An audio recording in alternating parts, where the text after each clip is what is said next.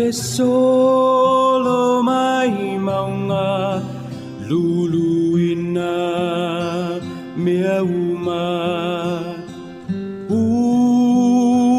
Utetele le ngongolo le sami O te fefe o tahuntai O hello atua Le pule ilea Le sami le fanua Pesolo mai maunga Luluina mea uma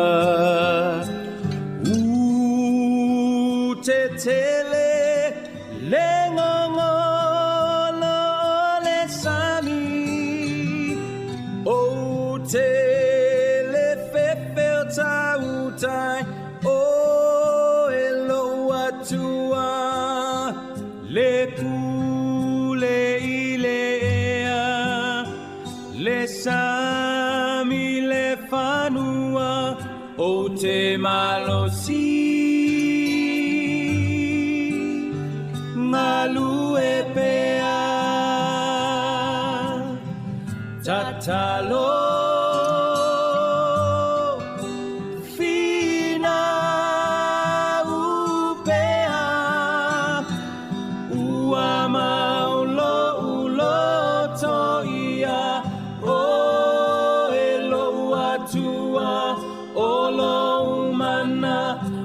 Te mawhai ai mea uma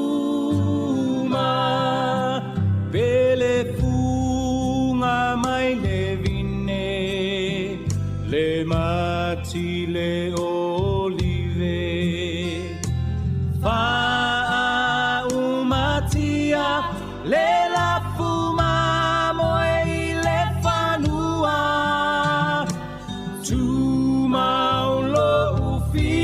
Fia ia o ele mawhai ona sui alo una ia oe o te malosi ngalu e pea tatalo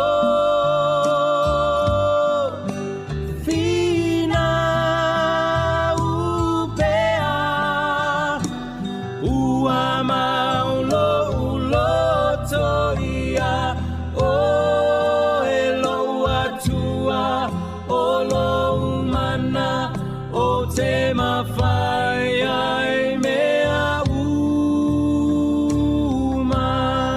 Olo o soi fua oe E ufi mai Olo o soi fua oe E ufi mai Olo o soi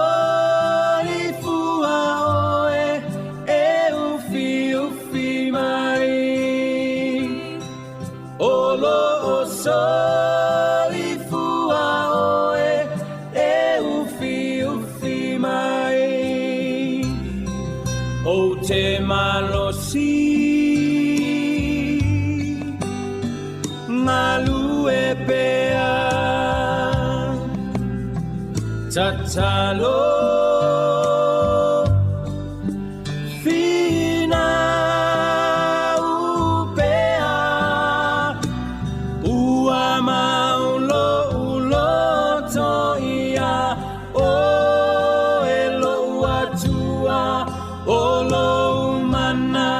O te mawhai ai mea uma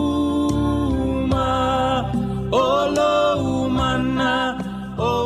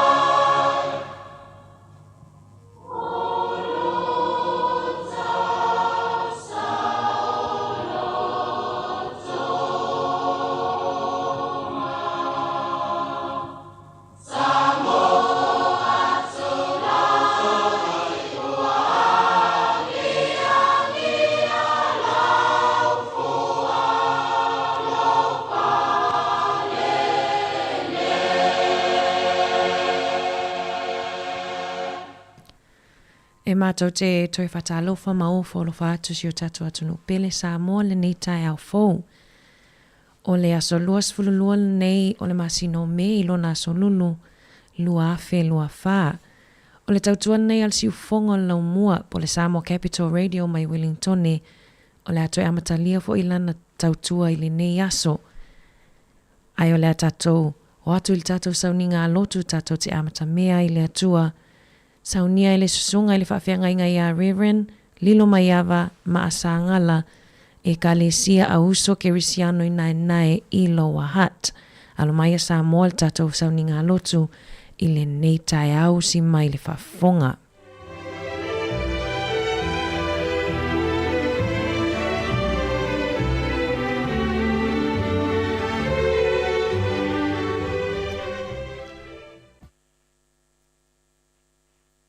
Iau te whatalo whatu ma ofolo whatu Samoa lo watu pele I le nei tai au. Ma lole sai fuamanuia e masifoi le ala usu I te au mangaru wenga o le nei aso.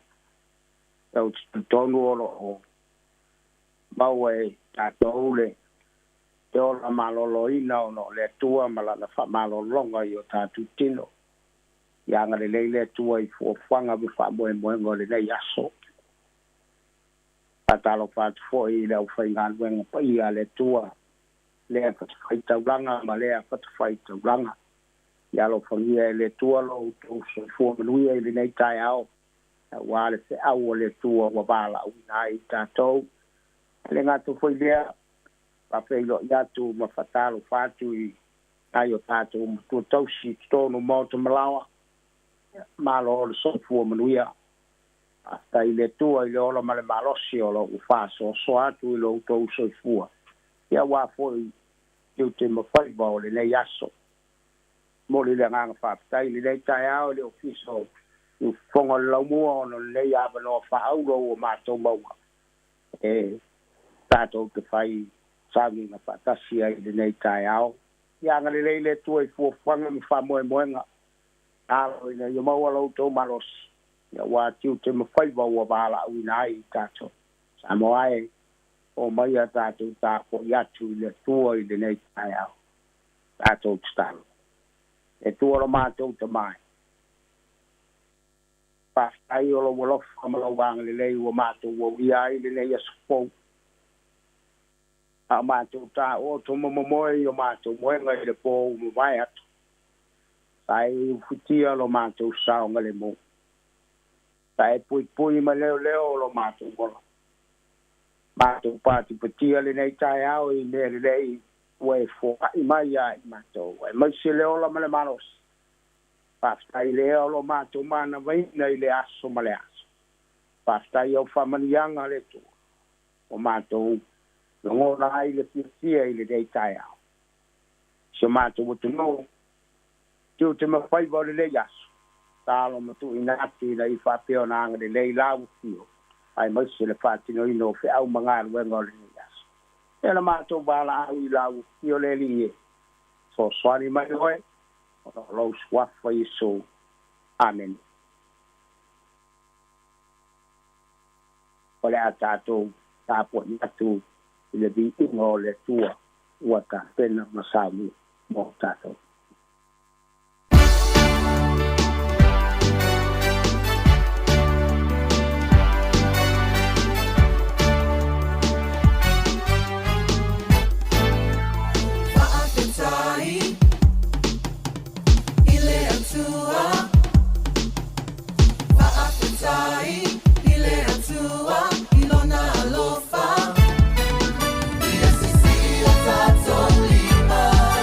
La la la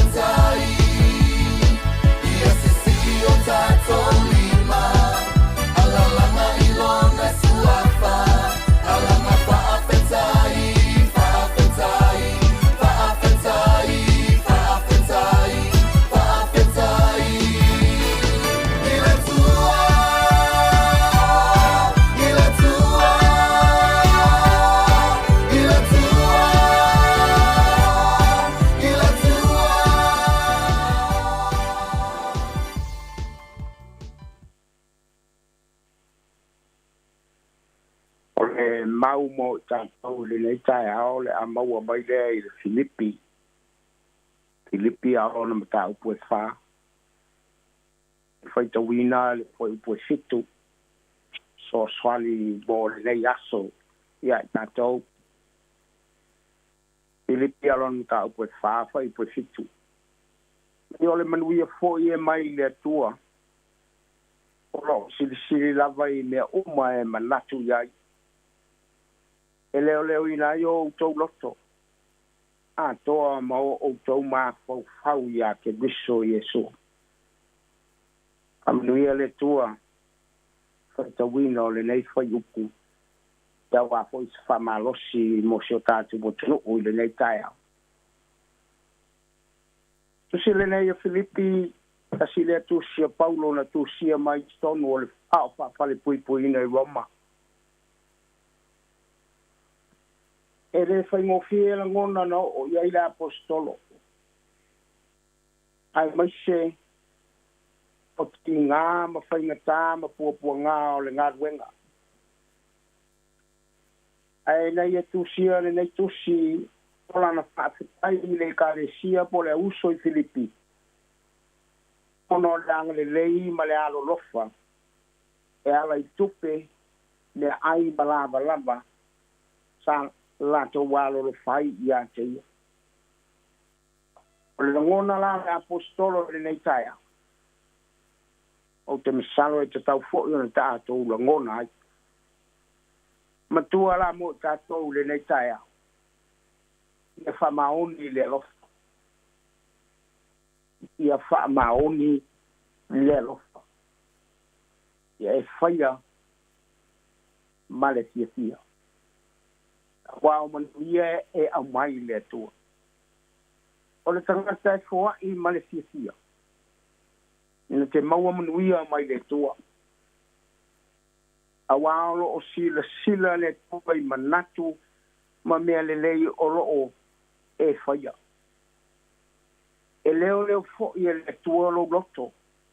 Ma lo mafo fau.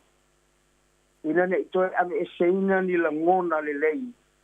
E te whaia ai se ngā wenga le lei. I lei si tangata. O le langona lea na manatu, na matua le manofo, nofo ai le apostolo, Paulo.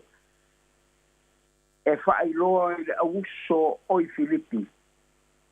Te anganga pia ma le whaapitai. E ala i lo lanto wa lofa tu lai a tei. O matua fia tele lama loto ono o tupua e ia te outou ni manatu le lei ia te o Paulo lea. E ala i lo outou manatu mai i lo umatiba ma lo ufia maua o se mea e ai.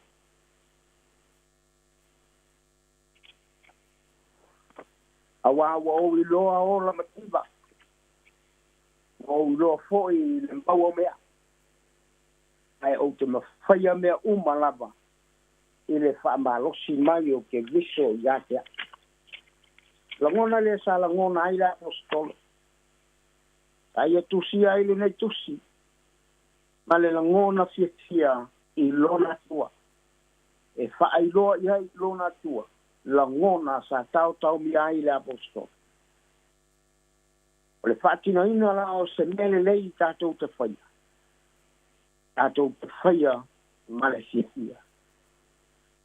Pai Paulo te whaafitai lo utua. No manatu malangona le lei na tuu ina mai i anta. E whaailoa atu mai i ante o tau le au uso oi Filipi. Ono o mele lei ma ngā ruenga le lei. Tā tātou ngā lue ai. A wā se manuio lana e kalesi. Ia whamaoni lo o tau alofa. I le atua malanga ngāru. A wai whaamluia le tua i le tangata lima poai ma le tangata ngā rue ma le fia. O le tutaro le apostolo ia whaatupui na pia lava lo o tō walofa. Ma le ilo le lei a toa ma le whaauta i mea umalava o tō maua. Ina ia manino ia ante o tō mea winga ese. ina ia mea utou matangata whaamaoni, ma le tau leangaina, te a o i le aso o ke miso. Ke tutumu utou i fua o le ami o tonu ma ia Yesu ke miso. Ina ia vi ia ai ma wha ne ina ai, le atua o manuia o utou maua. Wai lei lava se ekalesia na lofa mai ia teau. Ele mata upu o le foa i mai ma le talio mea. Na o tau lava. Te ekalesia i Filipi. A wafoi. A o iai te Salonia. Na o tau walo fatu ia teau. Ilo umativa ma lo upua puanga. Te le sa i lia la se mea i tau i tuai lo o tau walofa. Ai o te sa i lia le moni ma le wha maoni o lo o tau walofo foa ia te. Ia le tua lo tātou lava ta maa le vi inga e whababau. Whababau lava. Ane. Tātou sta. Le tua lo mātou ta mai.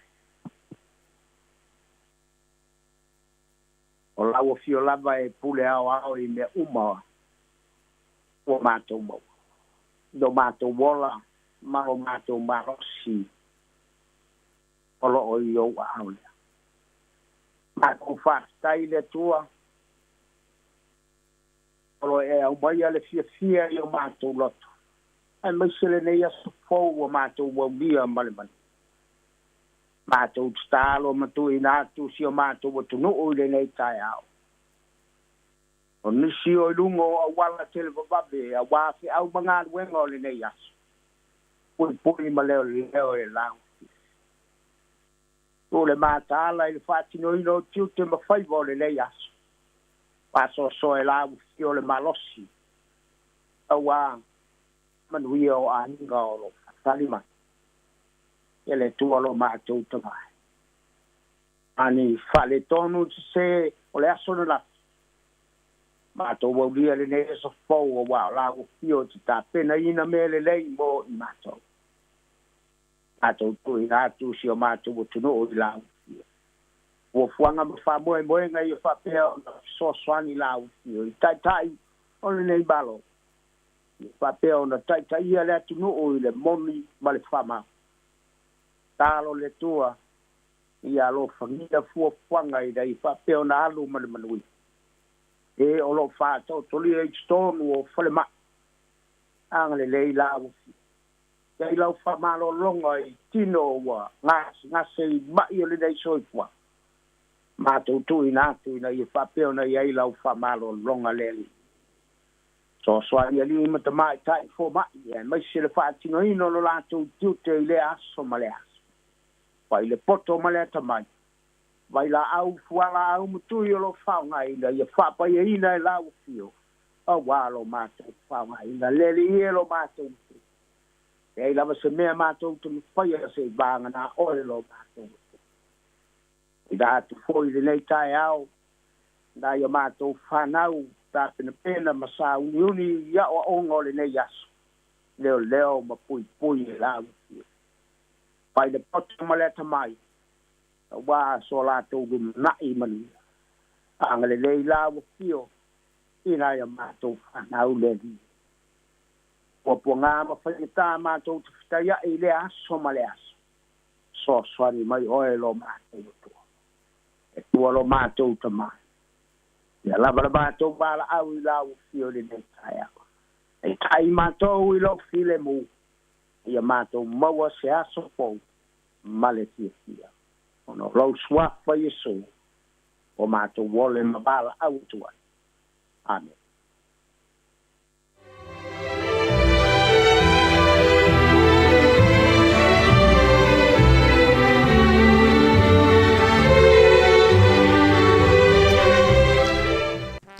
Ia nau whafonsa mua le atunu pele le tatou sauninga lotu pe ona tapina ina le au auna le atua. A vea iau e whai masui o le au whaingaluenga, whapea le au whafafonga le siufonga lau mua. Momoli atuai le nganga whaftai lau sunga le whai lotu, lau sunga le whawhianga inga Reverend Lilo Maiava Maasa Ngala, mo le tapenanga matangofie, tapena ina fo ia le upu a le atua to matauina i fo ia le tato savalinga le nei aso. Pamanuia fo i lau ekalesia malana tapu ainga le ekalesia a uso kerisiano i nae i loa hat, pa fo aloa le atua loso i fo tautua ia awa le tausinga o le lafu maa moia le atua. Ia sa moa le atunu pele afalitu lai fito le tato porkalame maasani o le ata o le tae au, o le fafifianga po o le viinga o le atua o saunia ele ekalesia po la faipese ale AOG i Kilburn tatala lo ia el tato tautua le nei tae au. Good morning.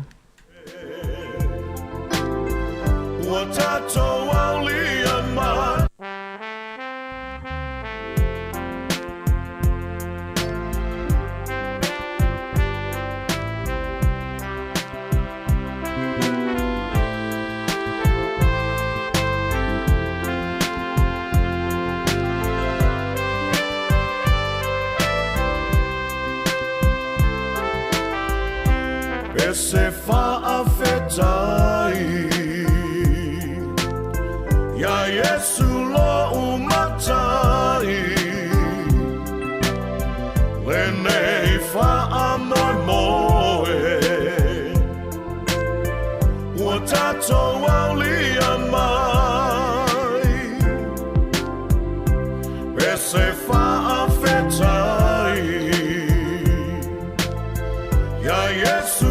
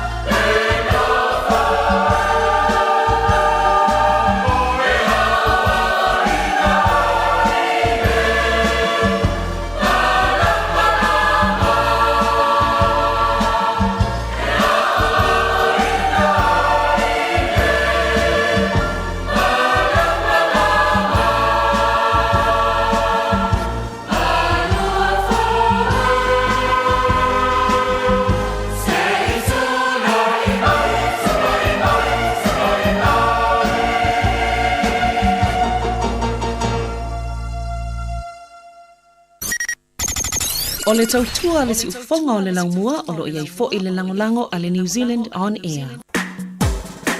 Ata o le taia, si ufofonga o le laumua, aso ngafua i le aso foraile. Ata o le taia.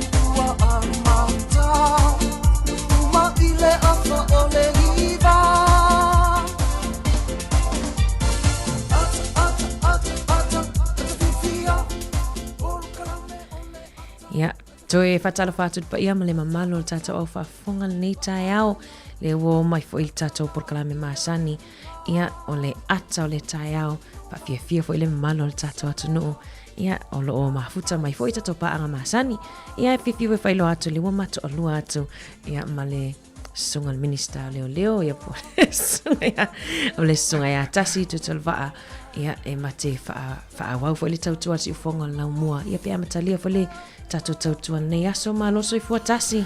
Ia, whatalo whatu fo i ana malo fo i le usul ni tai au whaatimu timu mo le malo ulu. Io e o kasisa vili o whafu. Mo i le, ia whaftai le lofo le tua o tātou toi mafuta fo i mo le tātou atinu. Ia, e ala le tātou tua i lunga le ana leo. Ia, e mese fo i lunga o tātou pengata whailangi o lo mai mo mai ei nisi tono a inga.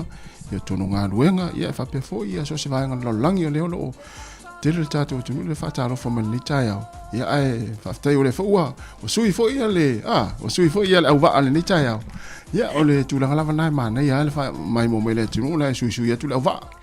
Moni le tasi peo masani ia nai maa wofo ia i aso lulu maa ua malatuanga nei amari. Ia ai ona lau malanga tatou tamai Samoa. Tau wha alili mali tamana i Samoa i mea ai sole. Ia. Ne pete o ai lunga toi sau. Malo lava tasi. Malo vo le usul ni tai au ana. Ia wa vo tala ino tātou tautua, mai atu i ma tātou whainga lotu.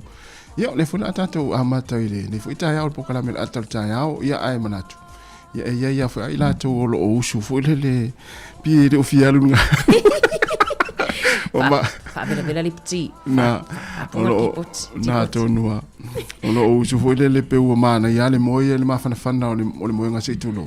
Ia ai tawa ona usu ia tu sa peti munga malulu pela on ni tai tatu Wellington ia o usu foto o lo fa tai lo usu mai tas io o sa wa no fono va foi o lotu mai pela toi alu a pepea lo toi alu pela o mana ia fingo lo ai mana ia tas le va tu sta fa lo fa ia si tatu no ia e fa talo fa tu langa fa alo ma langa fa alo la finga lenga pa ia le tua ia ila tolo tawa suina lipu vai o leola iso se fata faitau langa ma tau te fata alofa mwhawhelo ai atu le nei tai a fau fata alofa atu foi i le tato ina itu asina sina mai lava i seo pito matua tato au whafonga seo o atu i seo pito iti fata alofa atu nei tato matua tausi ta mamatina matutua ia olofa peona whaiale whaiva o tapua po le tapua inga ia o le whaiva seo tato atu nuu i whaiva alo fili mai le aso ma le aso whawhelo ai atu i so se vaenga o le nei ke lope tono Wellington e whawhata Wellington o e maua mai le tautua si ufofonga le laumua ia mātou te whawhelo ai atu ia ma le anganga whaaloalo. Tautua siufonga lo mua 5 aso le vai aso, 7 aso le vai aso I lunga le tātou Samoa Capital Radio app. Ia whawhilo e atu ia ila tō o mafuta mai I lunga o tātou wala ata, o Facebook, o le YouTube. Ia whapel tātou Samoa Capital Radio app. Whawhilo e atu ia ila tō mafuta mamao mai, ia mamai moa, sila mai moa mai I le tātou polkalame I le aso, ma le aso. Ila tō wheu wala whai mai I le neitai au fōu, ia ile noi mata malingi ona wala aupa ia le atua I e fo I pele mafutanga ia e wha mawhanawhana mwha aloto te le atu ia le tātou polkalame le nei tae au o le mawase lua ma le tongane a tasi ia wha awau fo le tautua ia wa oele sa moa le atu no pele. Good morning. Ia, na ua mai al tātou whatalofa ia o mafuta mai fo le to tele tono ngā luenga ia al tātou whamanatu masani ai tein whapenei ana ia I lunga le awala le anga I fo ngā luenga al tātou watinu ia ufaiasi timu malu lulu tae au le nei ia ua mase se e fo I la wala ia mai whamomua pēr sa unga le mu au anga I fo ngā luenga ia me se fo le anga ia inga ino mai e fo ngā luenga sa whianga ia na pōma to tele le tunu ia malo alfa malos ia to tele ana I mātua na I tina mana I ta mātua le fe ia ne litio e talo whai ia ana mamali Lalo fai ana matasi le nei tae au le malulu ia fatalo fatu ta tele o falongo tu la ia ia ai mutino ala e foi le talo fai nei tamaiti le fai ngalwenga mai ia fatalo fatu fai fapia ia fatu tamana le tasi mulo afe me le vela koko ia le na ia e pangale ia le fai na fatu pa vivianga tasi tale tato tautuan le tae au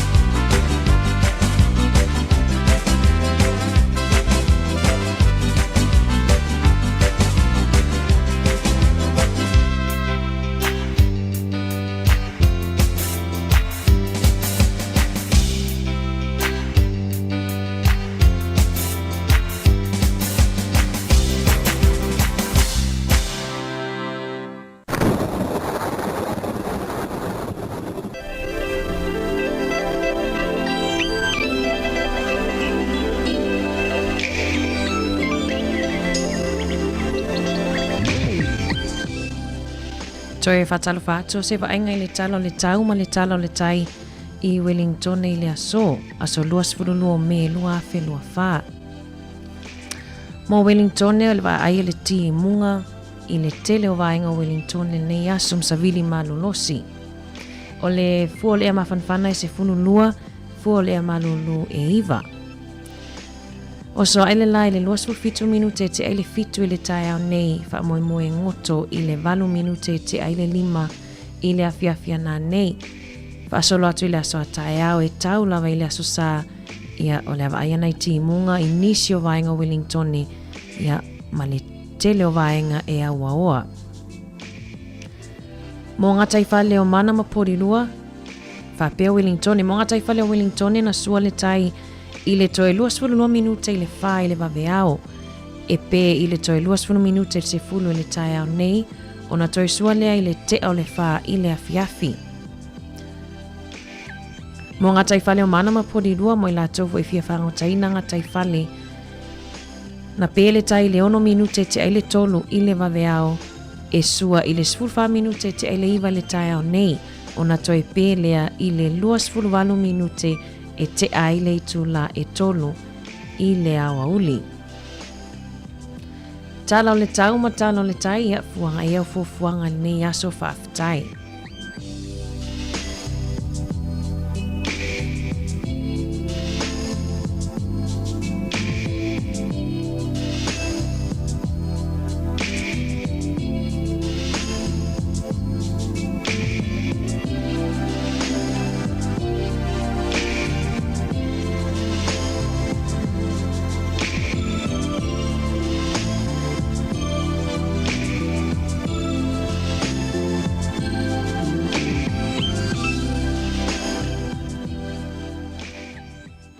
O se vaenga le swingo tupe po le tala tupe i le nei aso.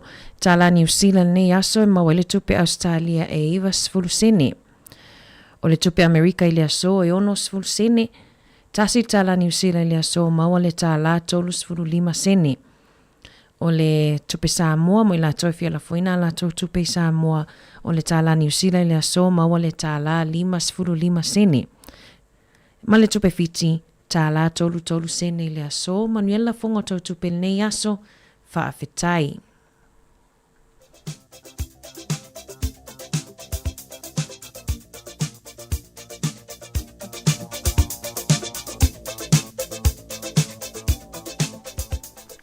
O whamleanga soifua maso whanau whamanatu pere tātou i meri masani aso whanau at samoacapitalradio.co.nz.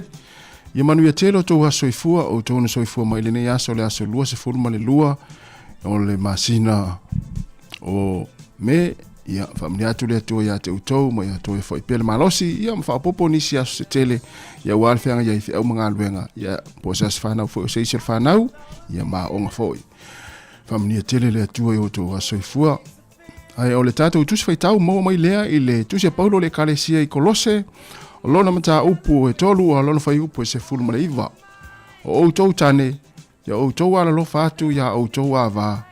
Aua foi nei wha ono ia te ila tau so le mana ia te le upu le nei tae au mo tātou tane. Te whafonga leita ma, ia po tane. O outou tane, ia outou ala lo fatu ia outou a va. Aua foi nei wha ono ia te ila tau. Kolose tolu. Ia lona fai upo e se fulu mareiva, manu ia tele lava o tau asa i fua, ia ole pese mo o tau.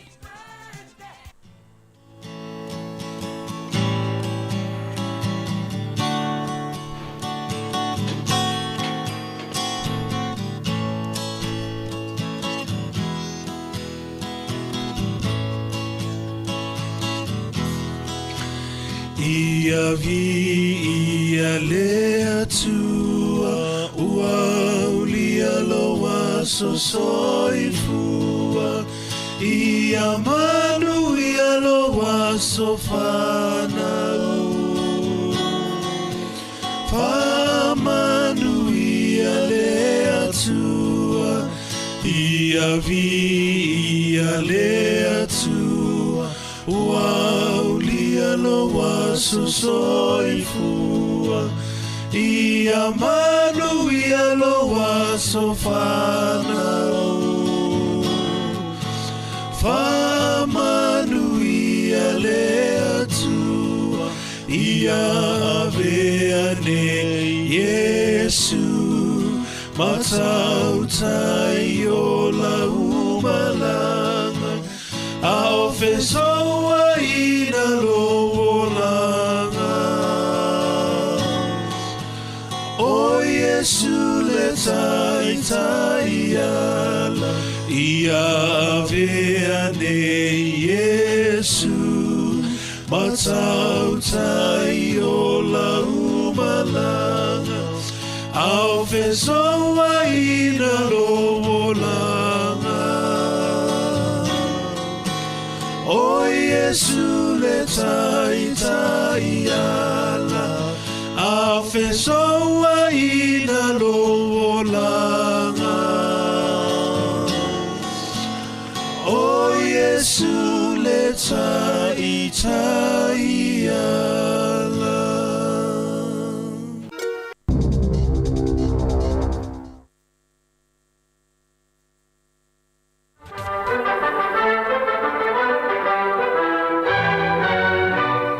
Tala hala ko smel fa fa tala mena tupu la langi ne yaso tatu olia le aso dus fulu me o le aso ne tu sanga tasi valu fa na ulu ai fai ai ta longa la kapi mo mua lava le au New Zealand termina le ingo le All Blacks ta lo la male au sfulima filifili a Wellington e man malo le au fili New Zealand e iva le ai ona malanga lo le New South Wales e malanga ta amilo ai ia e valu la tu ta longa le fai ai na malo lava ta longa e valu ia le au filifili a New Zealand la pi se la wono fitu la to ai pe atu fatasi ta longa e valu ana le fitu au ia ai na maua au ia e valu Australian la ta alo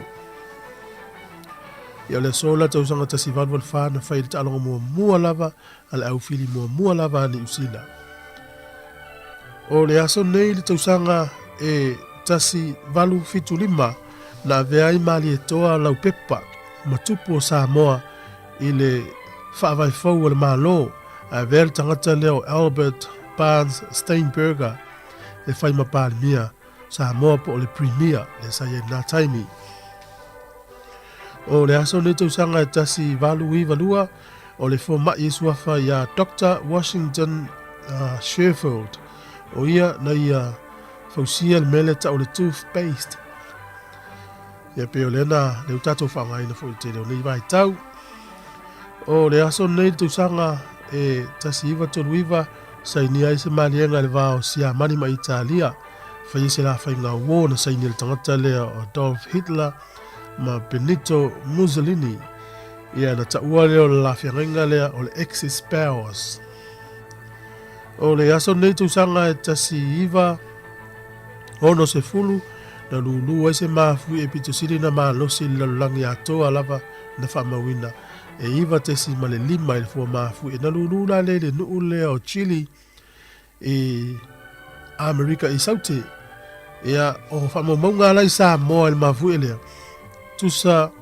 o le se fulu 5 minute te ele valu le po o le aso alea lua me te usanga tasi iwa i ono sifuru ea na o atuai ia ngalu o le tsunami na mafu le mafu e lea whaaleanga ina lea onga le tutuila i Boya School ma nisi fale se lua o ni ainga lua fale o nisi o ainga i Amerika Samoa apea mais whamtalanga e lua i tu la na lapta ia tuai i Amerika Samoa ma Samoa tutu atasi e le ofisa i Honolulu o le a iese tsunami e mafu o maila le mafu e le i Chile lua i tu la mulmuliane e o tu loa ngalu o tsunami e lua tu la ngalu i o la pe le tai o le mole mau ana sua le tai i tele me whaaleanga ina e lulu i Amerika e saute le mafu e lua tu ai ngalu o tsunami o tu le i Samoa le anga il fale a onga na Boya School lua fo i fale ni ainga na whainai e valu futu le mau o lunga ngalu tupu i aso ne te usanga tasi iwa ono sifuru e le isi soifua na afiai o le aso nei le te usanga e tasi iwa lima ya na saini aise whiarenga mua lava ma le vanga nei o le tainui i nai Waikato na mauel whaamneanga tautu pese lau 5 miliona tala na avel malo New Zealand i le Treaty of Waitangi o tupe i wa matantu fatu e whaamali ai le tele o ele o tangata Maori ia i le whiarenga na Treaty of Waitangi na saini ele sol te usanga tasi iwa lima i le whiarenga na Waikato tainui na mauel lato whaamneanga tautu pele na o le aso nei te usanga e lua afe a se fulu lua ia na tatala ai ia le Sky City lea Tokyo ta o le Tokyo Sky Tree o le Sky City po le Sky lea tawa pito sili lea na mawalunga lalulangi atoa lava e ono se lau tonu whamita le umi. Ia le vaenga lea, tu sai lona lua i le whaatulangaina o whale pitu siri na mawalunga lalangi. Ia e mawalunga lava le whale na e valu se lau lua iwa te sima le valu mita le mawalunga na whausia i 5 o tangata. Au le sky te awa lea i tono Tokyo na tala lea so lua afis furulua tu sai ono se lau tonu whamita le mawalunga. Ia maritala mulimuli o le so tau sanga tasi iwa lua na ofia tuai ia Bosnia, Croatia, Slovenia, na lo le whaamalu o malo o whatasi. Te maul whapuponga o tātou tala le te masani whawtai.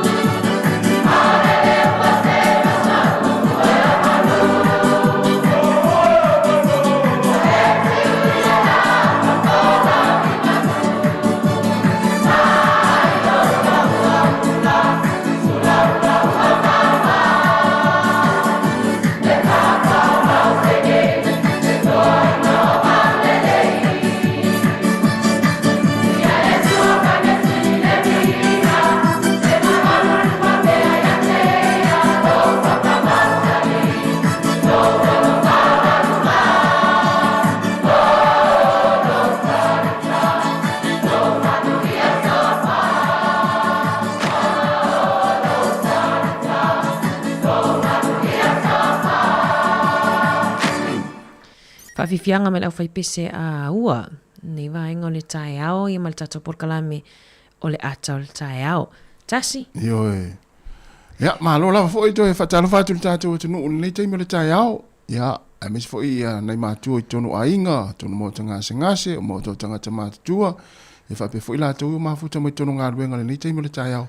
Ya, ma tato ngā lulue whaatasi. Ia i le amatangina fo i ngā luenga. Ana mani il ta o mo se fa ta lo fo ta to tunu o fa ta lo fa mai ta lo fa ia fa ta lo va tu ia si va la vi ia fa tu a Teresa ene ma lo la va so fo nuia ia o suli vaitimu seufale faatalofa atu ia lenei taeao ia fape foʻi le suga Ieremia Simi faatalofa atu foʻi le faletua ia mafoe Eric talofa mafoe ia o leu se aviliamu tole afoa malo tamu ia o le suga tangi tio niu ia malo lava le mafuta mai ia o le fionga ia faamusili sianava malo lava le soifua manuia galuega loo feagai ai ia o tau le ilo atu isi Sunga ia toa whailangi le au Elisaia pātū tele sa la whai. Ia le whapelo mafuta mai mo mai Johnsonville. Ia ma le sunga siniwe e pati ia Erika Maoe malo Erika ai foi ai supo isi Erika Maoe ni taimi Samoa i fa pe fol sunga fa wina Tanielu ia o Malia Maluia ia Robert Peterson ia fa pe foi ia Isaako ia ma le sunga Ithol Leota ia ma se foi ia le sunga le Pepe Swaka ia malu tafa malo lava le soifua manuia ni tai au malulu fa tu ia Epi Merina ia me se foi ia le to telo tato te no le mafuta mani taimi moni le tasi songa ia Aaron Sila le mafuta mai nunga le YouTube ia malo lava ni tai tasi o fa longa tu fa fole le malo sil savili sole malo sil savili a ole timu lo to uru peti munga ia male malu lula tato ne Wellington ia le o to fo ia Wellington le ino na tau masani vo le pe ole timu tau malu lu ia tonua ia tasi wharongo atu i le tato o me whenge tupu langi tala whasolopito langi. Ngana to le sawa i male aso na amata whai ai le toothpaste fo i le apo le mai vele le fulu ai nifo. Tolo. O le tasi valu i valua. Ola. Sole, matua le vale ina whai mai le toothpaste ali. Ia matu tato sa moele in toothpaste la. Vetu ana o ia toothpaste ngai ia o aso la pe ata mai tau nei nei matua pe a ia me fluino ni fose tulo yo ise flu malala ia foi le uli foi le fai ia mo le malona mu ia mai malala ia o isi ia tate vai nei to ina pe a o nga so le vai taele ia le one na pe se pauta tamala na sali ali matua ia lu le ni fora to Leone le tono le vai taele io ia tailo i pena ia stay foi tala na puani vai nga safa ngal tatu tinu ia so lai vai nga fa pe pui so fu malo no ina sa o le nei tasi valu valua pi waliva tasi valu ia na tasi valu ia tai za to centurio tasi sa o le o fai tele ala si le vai nga na pe ona mai tatu tala mena tup moni le ia o le fa vela o i putin le tai au sa o le ia ai malu tai au fa vela le kofe ia por ko sa mo ia mafuta mai tatu proklame ma tatu atar tai au si fonga la mo Wellington ia fatalo fat fo le sunga ngafo pula muas malo ngafo ia lo fat fo mafuta mai na sini Australia mana ia tali tu lai valu o tatu fa poponga mo tatu talafo ia mai New Zealand ia masa mo ai vai le saunga le mu lunga la tele o lo fa peona ona te tele timu ngai nisio vainga Wellington o tato po rulai timu malolosi savili aia o fuma fanfana nai tato matua matutua mtato fana witi talo fai nei tangata ia te sauta avale lai whaatali pas ile sa vali mai i le whaatali pas i whaatali ia pas i o inga luenga ia emese ia o fole lo fitau fo ia le nei fo vai taimi male talo fai nei tangata ia wata fia tua ia fo le piki ia pen va pe alu tai le tato official ia fa lave ia va ve on tau no mai nga luenga ia au nei tangata le fa tali pasi wa talo fa ia le tim to ia il taimi tau ma fana wala ma ia ma lu tai au le taimi la tau maru o sole or fa town ia tunu ia tau ona usu e fa nga luenga tu pe mai fala o tmait ia na ia tali tu lai valu tatu talafo fa fifianga ni vainga o le tai au mai le aunga ton Pasco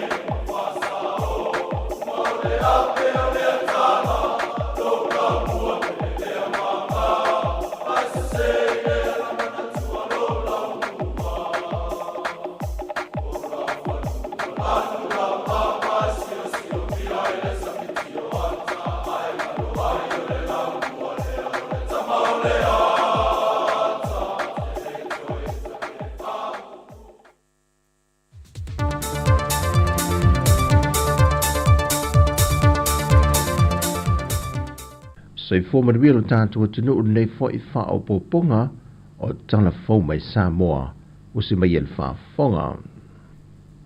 Ua whaamawina mo le teimi mo moi au masi I tamaitai il tā longo le kirikiti le lolangi e le vaenga I lalo le se fulmariva tausanga le mātatua e le ngata ua siampini e le au tamaitai Samoa. Ai wofia tu fo il tāmilisanga o lipo le lolangi ia I lātou la vai o tamaitai lalo le se fulmariva tausanga le mātatua. O le tāmilisanga sa whatautia le Pali Farani e sa ilia mai ai I awe whao le tūl Pasifika ma le atu Asia, le awe sao atu I le ipo le lalangi. Whai loe awe tia whetū mapu, o le toi taliu mai I le atu no, e te tawai o na sami le nei manu malo, mo le teimi mo wha mawina I tana wha solpito, o siampini ai se awa Samoa, e se tāmilisanga kirikiti wha wao malo. O le so lea ua wala awina ma tofa e wheilua iai le au malanga o le maua le sitisenia Samoa. Ma le mamalu le atunu e fia wha alia ni o lato fina ngalo e pe o se wha alingan wha sila wha na weitele. E wha amalo si e le fina unga o le piri tau wha ofi I le pāra mene ni usila. Mo le toi wha foi na mai o le vaenga I le sitiseni na ave e sea mai o tātu tangata le awhi se lau walu se fulma le lua. O le wheilua inga lea so, wa whaatu langa e whaatu teia le tutu lo loto, po le hola le wheilua I mauso sai loa I le tele o tau sanga. O le whina ngalo le mau mori sit sedi, o lo momori mai le wheilua inga le nei, na whai loa le suite te ifono le savali, le tō whāto whilau nina kirifi a lai. E talo sanga atu le mau le pai o Samoa uma po whalapu tonga, e susu mai, a fio mai tātou lango ma o pongi le pili. Ia maua se ai mo na yo tātou tangata. Na ave e seo la tau sitiseni. Ma wha manu yanga uma. Na se manu e maua mai ai. Na wha e loa le teitai o le mau ia anai awha anai. E le o iai ne whainga wha apole kiki le tau ma whainga le nei. Ai o lo mo moli mo le manui o tangata lau tele. E anga waa I lalo le nei wha manu yanga. Wa ye le wha moe a mai a le whailua inga le whailua I mauso I le so po le tutu I lo loto. E iai ma pepa whaatu mo o se malienga po le seini ngā lima whaatasi tangata Samoa E langolango ina nei mau. O na whaasolo atu lea I le loto alfon tangai maa lua. Whaapea foi su ngā whono anisu o e kale sia. O le ale ese singa tele o whaamanu yanga o lo maue to mamatina maa tutua mai I le pensione. Mai I lantou ia a fianga tu mau le soifua. Le ua whaamanu iei nei le whainga malo fau le tai se lauta la I le masina. E fisoa swani mo I lantou. Whai loe le fiongo le tamai tai minista o mtanga luengo tinama tamai tai a tina o nu maanga fiso tai. Le fionga mulpola ana rosa ale mo o. Wa mai a ta pena le pepa I tu inatu le kabineta. E whao popo atua I lungo le se lauta la le mo I lantou. Le tala fuai no fuala au mawaila au mai fale tala vai ele malo. A to ai mal fai malanga fuai lungo waa, ele waa o upolo masa vai.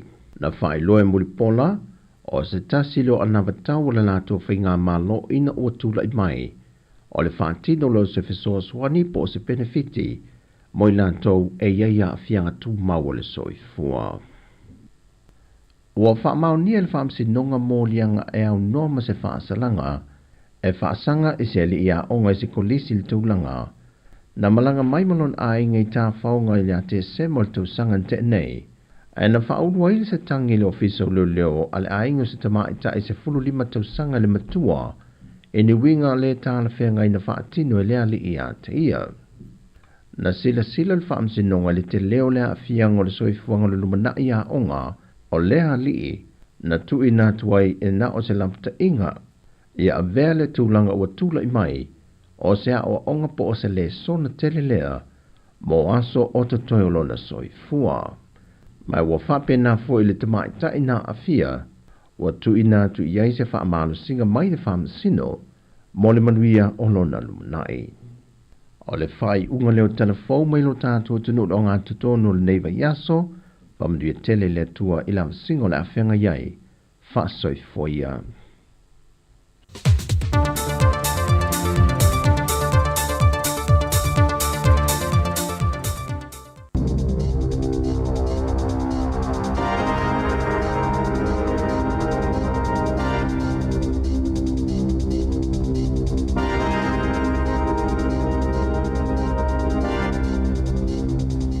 Tala flava o talafo malisi ufonga le lau moi Wellington e mole ni taia o le asolua sfululu o me lua felua fa. Na taunu oile poana po ile malai va alele au kilani le va ale pui ngani usila sa au mai ai o na tangata i to lima sfulu mai New Caledonia na fa lial mtanga lwenga o vai fafo ma fa tawa inga o le anga lulu e mafalani fa pe ma Australia fa mautino le saunga le mo o le o ese mai o tangata New Zealand isi o whainga malanga ufuafuaina a o fa awa wai vevesi totono New Caledonia se tasio territory o le malo falani sa ta awa ilato na taunu o mai le whainga malanga mua le po ana po le tea ese ato lo lato popole ina ua taunu o nisi na avel fale mai moni tonga fitinga fa natinati o lo tapu ni a pele malaiva alile fa avao malo o no mea i New Caledonia o nisi o malo le Pasifika sa o lato utala sanga ina se peso soani New Zealand e ave isi mai e o lato tangatanu o mai New Caledonia na sauno le minsta le vai fafo vao vasa mana ia Winston Peters o le aia isi whainga malanga ina yaso ia o lumanai na ia ave isi umamaile to olua se lau limus fulo tangata New Zealand. Maolo iei fo ile wha moe mo le isi whainga malanga i soso o ai mo New Zealand ile tae au nei wata waili poti o le amalanga le Presidente o Falani Emmanuel Macron i New Caledonia i se taimi lata mai. O le fofuanga pia na ngā lulu e whaatase pule ngā nuu o le whela o inga New Zealand le waka kōtahi whapei ma leo le tō malo Wellington e le masino uni o se tau mawhainga e tu ua i lalo le numero o tangata e ave taavale ma inu ava malosi. O le tolus full tolu pasene o tangata na maali liu ma whaalamlawe o ngao ngai taavale. I le tō malo Wellington le full tau sanga talwai e mafua ona o le ava malosi. O le ala leo o whaatino i se ngā yui ngā leo ma tā ngā luenga o whela ua inga whaapea mapule ngā nuu e whaatitau tonu i tangata e manatu o lai lava i tāla whea ngai le inu ava malosi ma ave le taavale. O le ai ese pol kalame o onga le masino iuni e whaamanatu i tangata e winga le matau tio le inu ava ma ave taavale. Ma o le ai e whaalau iloanga i lau papatitele o tua o pasi ma le tele o whaasilasilanga i longa o penga o sota inga. O le whautuanga Renee Burgess o le ofisa o leo i kapiti mana i ave taavale. A whai o le a filifili e inu ava malosi whai mua se fuafuanga ina ia awa ne i ave taavale. Sa pasielo na whaitaunga mo le palemene le afiafia na nafi, le pili ave ese le vaenga fitu a le tola fono le mitanga luenga mo tamaiti, le oranga tamariki, o lo awhia i tutono le vaenga, ti ute mamatafa yoi ale te tiriti o waitangi, e awhia ile ye o whainga pa anga ma iwi, whaapea whaala putuputonga Maori, o le saunoanga le minista o tamaiti, Karen Chao, i le palemene, o le vaenga leo le tola fono, ua mafuio na whaia le o whainga luenga ale oranga tamariki, ni whai unga le, e le whaapea o Yesu winga, o le atau while ngā lulu e whaatasi o le oranga tamariki, ma iwi whaapea ma whaala putuputonga Maori, e pe ona sauno le minista. Na li potia le New Zealand, o le ame i se le whainga malo le polkalame of sosoani mo tangata e whaatau o lato whale mua, ai o la whaupopo tupe mo whale le malo po social housing. E no nofo mau tutongi i tangata e maua la lalo tupe maua, o le polkalame o lo iai, e tutongi le malo le 5 afeta la mo se whale wa iai, po le se 10 afeta la mo se whale fou, i tangata e whaatau ni o lato whale mua, ai e lalo i folta i vas 5 afe, pe se lau 5 afeta la a lato tupe maua, o tupe e whaame alofa le malo mo fale, e tu samale ono se 10 miliona tala e alua i le tau sanga beitai, o lo ilo ina le whainga malo so whaatasi, ni vaenga i fisosoni e i fale i o ta ua social housing, na whaali ele minista o fale Chris Bishop, o le whanau nongo le whainga malo so whaatasi, ina ia ilo o matupe ma vaenga o lo o whaanganga mo fale, ma sa whaali ai, e le ma whaiona toi whaawa u le tau maunga, o se malo i le tūlanga o iei le lango mo tangata, e fi whaatau o la tau fale mua. Ua piliona tupe whaalo mo le polkalame, ma o le ala le ua tangatanga i tutoa nei iai, pei ona sauno Bishop. Ua whaamalolo vavele palimia Christopher Luxon le whaipulo lana vaenga whaupwhai. David McLeod mai ona tiu te komiti mo le sio manga whaapea mata upu tau tupe sale i whailoina le whaipulo New Plymouth ni foa i tau tupe sfuluiva e tu samal se lau fitu se fuluvalu awhita la i le komisio whainga palota masa i ta ua o se sasi sale i mawhauwhawina pena tupu whaafosei na whaalia Professor Andrew Kedis o se whaito whaamol to la fono le University o Otago. E ono avele mata upu le ofisa o leo ele komisi mo whainga pālota. Mai ono Molia McLeod ilona whaia o se ngai oinga pio po o se soli to la fono. E luas fulu i wafe luas e la wonos fulu valu tā la. Sa whailo ele whaipule le komisi mo whainga pālota na mawatu ini fo wa ipo donations. Mali luas fulu luafe valu se lau luas fulu onu tā la 5 tasisene i tupe whaalu. O ana li potia na whaia iai teunga na toe sui e lau whainga o tupe fōai e lua se lau fitus fulu valuafe onu se lau onus fulu lua tā la ai le ai se suinga i ana tupe whaalu.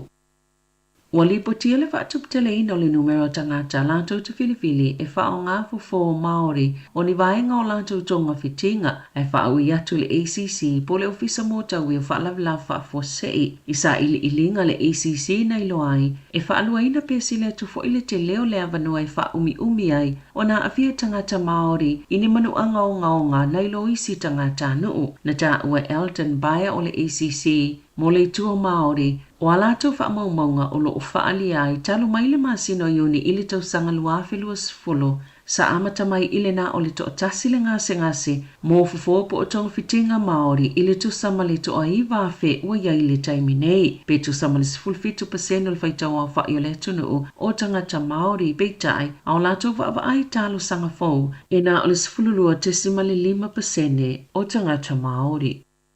O le aso wharaile o le whaatau na uina ili solo tite e lau whaingaluenga le University o Waikato ina utua na ile valu masena ele o whaiini whaatala noanga mō lātou tutongi. Na ta ue si sui o le uni mo University ma matata ese e luasful family ona e tali tonu le University e te tauana si iti ele nei tau sanga peitai e na o le family ona tala na whaanganga ese e whaiai si itanga o tutongi. Na talo sanga ina lau whaingaluenga si itanga i 5% ma na ta ue le uni o se pa umawa e pe afueli si itanga sa mana o mua i ai leo whaingaluenga e a matale tite e mai leival tai au e o atu ile a fulmalilua ile a sofaraile. Ua whaamaunia molianga o le scan, le tamaita isa whaalau iloa whaalau i tele, lona tite e tui pui. Ona o lona whao o lima lena lipotia mlaiva alele au kilani i le tau sanga luafe lua tolu. Sa whaamaunia fo i molianga o lana pueata, Jonathan Clark, ona o le tite e leo. Sa puena e Khan ma Clark se whaatale noanga i le mlaiva alele whaavao malo, i au kilani le masino Aperila, i le tau sanga taluai, aina o atu i lau whaingaluenga mlaiva alele ma whaatonu na ia taofi. Ili tola fono so se tasi la vai pu eniata i tono mlaiva lele ona fa ngale ni fainga fa pisinisi e te tau ona ta pa mua se fa atanganga. O le tumu tele se fale mai o lo tau fie ngase oe e yei fa fitau li le mafau sali potia ile moe o se isi ngase lungo le fola o le poto e fa yei fono i le fale mai Waikato ma e luapo o tō whaai. Sa o atu ile se lau se 5% le tumu umawa vanua le whai ungo Aperila ma le amatanga o mea i le fale mai le Henry Rongomau Bennett Center i le fale mai Waikato. O le amatanga le tau sanga luafe luas fulu sa faitio ina i le whaululungo le ofiso sulfa inga le fale mai. Ona ole le o le vainga o le tootele o ngase ma le se lau tolus fultasi miliona ta lai toi whauwaile fale mai. E se lau tolus fultasi miliona ta lai toi whauwaile fale mai ma le wha moe ngai titala le o ngā titono le lua whilua ono. Aina o le onus fulfa moenga. Tasi sa i lalo i whaio le au whainga sa mu'miaina i le amatanga o le masina nei. Ua paule lisi o avanoa whai ngā luenga e whaasala la wina, ai ua se itiale numero tu si talo sanga moni ngā luenga, maana ta ua se tasi o kampani e whaasua ina tangata so e ngā luenga. Ua maafule se itia mawalungo numero talo sanga, ona o tangata whai ngā luenga le malo ia ua whaamalo lo pe vaea. E se lau se 10% na si iti aili numero tu si talo sanga pio na ta ue Robert Walters i whaamomonga pito la tamai le kampani i lunga le interneti e sa ili ai ngā luenga e whaapasene na pa ua i whaasala launga mua wanua whai ngā luenga le masino Aperila ai o le taimi nei e tolus 10% ua mawa lalo i fo ai nai lo le taimi le nei i le tausanga talawai e pito silo na pa ule numero Wellington pito sa malefafa pasene i le numero sa whaamawina i le luafi lua tolu. O le taimi nei ua iwa ono pasene ua mawalunga tua i le numero o tu si talo sanga moni ngā luenga na ilo le taimi le nei le tausanga talawai. Ua mātawina fo i le to tele o tangata ua maava ai ini ngā luenga i atu no ui fafo.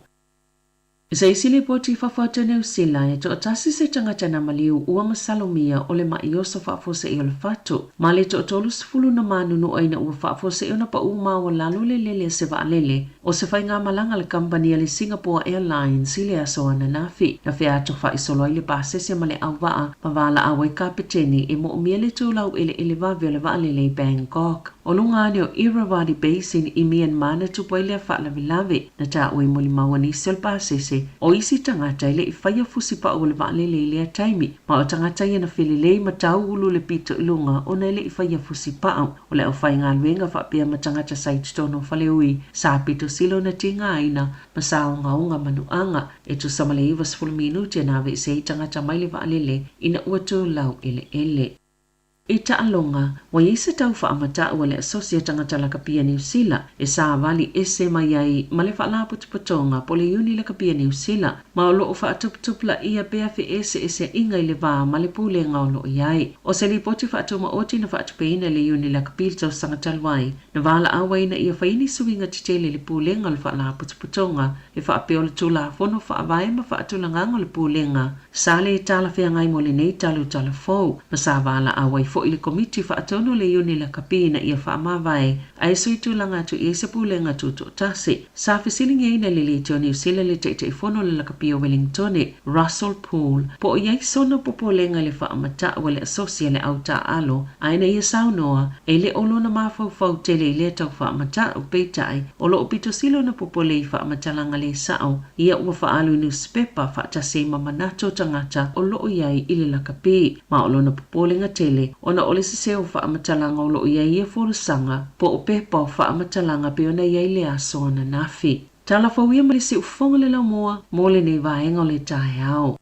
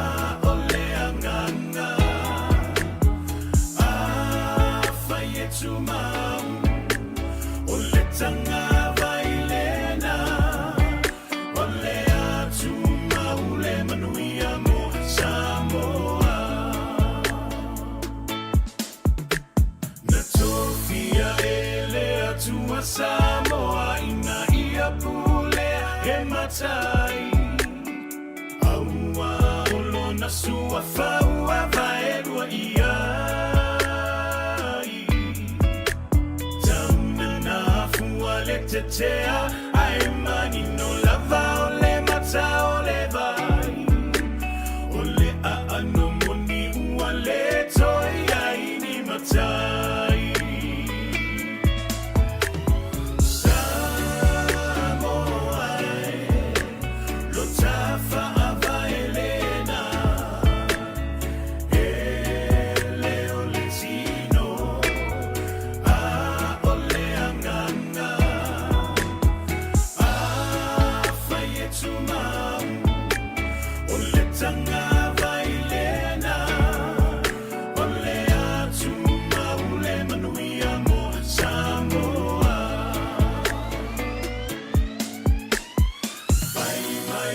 se ona fili fili sui o le fono sili ina ua malo le leilo a ingilisi o isi fo iwa popoto i le ingilisi ai le ai o se fa auta uta pele o ta fa ingata e alona i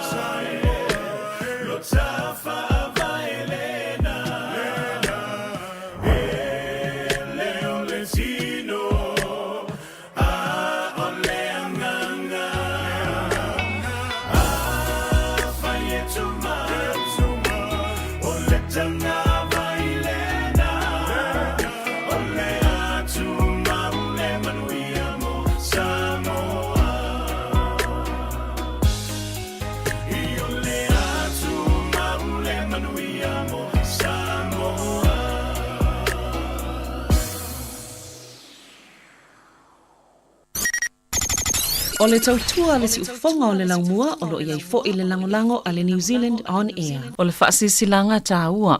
E whaamana tuatu i le mamalo le tātou au whaafonga, e iaila wa ia te tau i lalo le tulafono o le Broadcasting Act tasiiva valuiva, e whai e sau whaasea po o se whai tionga i mata upu, tau i whaasalalau ilunga le Samoa Capital Radio. O lo o au ili lalo le upenga o sota inga le pūlenga o whaasalaunga, po le Broadcasting Standards Authority, bsa.gov.nz.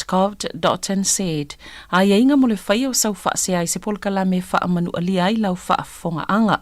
O lo o au fia i vaenga nei, o le ale teime mawhaiona whai se whaasea, o ai tu ainga polkala me mawhaiona o whaasea ai, o ai e whao o iai la o whaasea mō le teime mua, whaftai. E te leta wal mamau e sa ili se whale o loa e whaata waisau tap apal Digicel. Ma waso se Dairy Pump Ensini Warehouse Countdown, whaapele tele o isi whale o loa i tono New Zealand. Ma whaifuyona e anga i le digiceltopup.com, resitala ma whaata o e losau top up. La fo yu a inga i Samoa, pe top up bailo SIM card Digicel. O lo o wha ngai New Zealand hei. Ma la au loa le ono valu lima fitu lua o. Saki a Digicel. E le tātou whasilanga lea whetuna atu nei taimi, o le whasilanga tā ua, mō mātua uma, o alo ma whanau o le tātou a onga le korisi o porirua. Mātou te whaatalo whaatu, ma mātou wala au whaalolo atu, iau tau pa ia ma tau mamalu. Nei e tātou awai whaatasi, ina e tātou awai i whaata ita inga muli o le asto o nai, aso lua se furma le lima le masino me lua afe lua se furma le whaa. I le ono i le afiafi, o tau walo, mo le ava o le whailo inga, ma le wha moe le talalo ia o le ngangana Samoa, ma le sisina o le tātou tanga vai, o le aso ngafua, le aso lua se furma le whiti o me, a fio mai, mo sa o tau whaasoa e wha ato inai, le tātou wha moe, o se ava o whailo inga mua lea, o wha atino ina e o tau walo ma whanau, o le pokalame, le aso ngafua, lua se furma le whiti o me, e amata i le iwa le tae au, sisina e o le fua, e a ona solo lea ma le awa le whailo inga i le afa o le iwa. E o le astofi, ia, e whaia le umu, ia po o le ina i le matauala tānoa, ia po o le umu a le mota o toke lau, ia le afa le ono le tae au, ia e whaia i le tātou umu. Ia o le tau maftanga, ta male o le vaa, ia o le afol se fulu, ia o le tau maftanga, i le astofi, le astolu se fulu. Ia o le mātou te tā longo atu, ia ma le whaalo al tele, ia o tātou wheloa i le aso, i le soifua maua ma le langi, ma le anga le lei o le tamā o le langi. Whaftai o lo sainia e le teitei whono, mawhaia o ngal kolisi o Porirua. Ia whamalulu atu ona o upula volo o mai eile whaasilanga. Ia no leo tau mwhaila vai lau natu o wala wha moe whaatau ina fo ngana sa moe tono nisila nei ia amata ile vai asa fau. Malo whaftai tasi ia le statu whaasisilanga. E ai le suenga po le sa ili ilinga o le research o le e talo sanga ina ile mamalo le atunuu ina ia fesosoani e whaatumu matali atu iai po le Exploring Pacifica Mental Health in Aotearoa. O le nei sa ili ilinga o lo whaaululu pe ta imua ile tamaitai o Dr. Sarah Kapeli mai le University of Aukilani.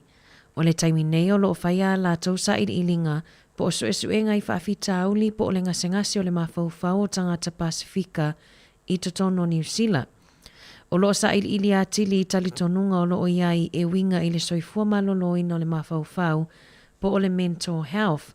Po o le ale sila fia o loo iai o ani winga whaalia whaatasi ai mga ioinga e whaia pe ao o ina sa ili se fesosoani mo tātou tangata Pasifika mo whawhita auli o a awhia i le mawhauwhau po le mental health.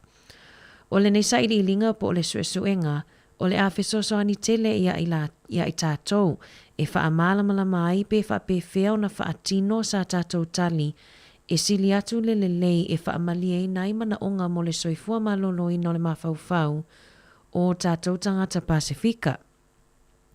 O le talosanga a Dr. Kapeli i o tātou tangata Pasifika o e mai le tai se fulu ono tausanga le matutuanga i lunga o loo alala i New Zealand nei ina ia whaatumu se pepa o fesiri lea ua tuuina mai o le iunga po ni waenga o le a maua mai le nei suenga o le a fesosoani e mawai whaamatalanga po feo le a nga i ai se isi polo keti e matuwa mo o mia ina lava e wha autu lava i leo la malolo ina o le mawhauwhau mo tangata Pasifika i tutonu o Aotearoa. O le link e whaingofie pe a Google ia le Dr. Sarah Kapeli's profile ona o omi lea vaenga le na ua lio po le circle ia ona whaatumu lea o le Pacifica Mental Health Survey whaftai. Ia tasi o le tamaitai lea ia le na whatalanoa atu leo sea savelina lea son nafi. Mana ia tele tūlanga. E tāua tele vaenga lea e mise lava lea afio. Ia le ngata o tātou tangata e mise o tangata Pasifika i le ngase lea o le ngase le mawhauwhau. Le fo intala noa toi nafi ma le sea tu fo i fiso. E le tūlanga onga ia to inga vaenga whapea. Ia mise le tangata fo i le lai tau te vai atua o lai fia. Tala no fia mai. Al te le i o le whale tonu lai whiangai mai. Ia le mafuai ona tuloa na pule le ola ia lea tangata ia ta umai o tulanga va pena tu lo fa fong mai le tunu le taia o no afianga la ia o le afianga le mafau ta ona fa ta o tato ia matato fata mafulele matato talsala no i tato fa na moni le tasi sai le vainga se seminana fa le vai aso le te asa awai atuai tasi e winga la ile soifo malolo ino le mafau e lan tamai taina na taita ia le semina. E lua ia apa fo ia po o le Coca-Cola, apa ino Coca-Cola, na sau mai atu tu sale. Fai mai loa lea, tangolo lea lulu lesi apa fai mai ia o tangata lea. Te leon whawhita au li leo langa ia, tango lulu. Ia whapeo motusian maftanga ia maletoa lua. Toi lulu, e lulu ala le apa le tasi. Fai mai lo le fisili a mātou, e tutusa le wa ai apa i e lua. Ia whai atun mātou tali i. E mai, o le ala le me tupu pe atanga i tatala le apa le wa tango lulu whawhia. Ia le tate i loa e pasivo, e le ilunga tu lo. Wha atusa le i pera lau sanoanga len fai mai nei e tau te le ui loa atu. Tu sai tutusa le, lau wa ai i apa ia. Ala e le ui loa mea le tutonu la e. O le si apol matua te lea tanga mea le dulo o le whafonga mele tino uru. Le si le matua i lai, ok, a pia tatala. Ia vaenga fo i leo le soifo malolo ino na mawhauwha. Ia sa o le lea, ia wa o tātou whanau, mesi fo inai whanau o mātutua. E ia tamiti fo le leo tātou whanau, e ia suinga tau te wha ai te lo taimi. Ia tāua tātou tatala noi, nai whanau ai leo ilo e tātou, pola mea lai a fia ilona loto, ma vaenga mo whapena. Ia e tāua te le lale link na wa mai ana. Dr. Sarah Kapeli's profile. Ia, e te alu e kukola vaenga na. Ia, ona o miroa lea o le vaenga nei le lio. Ia mfaatumu lo le seve. Mana ia tasi leo afali tu lai valu. Mana Te ia- lola tala fo ta laina manu le le ta ina ta tala fo li tu lai iwa. Ia. Wa le wa ia ini si leo faso mai tasi le ta Ia, il ta e ma- faso ana le lai me Ia. fulu ia o loa tu lo. Na, le na mai tātou talo mena tupu tala fasol pito lolang. Ia Ia. o le tausanga tasi valu i valua ia Ia. Na na amata fausia ai manga o sia le toothpaste. Ia e fuloi o loa o tātou. Ia ai tātou wola i sa mua le tamana. Na. Po ani vaenga sa wha o ngal tātou o tunu. Ia e fuloi o loa o tātou. Ia ua e whatu ana wa sola tawa i mātua fo i. Ia i nei o mātua o mātua. Ia. Sole. E ato atoa le leia o loa o tamana. Ta fisile wapea. Ia a o la tamana ia ta ele se tu lo le vai. Ia. Ia o tua ia sali pe ona utaua. O tua ia whaonga ia le one nei tono le vai ta ele. Ia e fulu ai ni fo se tu lo. Al tato fa fisili. Ia tele vanga ta win fel tato fa fisili. O ani vanga sa whaonga al tato o tunu ia so lai sa moa. Ia e fulu ai o loa se tu lo. Ia e fulu ai ipu. Ia o vanga umfa pena ia o fa malu ai po vanga vo le sa whaonga e fa ye e fa amanong ye me ai. Ia o vanga mala fa pena o vanga vo le sa whaonga ia e fo ile e fa masi mai me ai. Fa sukai me ai po ani vanga fa su mari ia tau ma fa ya so le tatu tunu. Ia ma vanga umfa pena sa ta ele tatu ya so. Ia wal te mila wa ana Samoa no wole fo le tama vo le te sel to inga fa si mori samba vo le fa ta fa. He mi e te ala tu e vele peti Na le umana fulu ai pu ya o to ta ele ia na taola te ata i taola tamalna fa si mori na wanga le te uli ngol to inga fa si mori sama na fa ta fa ia le tai na lava mo i pinko na tamana le o nei fa fine le pinko mo mai la to fa ilonga na tama u mia na pe o la tu nei o le moto we ya ta to por ro mi ia o ta o va ngala le moto we ana le mo ila to lo fa fong mai nga i tai Wellington ia o te le lopo o le sa poloka la wala ta ona le la o mal taimi le ia ona o le ma o mai ia ni se fo ta to au fa fonga ia o se ta vale fo le wala tu la tu pele wala na na ma foi ona poloka le alu tai ai le o se la vea ia lo na wingo ta ngata fo le na ona ala fa ola ta vale tu li loa le alu tu li taimi nga luenga ai lo tu ai pele ta vale le sia kia le na le ona ma fo ona poloka le wala ta to Wellington ni moni ia ta ia ngau sai min nei la ngai fo li ta tu nga ngol ni fo ta yao ia na fa mna to pe fu ia o ele tai mete po fese manga la va ve na ta unu la nga nga nei ta o tai Wellington ma fai mali fai mali le nei ta yao o fa vesia e fa vesi lo ta yao e fa vesi lo ta yao lo no winga ia le na val tu pe to no la ka ia na tala tatu le na bala mai se bala mai tatu we ba evam tatu tal no por alta mana fa nga ya so la ta ele ai eu faço mai si no tatu Facebook ia mai o malala o le fulefu foi ulo ia na marki polo e le ulo oi sole malala o le fulefu sa fulo i sa wa le fulefu foi le ta inafi sa fa nga fulo i o tatu mai ni fa mai ale fa tau mai se dishwasher o matana na fena nui i upalangi ale tau ta ele sa mo la temini wale tefo te la tefo me ole action e pole action le wei tavala au lunga laina tas ja fatalo fatu vala au talofa good morning Anna malo lava soy for Rachel ma kawa lo yo man nei at fano no no si fonga i tai au Rachel a mai ol tina ni tai au yo le ai un pol palem ma pol pulu le i ma lu ke talo fai ia fai so fa so po la o ni me na e fa nga ina ia so Rachel le fanga ana le fu Rachel ya sola o kan mi o mako kai me o la iki e fanga ia hanga pa si mo nga pe sama ia ai o me fulungi po e share la i kokongola onga tala onga primary school. Kusala e apo ye e support la e fo ye faya onga mala onga ako. Ia menga o toothpaste ma i menga Colgate. E whaangala e pula iang I fōtau aku kamakila ong. Na moni pulu fulu nifo ya so la tu vai taimi Rachel. Le ai. Ala ni me. Whaanga ia. Te lima. Whaanga mo me o pu. Kusa e mai a oile. Na pulu mo male me pulu nifo. E saufa ya onga a mai le de toothpaste. Onga whaapara I le pulumu.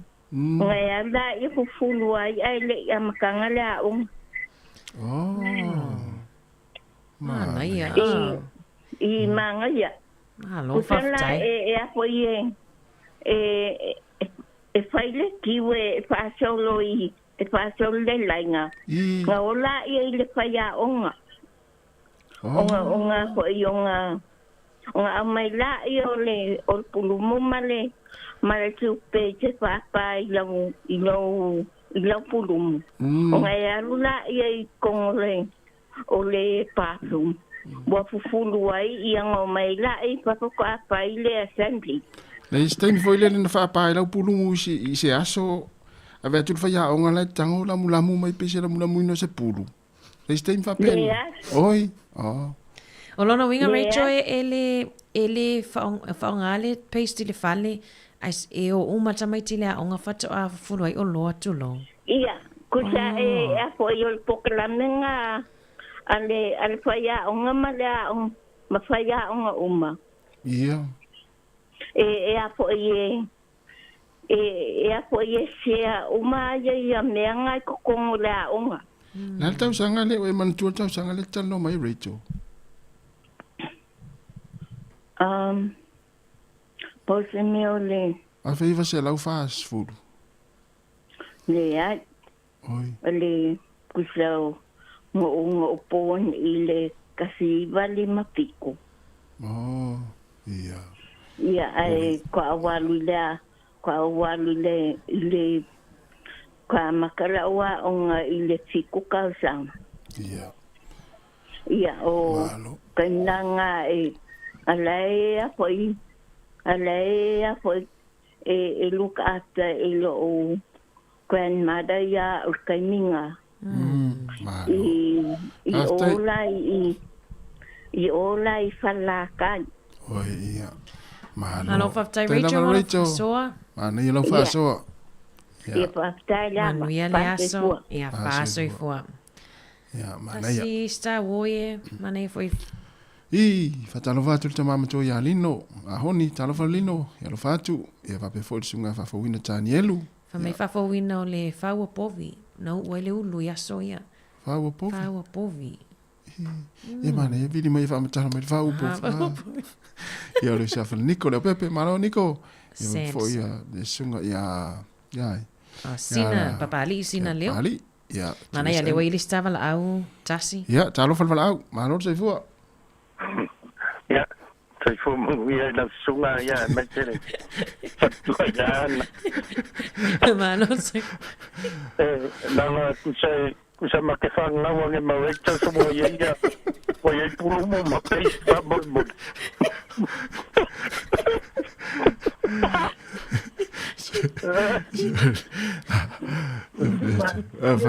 Fatu fa matala mai ia me la fulo ini fa so la ape na moni. Nio na. Ia ko so. Ma ke feo la.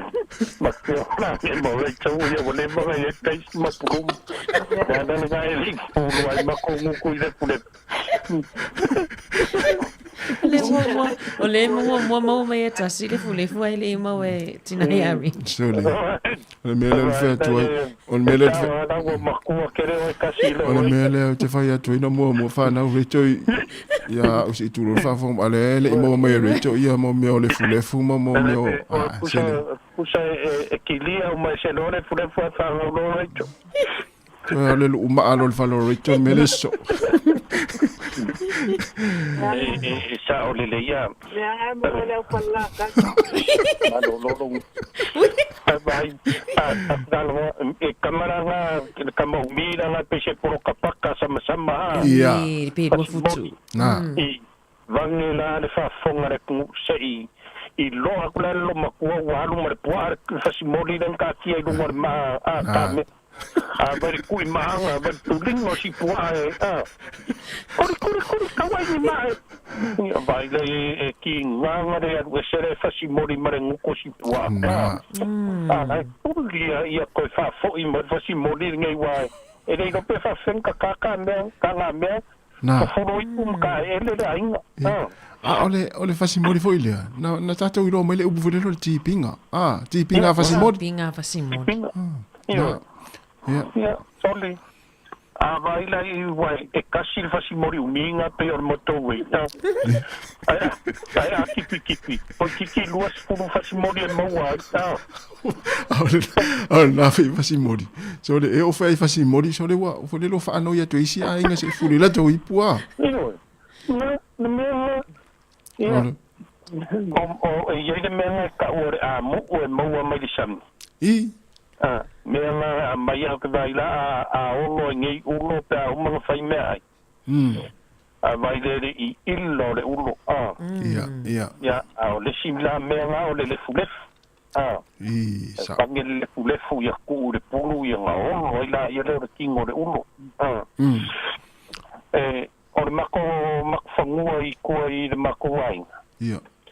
Ai le la aunga so solo e vao ai le spiko makfangua ka o le la au ka I.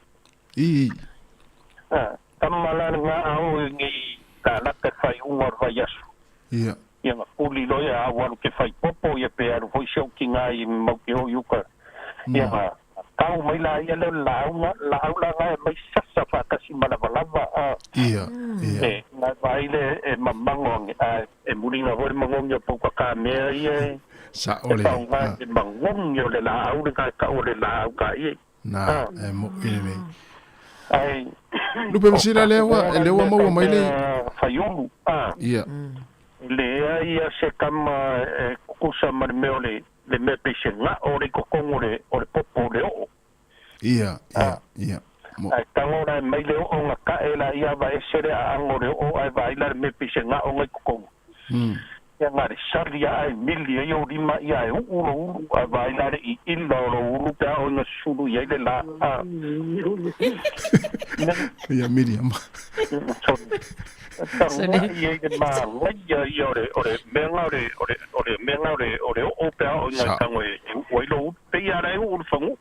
Ia, ele ai lango Ele presidente. Ele kasi. Ai nai ata ia Miriam Loina na masani foi ai lango lo rupe a uleo. Avo ia menga era ingo kafi anga kai lo sei vanga nga wa ka u se europeo uru. Ia na vangele fa fonga ku nga ile lango lo uru wa mangong yo pe.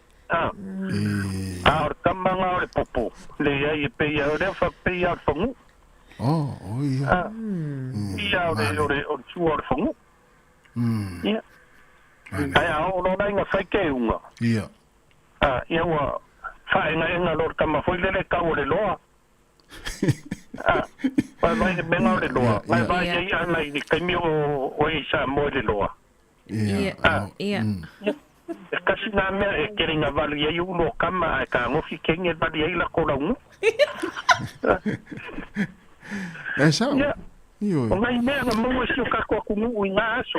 Sara ta te salu tu fa apea ta ita o se vali la ngutu la e papanu mai la ngutu si lo matua. Ai vai tu nga fa meta mai ole lo hala vali mai si lo matua. Ia. Ale manongi mana ia fo ia. Ia. Ai nga kara nga kama le o ke lo fia la kinki nga yang kui de po. Ia na vai le kai au dia wa si we o ese lango de mor kui. Ia, na mu wei di ma. Nang mu ia no kai lo de ia sa kui ale ai ngar po. Na este mina fa ngai nai fulo ia o lo si tu lo be matsila ia le one male malala. Ia o ma ko mo ia se langai o vai café. Ia. Ala ngai kai ele ai paipa. Sai sao ai makongu ia so ia. Wai kasi o mer kaminga ele ia be share vai a falla kai da ia kaminga. Pau foi le ora ngu kwa fiu finga malo mikar vai. Ia. Langa e makwa mau kua me o ka ngoa vai fa ka ngoa vai lai lunga le aluanga I mafafa. O ngala sa wai le vai a falla kai ia so ia. Nai ono nare vai falla kai se makoka ele sami se vanga so sanka ele le san. Au kiri mo kiri fa ngala men ngata sio le ngonge ma. Ia ranga ka ko I sa vai ka ko le ele vai sa o ele vai ku ko le kai sami ya. Le pio nga kongwa. Ia o ngaren ka ele milia ma le masi de ngau mangi.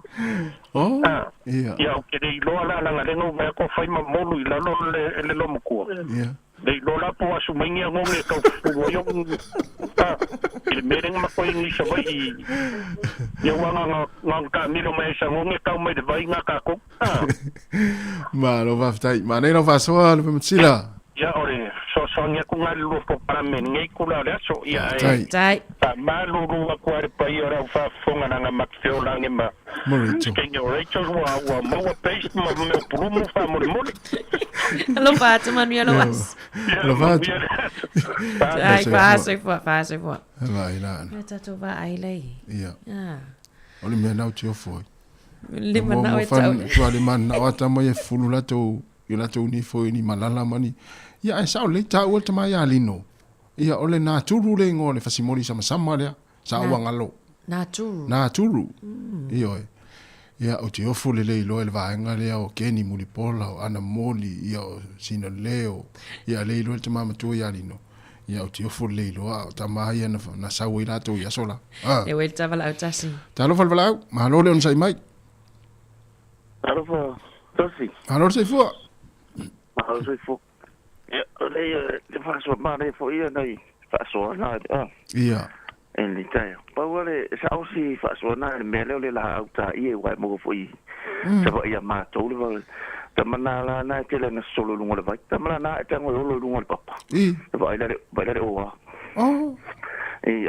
La ula pe la ma mo fo ile ta wala tio le fo. Ta wala auta la vai po la auta. Ali sila vai nga fo le vai nga le fa suka ile koko ia ale se suka ia o se utamala e valur pepe e valur popo ona taula e taula le koko popo vai e le se suka ia pe o le pepe ele tau fa mangalo fo ile le koko ia koko ia ona fa penalo le ona inua ia mare ma to foi lá mela le ole io te foi le te le se ciao la tato ia se va ngo te foi lá na kia voi sa fa nga ma to fa nga foi va nga le pe ta we ni sio le fa o po vi le mele le ta ole pe le chincha foi le na e tu pu mai le fu le pe se e ma to la te le na va ma ne foi mele na sa ta we sui le ole mele o ia ta o e kai mi a boinga ngamango ia ku ele la ia mo le sila vai ma ki fa nga la ki polo ia man tu la ki polo ele malo io ai ki ave mo te fa nga la le va nga le a pulu le u ia la nga la tamana e mal ona mix le mal ti polo mo tango fo le mix fo le na ia mo se sua vai voi kamala ya sorry ala pe ye se ma si lo ulu la ma kwa fe ala si ala la ngor tipo ya pawal na lo ya pe ona ya kia na te ya ola una faso atu na mo mai le te mi ole fasimoli tama volele sama umi vol le ya sa o mo ka ma le pese lo fa la color ko inga la kasi mo fo fa yere me le fe au fa ya ko ala ko man fa subul ka kere ngau lo ko pa ko war ka manga pi sa mo war ka manga sa kipi sa ile tamara ya na fa ko au fa lo me se kipinga ya na pe to su se ne pe fa su se ta o me ra kipinga mo sa malo ya malo fa tai Ya, okay, ya manuia le pokalama. Ya, manuia fa le aso. Alo fa tu fa soifua. Mana ia. Mana ia te fa soa. Ole, tasi le vaenga ana ole mole fasi mole sama le taua. Le taua le tatua tunu. Ia sola. So se tuloa, so se fafine fa le lo fa na fa ilele. Ai fa ia se la fanga le po. Te va ai tumui e tumu fasi moli fa apea e o matangata fo ilele alala i o le fa ilele se tulo fa fanga mai tunu va ia te va ai le fasi moli le sama le a fa apea to se fulu fa fine lo matu yo e alala yo e se fulu fo i te va ai pe se fulu fo i fasi moli umina yo fo ilele ave o male o tanga lava na tonu wa le wil tavala au ta spisi mai ta laina talo fa vala Alo, tasi. Tu file ana. No soifua. Tasi la ia tama manare mai mau e fasi mori a sola. Malo. Ese lua langa i mele. Singa kua lalo kwanta ko poka la media. Ia. Ele ma fainga yanga ese ngoa ku mau e fa upoile ne ma ngayo de ko fa ke pai ka ko i mesa ia i ka ko i ka naso ia to fa manatu la nga le misi fa ya misi a ka o singa ngo ko ngai fa ngo alum ka u le pe a i ka ya ka si ma o wa le o ka u mai le la inga ka wa anga ko fa ya lu pe makasila ngi si va nga ese ka u i sa mo i ngao ka mia ia pe o le mea ngā o le fu pe o ka ua fa o le i ilo mea pe ao ngenga fa mai ulu sa ai ngā ko foi lia oke manga kua mea i o kolo kulo ua ia tolo mea le kolo fua lau ma sangi o so ki ngā ia la ko ka me le kolo ngā le se fue ka rifu ia lamu o ko anga lamu le kolo so toi malo e foi manifo io ai le ma se me esse ma i lam ko ma le ia o ngale ia o lo ka pe a o nga lamu le kolo nga kulo wa fa fo ia mo ia nga ka le o me yang ka o lu pa moksi esse le sa o le me vole le sa le popo le o a io o me nga sa o yu le lang na foi e peang sa ngo ka se ele se lang la ka lo ka ulu wai wa vol me pis fa mu wa fra mu ele ku se lang ele tenga ku se lang pa fu nga ka el mero fa mu pe yo su fa mu le ila ale me si da me sa o me o ya so ya la ka vai o mero ku mo fa se yes yo e pa no nga yo pis ya fia ka se le anga la me se le manga yo ka o ngoro ka u e muringa fo me a palangi o ja i le kamanga ta o nginga nga u lo ka u ngale kip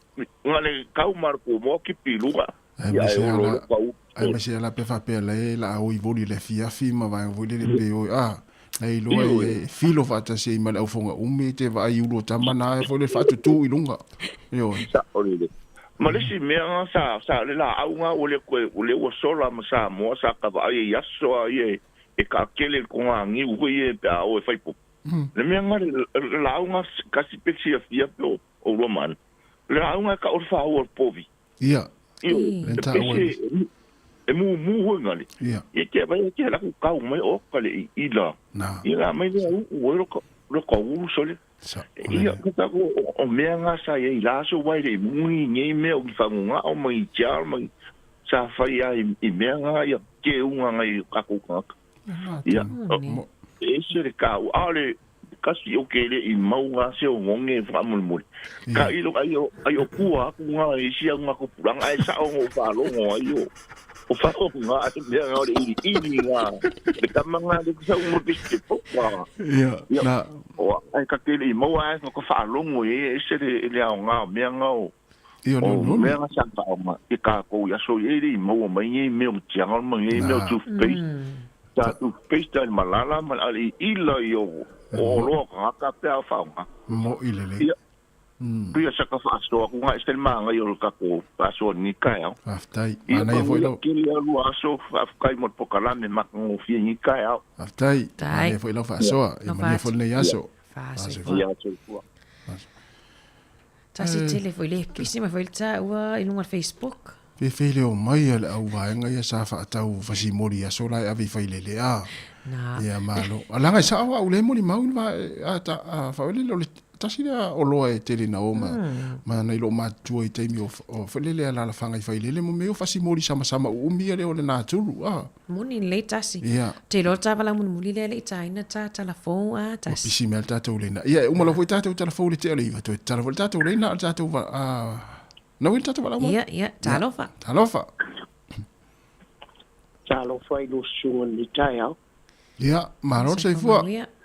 Aro sei fua o eria rei runga lai. Oi, elia, maro sei fua. E stai mina el te whaatau fasimoli sau mai, ai mali fasimoli. Oero wenga pauanga mengu mera kasai pole asi or fasimoli. Ia, o keiloe ia langa e keiloe bako, keiloe fongi langa wa uio kera ikiki e ngaka o lai whakaika i ole.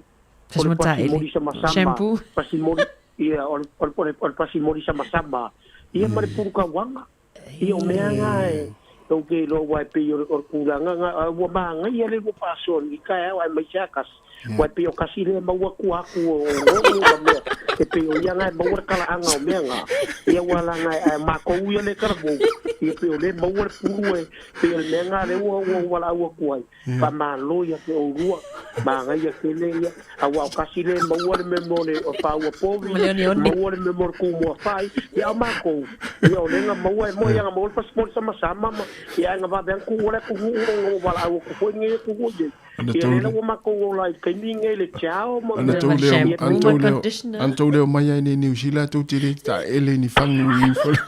Shampoo mai mau ni ia shampoo ma. O to isi na o le umayo malala a inga e fo le au mai ai. Ia.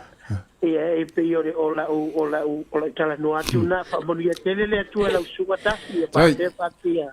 Ia na nita ya alo pangia le tua. Ia fase fua. Malo, ia te tala tātou lina pe ama e tātou tala fau ana. Moni le tasi e o le vai foi sin whawifianga ia. Ele va tu lala te wha umatuna o tale ana. O le na uta ua. Wa tasi e vaenga e fia i tamiti e o e whaatau i asola. Ia, te ilo e telefo i e mafuta mai sa o to inga mea nai. Wa e manongi mana i o le fasimori. Te vai a isi tamiti pe a whaatau fasimori le sama le whale o loa. Te vai a lai o mai ama ini mai fu le ma ai mai.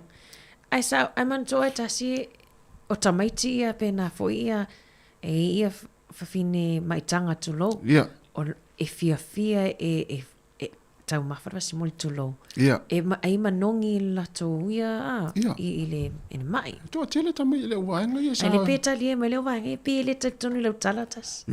So mua le vaenga le e whaatau mai fasimori o ato ai o male whale wa awhai wai o mai ama ai mai fasimori lawa. O le whamai ia me Nora Avamua. O ia o fasimori ana e ta o le coast. Awe! Ia, ana, le wala te teimi o tātou telefon. Ioi. Mahalo.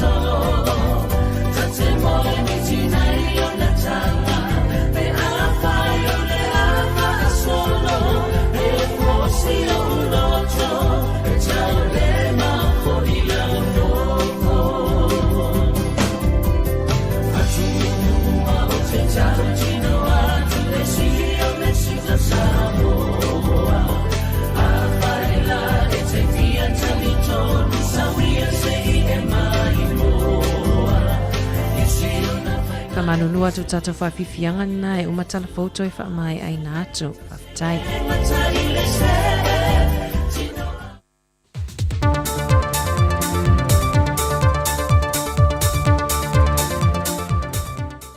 Soifua manuia lo tātua tunu nei fo I wha o poponga o tala fau mai Samoa o si mai el whaafonga. Ua wha mawina mo le teimi mo moi au masi I tamai tai il ta longo le kirikiti al lolangi e le vaenga I lalo le se funmariva tausanga le mātatua e le ngata ua si ampini e le au tamai tai Samoa. Ai wofia to fo il ta amil sango li po le lolangi ia I lātou la vai o tamai tai lalo le se funmariva tausanga le mātatua. O le tamil sanga sa whatu tia le pali farani, e sa ilia mai ai I awe whao le tūl Pasifika ma le atu Asia, le awe sao atu I le ipo le lalangi. Whai loe ave tia whetū mapu, o le toe taliu mai I le atu no, e te tawai o na sami le nei manu malo, mo le teimi mo wha mawina I tana wha solpito, o siampini ai se awa Samoa, e se tamil sanga kirikiti wha vau malo. O le so lea ua wala awina ma tofa e feilua iai le au malanga o le maua le sitisenia Samoa. Ma le mamalu le atunu e fia faa liani o lato fina ngalo e pe o se faa lingan faa sila faa na weitele. E faa malo si e le fina unga o le pili tau faa ofi I le pana mene New Zealand. Mo le toe faa fo ina mai o le vaenga I le sitiseni na ave e sea mai o tatu tangata le afi se lau valu se fulma le lua. O le feilua inga lea so, wa whaatu langa e whaatu teia le tu lo loto, po le hola le feilua I mauso sai loa I le tele o tau sanga. O le fina ngalo le mau mori sit sedi, o lo momoni mai le feilua inga le nei, na whai loa le suite te fono le savali, le to whaato filau nina kirifi a lai. E talo sanga atu le mau le pai o Samoa uma po whaalapu tonga, e susu mai, a fio mai tātou lango ma o pongi le pili. Ia maua se ai mo na yo tātou tangata. Na ave seo la tau sitiseni, ma wha manu yanga uma, na se manu e maua mai ai. Na wha e loa le teita I o le mau, ia anai awha anai. E le o iai ne whainga wha apole kiki le tau ma whainga le nei. Ai o lo mo moli mo manui o tangata lau tele, e anga wa I lalo le nei wha manu yanga. Wa ye le wha moe a mai a le whailua inga le whailua I mauso I le so, po le tutu I lo loto. E iai ma pepa whaatu mu o se malienga po le seini ngā lima whaatasi tangata Samoa e langolango ina nei mau. O na whaasolo atu lea I le loto alfon tangai maa lua, whaapea foi su ngā fono anisu o e kale sia. O le ale ese singa tele o whaamanu yanga o lo moe tu mamatina maa tutua mai I le pensione, mai I lantou ia iaia a fianga tu mau le soifua, le ua whaamanu iei nei le whainga mālong fau le taise lautala I le masina, e fisoa swani mo I lantou. Whai loe le fiongo le tamai tai minista o mtanga luengo tinama tamai tai a tina o nu maanga fiso tai, le fionga mulpola ana rosa ale mōlia o, wa mai a tā pena le pepa tu inatu le kāpeneta, e whao popo atua I lungo le se lautala le mo I lantou, le tala fuai no fuala au mawaila au mai fale tala vai ele malo. A to ai mal fai malanga fuai lungo waa, ele vao o upolo masa vai. Na fai loe mulipola, o se tasilo anavatau la lato fai ngā malo ina o tula I mai. O le whaatino lo se fisoa swani po se benefiti, moi lato e iaia a fianga tu mau le soifua. Ua whaamau nia le whaamsi nonga mōlianga e au noma se whaasalanga, e whaasanga I se ali ia onga I se kolisi le taulanga, na malanga mai malon a inga I tā whaonga I le ate se mo le tausanga te nei, e na whaurua I se tangi le ofiso leo ale a inga se tamai ta I se 15 tausanga le matua, e ni winga le tāla whenga I na whaatino e lea li ia te ia. Na sila le whaamsi nonga le te leo lea a fiango le soifuanga le lumana ia onga, o lea lii, na tui nā tuai e na o se lampta inga, ia a vele tūlanga ua tūla I mai, o se a o onga po o se le sona tele lea, mo aso o to toiolo na soifua. Mai ua whape nā fo I le tamai tai nā a fia, ua tui nā tu iai se wha amalo singa mai le whamasino, mo le manuia o lona lumanai. O le whai unga leo tana fau mai lo tātua tunu o ngā tutono le neiva yaso, Whamanui tele le tua I la singo le awhenga iai, whaasoi foia.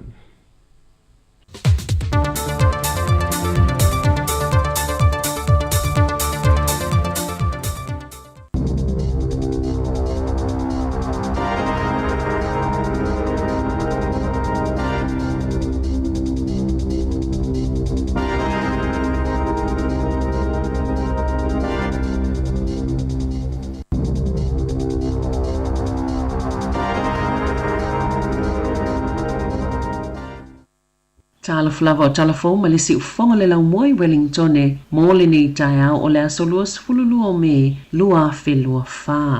Na tauna ui le poana po le malai wa alele au kilani le wa ale pui pui ngā New Zealand sa au mai ai o na tangata i to lima sfulu mai New Caledonia na wa lia le mtanga luenga o le vai fafo ma fa tawa inga o le anga lulu e mafalani fa pe ma Australia e fa mautino le saunga le mo o le o ese mai o tangata New Zealand nisi o fai ngā malanga ufua ina a o fa awa wai vevesi to tono New Caledonia se tasi o territory o le malo falani sa ta awa i lato na tauna o mai le fai ngā malanga mua le poa na po le tea ese ato lo lato popo le ina ua taunu o nisi na awe le fale mai moni tonga fitinga fa natinati o lo tapu ni a pele malai va le fa vau malo o no mea i New Caledonia o nisi o malo le Pasifika sa o lato tala sanga ina se peso soani New Zealand e ave isi mai e o lato tanga tanu o mai New Caledonia na sauno le minsta le vai fafo vau va samanaya Winston Peters o le aia isi fai ngā malanga ina yaso ia o lumanai ne ia ave isi o mamai le to olua se lau limas fulo tangata New Zealand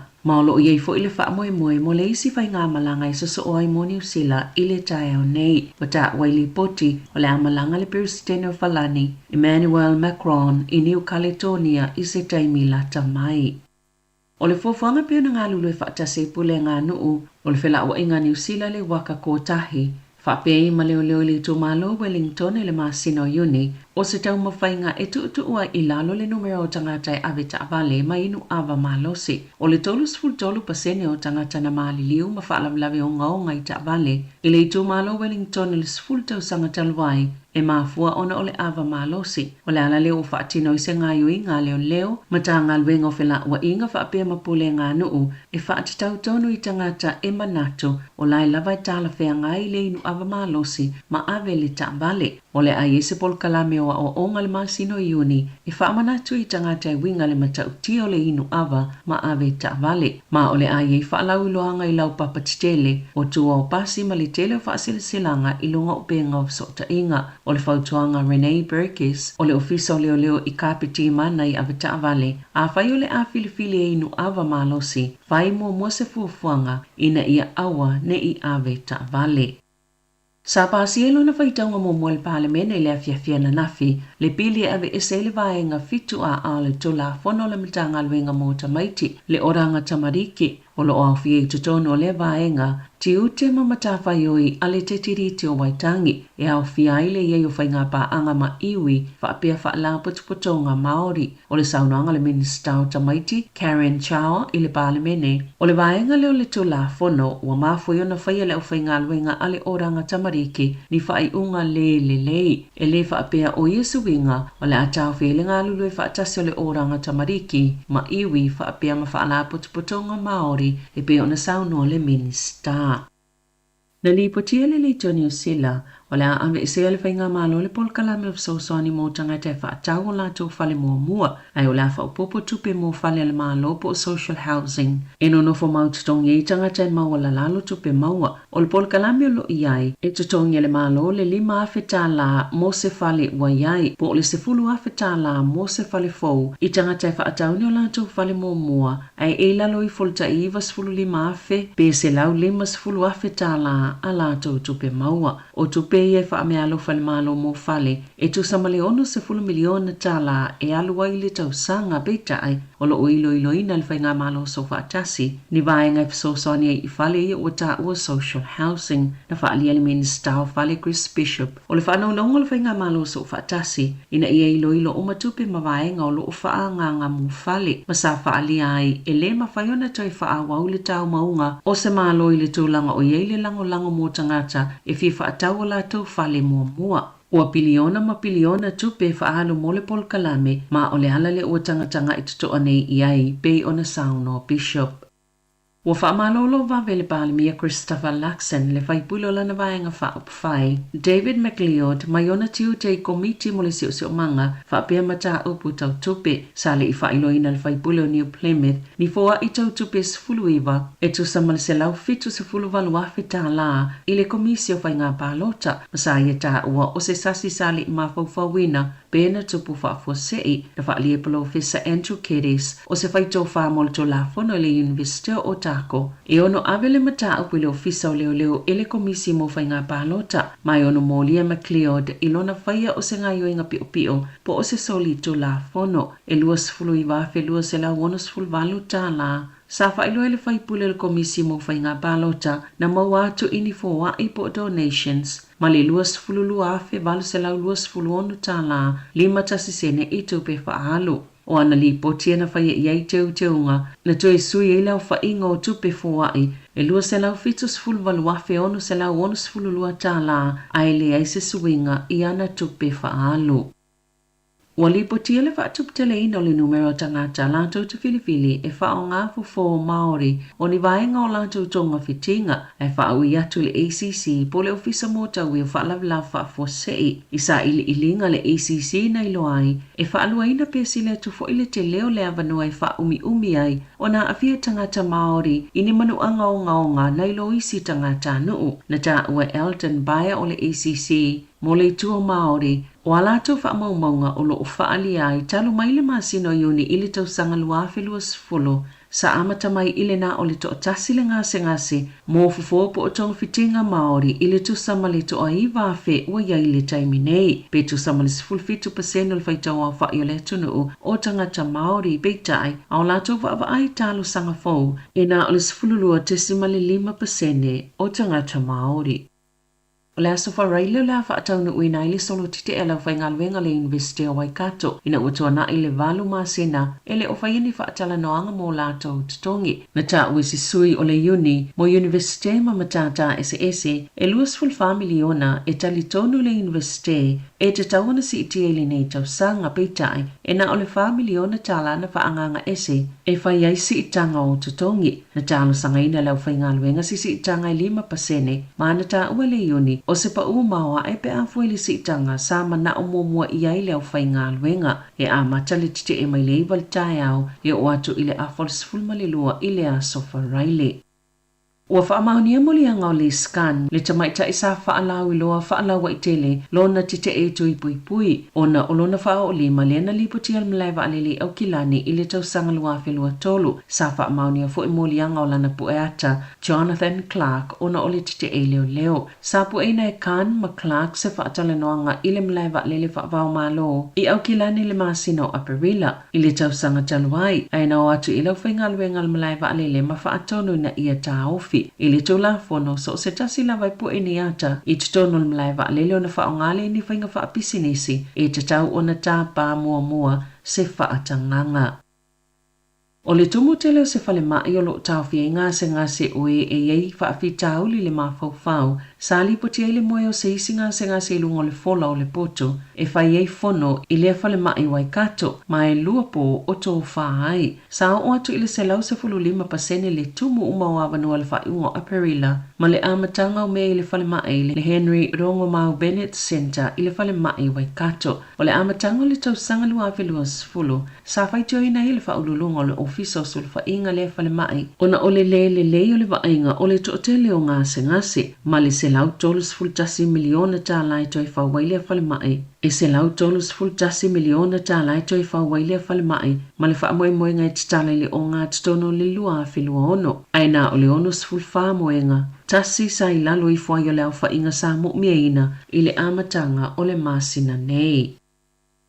Ua paule lisi o avanoa whaingaluenga e whaasala lauina, ai ua se itiele numero tu si talo sanga moni ngaluenga, maana ta ua se tasio kompani e whaasoaina tangata so e ngaluenga. Ua maafule se itia mawalungo numero talo sanga, ona o tangata whaingaluenga le malo ia u whaamalo lo pe vaea. E se lau se 10% na si iti aili numero tu si talo sanga pio na ta ua Robert Walters, i whaamomonga pitola tamai le kampani i lunga le interneti, e sa ili e ngaluenga, e whaapasene na pa ua i whaasala launga mua wanua whai ngaluenga le masino Aparila, ai o le taimi nei, e tolus 10% ua maawa lalo i fo ai nai lo le taimi le nei, i le tausanga taluai, e pito silio na pa ule numero Wellingtone, pito samale whawha pasene i le numero sa whaamawina i le luafi lua tolu. O le taimi nei ua iwa ono pasene ua mawalunga tua i le numero, o tu si talo sanga moni ngaluenga na ilo le taimi le nei le tausanga taluai, ua mātawina fo i le tootele o tangata ua maava ai, ini ngaluenga i atu no ui fafo.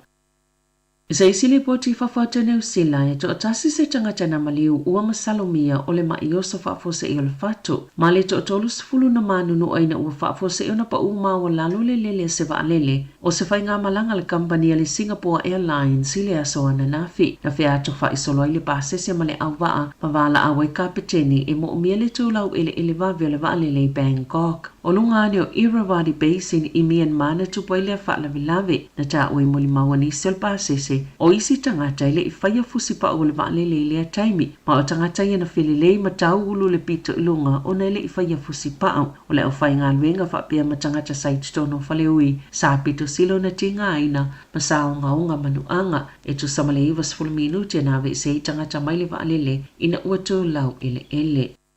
I taalonga, wa ise tau whaamata ua le asosia tangata la kapia New Zealand e sa vali ese mai ai ma le whaala putupatonga po le uni la kapia New Zealand ma o loo whaatuptupla ia bea fe ese inga i le vaa ma le pule ngā o loo iai. O se li poti whaatuma oti na whaatupeina le uni la kapia tau sangatalwai na vala awaina ia whaini suinga titele le pule ngā le whaala putupatonga e whaapeo le tula fono whaavai ma whaatula ngā le pule ngā sa le tala whea ngai mo le nei talu tala fau ma sa vala awai fo i le komiti whaatono le uni la kapina ia whaamawai ai sui tūlanga tu i se pūlenga tuto tasi. Sa whisilinga ina le le teo New Zealand le te fono le la kapia Wellington Russell Poole po iai sono popolenga le whaamata wa le asosia le auta alo aina ia saunoa e le olona mawhau tele i le tau whaamata u peitai o lo pito silo na popole i whaamatanga le sao ia ua whaalu newspaper whaatase mamanato tangata o lo iai i le la kapi ma olona popolenga tele ona ole se seo whaamatalanga o lo iai e forusanga po o pepa o whaamatalanga pe ona iai le aso ana nafi.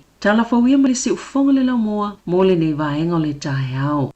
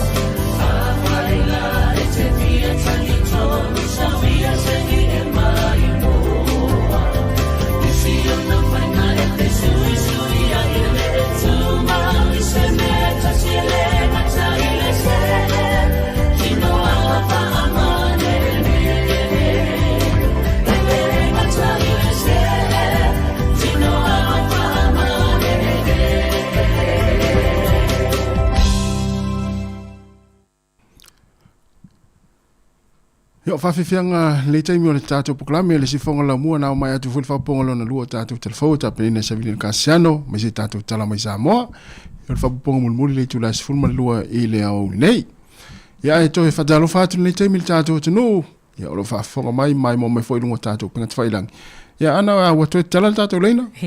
Moni le tasi.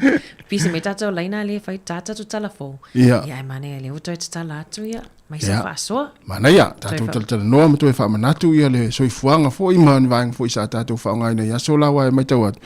E pe ia na oa ulena maua mai ia le vaenga leo malala ma leo neone. Ia alto tela i lātou ia o shampoo la ma le mea o le toothpaste ma le ia ma le midnight ora e ngo isi fanguna le ta ele to tele o le coast e le ta o mai le si tato to lungo tato ai mana ia tasi o faso fo ena tato wompa anga lungo Facebook ia faso me faltu ia Teresa ini e mana tua lava le lono siona grandma ia e umona fai le swa ona uele le mo ile le le foi le mai fangu ia ai tasi le wail tava la lunga laina talofa Malo soifua. Malo soifua. Ba se no le yaso. Hasta ya mo tau. Soifua mo ia tama ia. Na le ia mo tau. Ole e te la me la to wa ka ko sa le pia a. Le mo ya le pia. Ole no le avole le ko o la vole le ko ke. E pifo ese pupu. Yeah. Le pe makile ngai o bule va te ka vive fudo ni ati se de e ka mo ma mo miki o le pa al me na ka ni ma tu mo ba da ka ni ka ke ba wi ni fu ici comme le papa ko sa le o la vole le malala. Ia. Na makano ko lo yo ko gifo a. Ia, vai la ana. Ta sila le tanga tele la mo malala le tanga te pa. O sa le ia. O nando le malala wa o chotina. O tina le nei. A foi le pelang ko nga ko a. Ya, ma le kele a mai la nga ko. Le le ko. E malo i gifo te ma i le gifo a. Ia. No, kasi nga men pa nga kile nga may kay mo ya o ba ko la ko nga pi mo ya ngo fo ya pia ale me ba ta nga ta prima ta tu o pe ya kara aga pia volele pia ule ma se le do to kan mo fo yo o le bisiluki ya na ba ki pilu ya o no ya kasi ni pilu a purpuru bisiluki Mungkin aku ada ya so wa pe kau no. Ya esa. Tapi na sana tu fa kai de da vai kai ta. Ya. Le dai i caso ba po le vai ta. Ye se fo so fo ngol o lai pe fa da o ki le la tu o la le la tu. Ya. Na dai nas. Ia ka pe ka wo ko ni si to tu. Wa ne e ro e ra kala ko e ba ga ye ia. Ki nga ma ko le ko ia ka ia. Mo. Ya, no ma ka ti bula wa pi ila to tu nga volele ilo o la nga bola. E pi o vele o fa si molio natura. Ya natura. Ya, ya o le alfa si bula. Le ga i ga ni vo kai ko pengi. Ya. Ni quero que tu vai ga ka si bolina volele a. Mo. Ya ni mai badi se kauga ele pua ia ko ni praji bola ai ko bola o fai ele pua na tu na e vai mai si ai ngala tu ala tu la tu pua se tu lo i boalo to mo fasimut ma ko ni e pe bella ia na me ia da wele ta tu va ai ia sola ia ma pe no pa ia to e mo ngamba ko bola i pia ia Dia alga kasi tak bolong bai itu kuangan kasi satu bati rumah ya mena tu ama wale le tu pes e pesi ru boleh le ngah kualu mi le fugo ni fo ya sa na fase na tina ba na eu ta tu mo le ati mo le tele luaso tele pai lo fatu mo ni aso tai vai lá ana lewa mo tatu mo le lewa mo foi le sa wel tama le malala ma yo le tringa pa o le tfala no atu le faso al tama tu pa I tasifa mai ole fa imisiluki yo la purpulu yo mal tu mo Ia va mana na ia me na ui ulo tamai asola. Te ola va ai le out pai. Ia al matua ma na ia pe ila vo le pe a savali meltoin. O le familia ia ui ia po a kini se vaka le famai o le Midnight Ghost. Ia na wa vai ma sani le ia ui to inga fangu ia mo te min nei. Ia tatou ia sola ele na me Midnight Ghost ia pa wal me ia fasimulta la vala. Olele, te le la tau ia le famai e loa ia le famai e selo potota si te mai tau le me ave e asia ia fai le o fasimuli. Ia ne tata toa inga le na watu ia singa ia soi.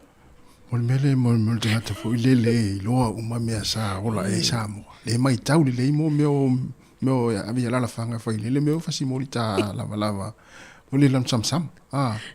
Ia pe la foi lo tu sa wa voleva no lai tu sa le olang. Na, esa oi. Fa mai ole amu le sami. Ile hale. Ole amu le sami sa fuloi ulo. Ia sa. Ioi. Mana ia tele le fa mana tu mai nei tangata ia ma wo fele le lau te lo le vaenga le. You know, tira i titi sa. Moni le ia le o tala tu laina tasi. Ia, fa so mai. Mai lo fa so. Na sa wol tamana malala ma one ma vaenga umpa pe nai asola. Tal va tu fal tu susi ta ro peto. Ala susi. Ia, de lo susi le yo la lo. De lo sa we fo susi tamale o le. Fasimoli sama na natura. Ole natura ringol fasimoli. Natura. Boyfriend fai ngwa ile natura. Ele lo pena mafua mai. Ia, fo le natura ata we tato le natura. Pini me fo le amata mai ile natura me. Tana fatu ya fola ta sile tangata na mai maui fasimoli ya sola. Ta mai taile fola no riek. Mana ta sile o tavala au fatalo fani ta toto. Talo fala au. Hello. Ia. Malo se fu. Oi. Se foi manui e lua sa se lua ni tai au. Oi foi sua fa. Se foi. No. Ha? Oi foi di sua fatina. Ia fanga ia. No ia, oi fanga ia. Ia tamala ia na le na mo mai mo me ole malala male one. I fa mo ta sita tiri fa. O shampoo ma. Wa ia le paste. Ia. Oh. E tu sale ma sila. Na ma fiola o boye de paste.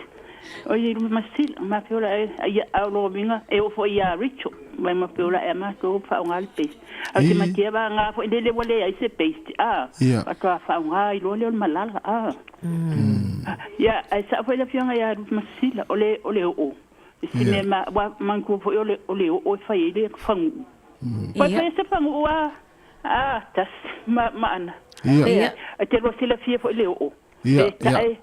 Tau mafere o ia avela mo meu ipo foi le fa fau te lo fai ngole o fangu fai ai meio o ba io me nga le fai io o le manga foi le wa o fai so me nga o lolo e fa ngala meio e ta foi tu lo nga be le fa ma tu le awanga ye se vai foi le sa wa ia fa ma tu fa tu a valu e lolo le popo valu lolo le popo ai foi ni ai ta tau foi la ele fa sua ta wanga ia sa ma ku le mo lo valu a lo fala yo fala nga fala liu sua ya ku la ye ma me ngo fele mo so oi wa manga fala ma ye mo so oi ma ngel mango e fa va bi fole ma yo mango fa me nga fa pa sa mo o le lolo o yo le popo le ai foi la me nga e la ngale la ngoia e le la ngoia pe ulo le o il me voler o le mole e ole me nga to ko le o pe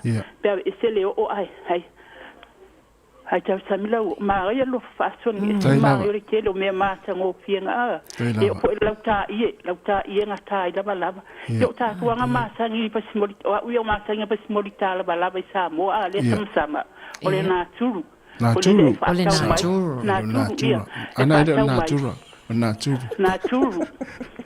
ya mana ya mai fa ta mai tu lo fo vai fo ie ya be fa nga mai de pasimoli kele umi e mai fa nga mai e vai fo de fa nga e fo wai vai tanga la lava e ta ele fo e pa e fo to fo ya ba nga ro mo pasimoli fo le ta ele pa olive o fasimori nga ki fa pele o alo ta u pa mangongi ya ya o mai lo la ngi i bule ko ta ngo fia nga e o foi fasimori nga ka le ko ai isa mo da tara ku molina na tu no mo sia mbawa ale mianga nga sta to ma ngai fulo i no mai lo la wa lava no mai lo le wali o mata fa i nei New Zealand le to mo lo ni na tu ai malo pe o fi so shampoo wa de ma sanga tai lava ni si pa pe ya malo ta langa to fa manga tu mianga ma sanga me ta fo ya no fa so ya le li lo po kala me ne ya so tai lava tai ya fa so fo ma nei o le na tu ana le na tu fa malulu atu o le naturu naturu le ngol fasimol sama na len te le no tatu fa tau mai asola e mo le fale wa fa tu ti mo na ini ma e pe ula male le fale tu ya ailini sian wai ya oitas ya mai ai o le fa wa le politu mo le nei fa nga ya so tu se va nga le fa mai na fe ola ya la tu o la wai toothpaste e le toothpaste na fe ola va nga le la wai e te mina mo mo fa wo bo le mo mai sa lo tong fa mai mau ya tu sa lai le tai na umal fam shampoo le fa mai tu fa ta mai le si fa ngo le wo umal au na wo ti ya wo mai fa mai shampoo me midnight da e magica e mai si fa ngo fa manongi ai o sa mo na tu ya mo le o le ifi fo le la fo le ifi ya fa manongi ai ali wo ti ya fa mai wo lau mai le fa ngo lau mai le Protex mo le lux. Tas yo la vai foi. Maria. Start of avi fianga ni tai hao. Tara pel jato leina. Yeah.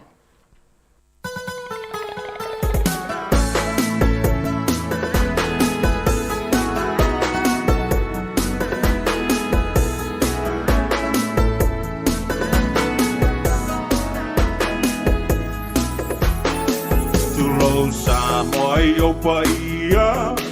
E tā ngutu o le vausa Whainga tā o fue lave I fue lolo amale au tula toa Oto o pule matu mua O pa ia aua tamainga O pa ia na o te lenga whatau limaina Wau whaasanga i o uwhaiwa ua le mamalu lea ua awhia Ua maua lunga lea so Awa o Samoa wa poto Wai le vai ane i lo utangata O le tangata whatau waa A ua e a fio mai o oe o le matua whaitama Alo mai la ia, ai se i o ufa a fia Ua lau i ula lea so, i lau talifa alo Wa e si ia e lo ufa i lunga o le maasala Lau fa alo wa mau alunga Talula ufa tala ula Wafeta ilo ufa aea ula ua ota ula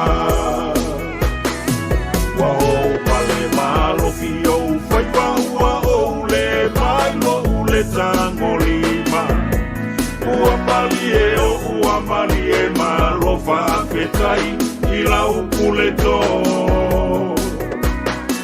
Lau pulele a watoto te tele Talisa paya fatua ele Loa lo fafoa ia tauia ia matua tele Alo maila ia ai se io ufa a fia Ua lau ni ola lea so I lau talifa alo Wa e si ia e lo upa I lunga o le maasala fa Lau fa alo a mau alunga Talula ufa tala ula Wafeta i lo ufa aea ula ua ota ula Alo maila ia, ai se io ufa a fia fia. Walau ni ola le so, I lau tali fa alo alo. Wa e si ia e lo ufa a, I lunga o le maasala fa. Lau fa alo alo a mau aluna, talula ufa tala uula. Fa feta I lo ufa a ula ua o ta ula.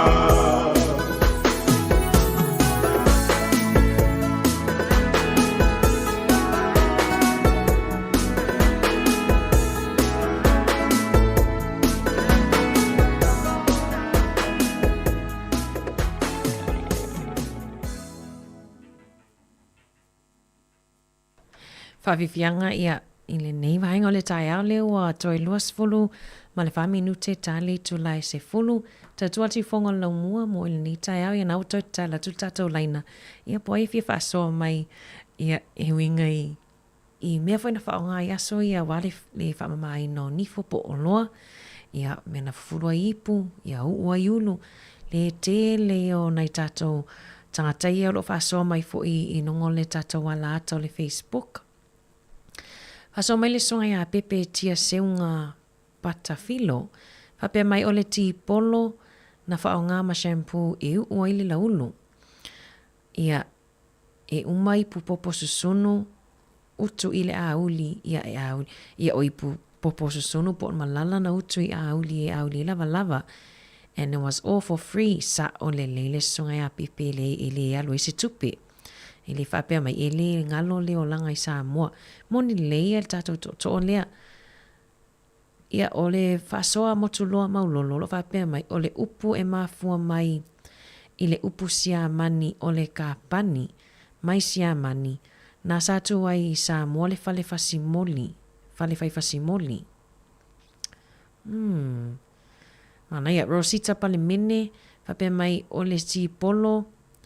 Ia le tipolo male le o le mam nei ama le tipolo male sa le sunga Rosita na o toi tala tato laina tolu wa lima lo o fa tasil tato laina pe fia fa so mai ai o le ta fa tati yanga o le tato por kalame nei aso o le talo I tulai se fulu ia ona toi fa fonga le por kalame o le lalo langi o aso nei ia pe on tape na ina le afionga ia lawano ati lawa ia len fa fonga ai I le aso wharaile o atua nai. O le tulai sful tasi o tatou por kalame wha le anganga o mo li o le ava, tape na ina I le sunga wha whianga inga I a Reverend wha apepele taitu ave. Ia tali tulai sfulu lua wha puponga o tatou talafou, ia ma tatou wha whiwhianga sui whiwhiloi se ia pa ia le tula e lua. Ia ai whatalo wham whawhilo ai atu ia ina I tatou wo ia whatoa mafuta mai tatua lea si ufonga o lau mua I Wellington. O lena whalonglonga atu talafo ia na watu I talafo Savelina. O lea ave ese le malo le fisosoani tau tupe. Lea na fisosoani ai I le whaataunga o whale. Mo I latou whatoa whaatau o latou whale mua po first home buyers. Ia lea sai ai. Ia lea o le ave ese ai o le a whaanganga le tupe e aluanga ai le fisosoani lea I le whainga o whale o le social housing. Ia o nisi o mea loto tupu I e tātou ia whainga mālo I nei atunu. Pe o le vai aso fau lea o lo wha moe e whaitawi nai le paketi. Ia po le budget ia ale whainga mālo so whatasi o lo ia I nei taimi nei. Ia o tali stato wala au ia au inatu tātou whawhiwhianga so I whiwhiloi toi luas fulu tali tu lai sifulu whamanatu māsani wala au nei tātou mātua matutua. Ia le ngatai lea ia wha le o lo wha peoro malulu a matansan malulu. Ia ai le ngatai lea ia o le saunga le mui lungo o ala tele vavave ona o le mata watu sa poloka le awala I Wellington I le tai awana leila le aluanga I Wellington mai nei la vai ai Porirua. Ia ai le wa ngā solo le lei ia wa o oa fo ia tai Wellington talo siele o a whaina ia Fia malanga inga ia mamalanga ni aso fa malo atu ia I le susunga ia asa pese ia I le alo mafuta mai whatalo whatu fo i a lua le muka whaatau ia le mafuta mai I Brisbane, Australia. Whaawhiwhianga mai le susunga I a lani alo tuai manu.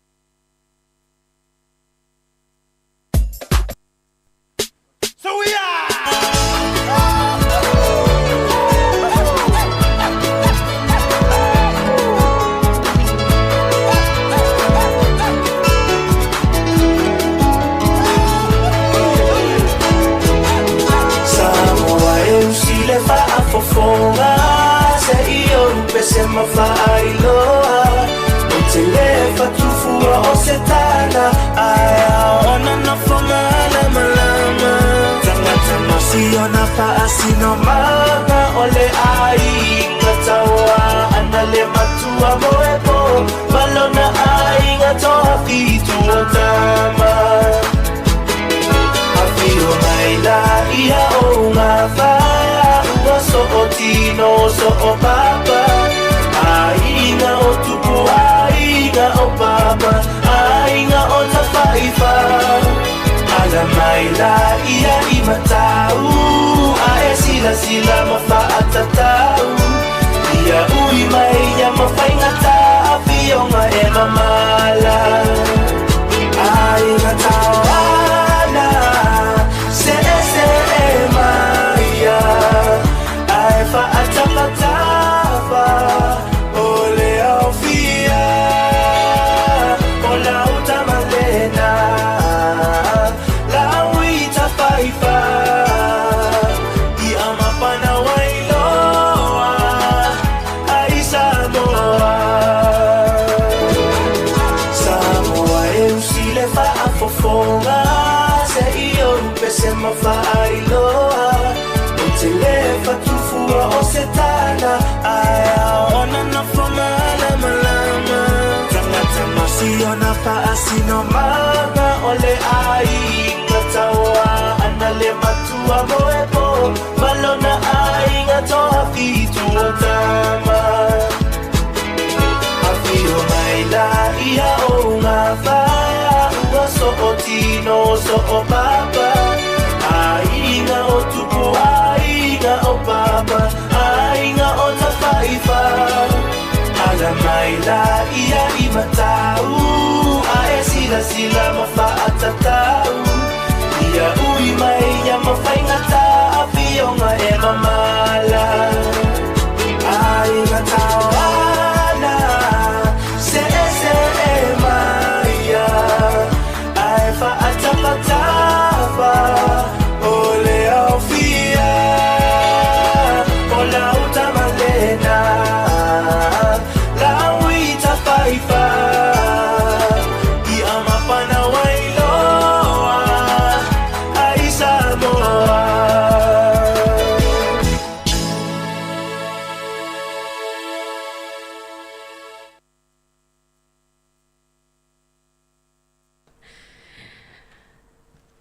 Ia o leo vivi ingo la fionga whalatai a leo to iwa minute tali to lai se fulu.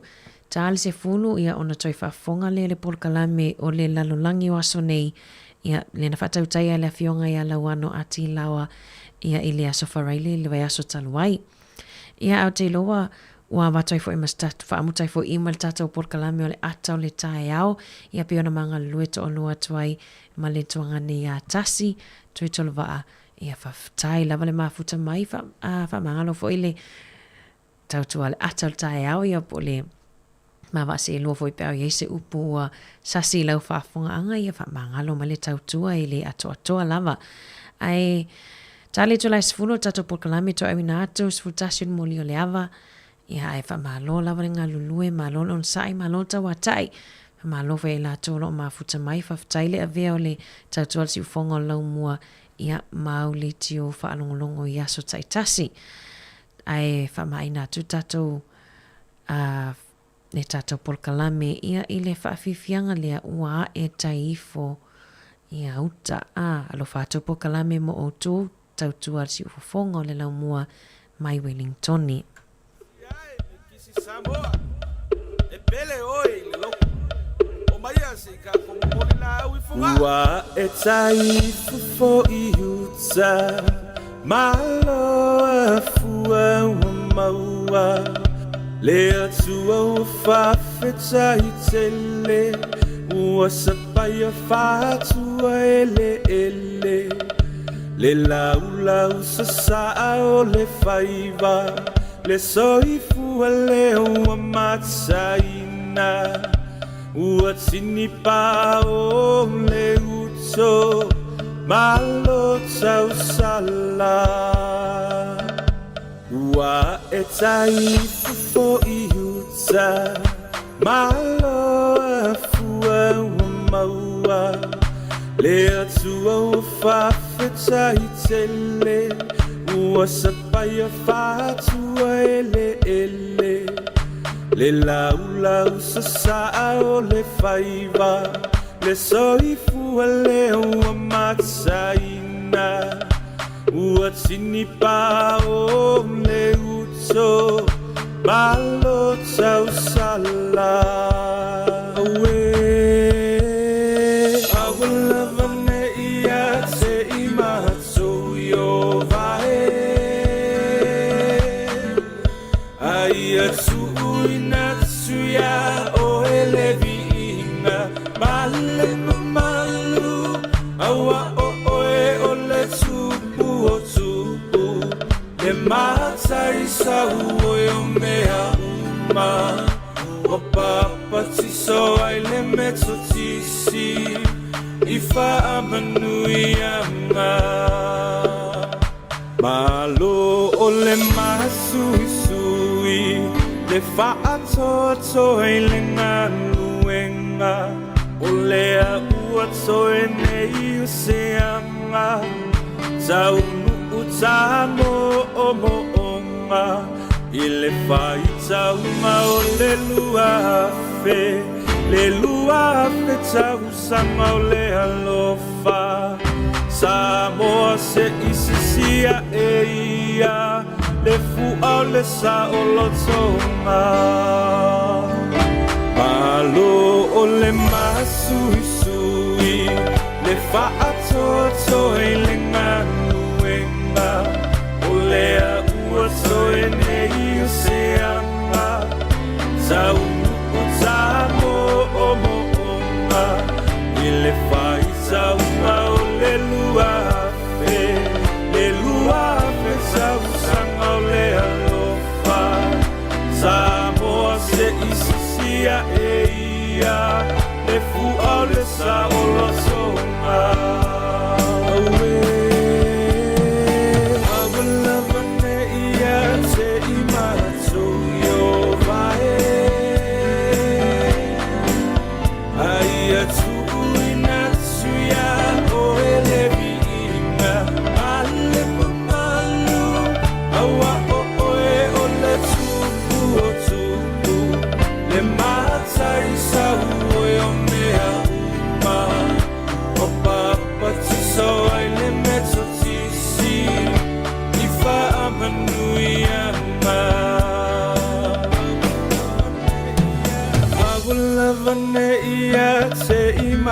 So yo vae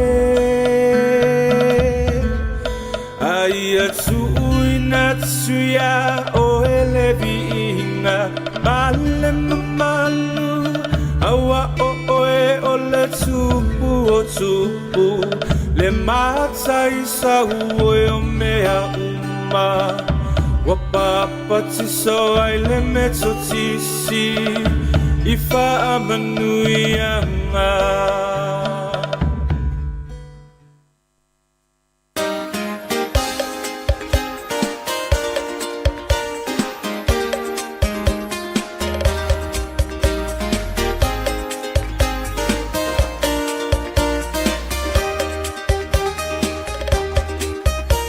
La tana ngana Samoa Laui loa I le vasalanoa Longo whatutu I la o le Pasifika atoa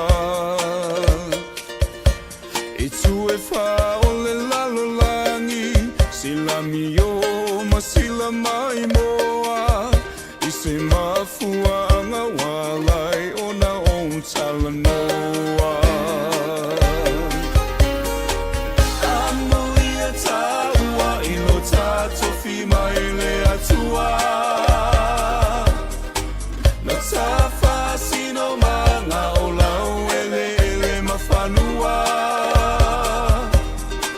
Malatanga nu whapea ngai whanua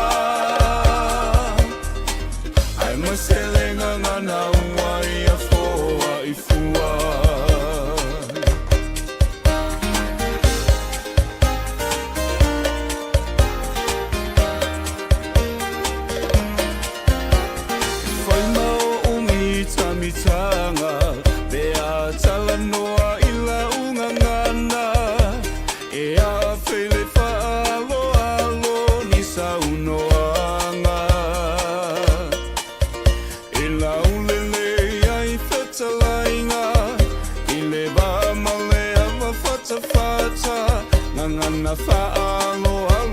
se la e mea umalawa. Amo ia taua ilo tato fi mai le atua. Le tafa sino mana o lau ele mawhanua. Malata nganu whaapea ngai whanua. Ai maselenga ngana wai a foa I fua.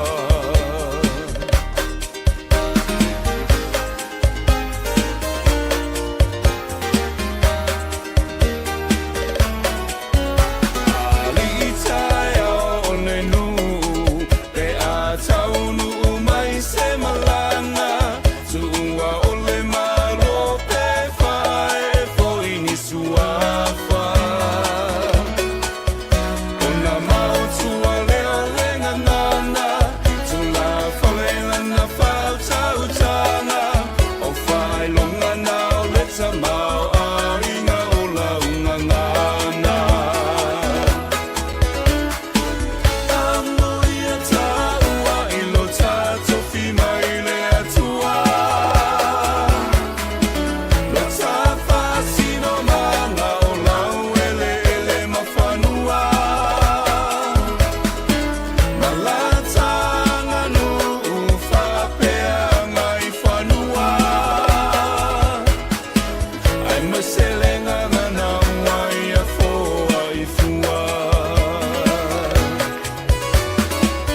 Amo ia taua ilo tato fi mai le atua. Lo tafa sino mana o lau ele mawhanua. Malata nganu whaapea ngai whanua. Ai maselenga ngana wai a foa I fua. Ai maselenga.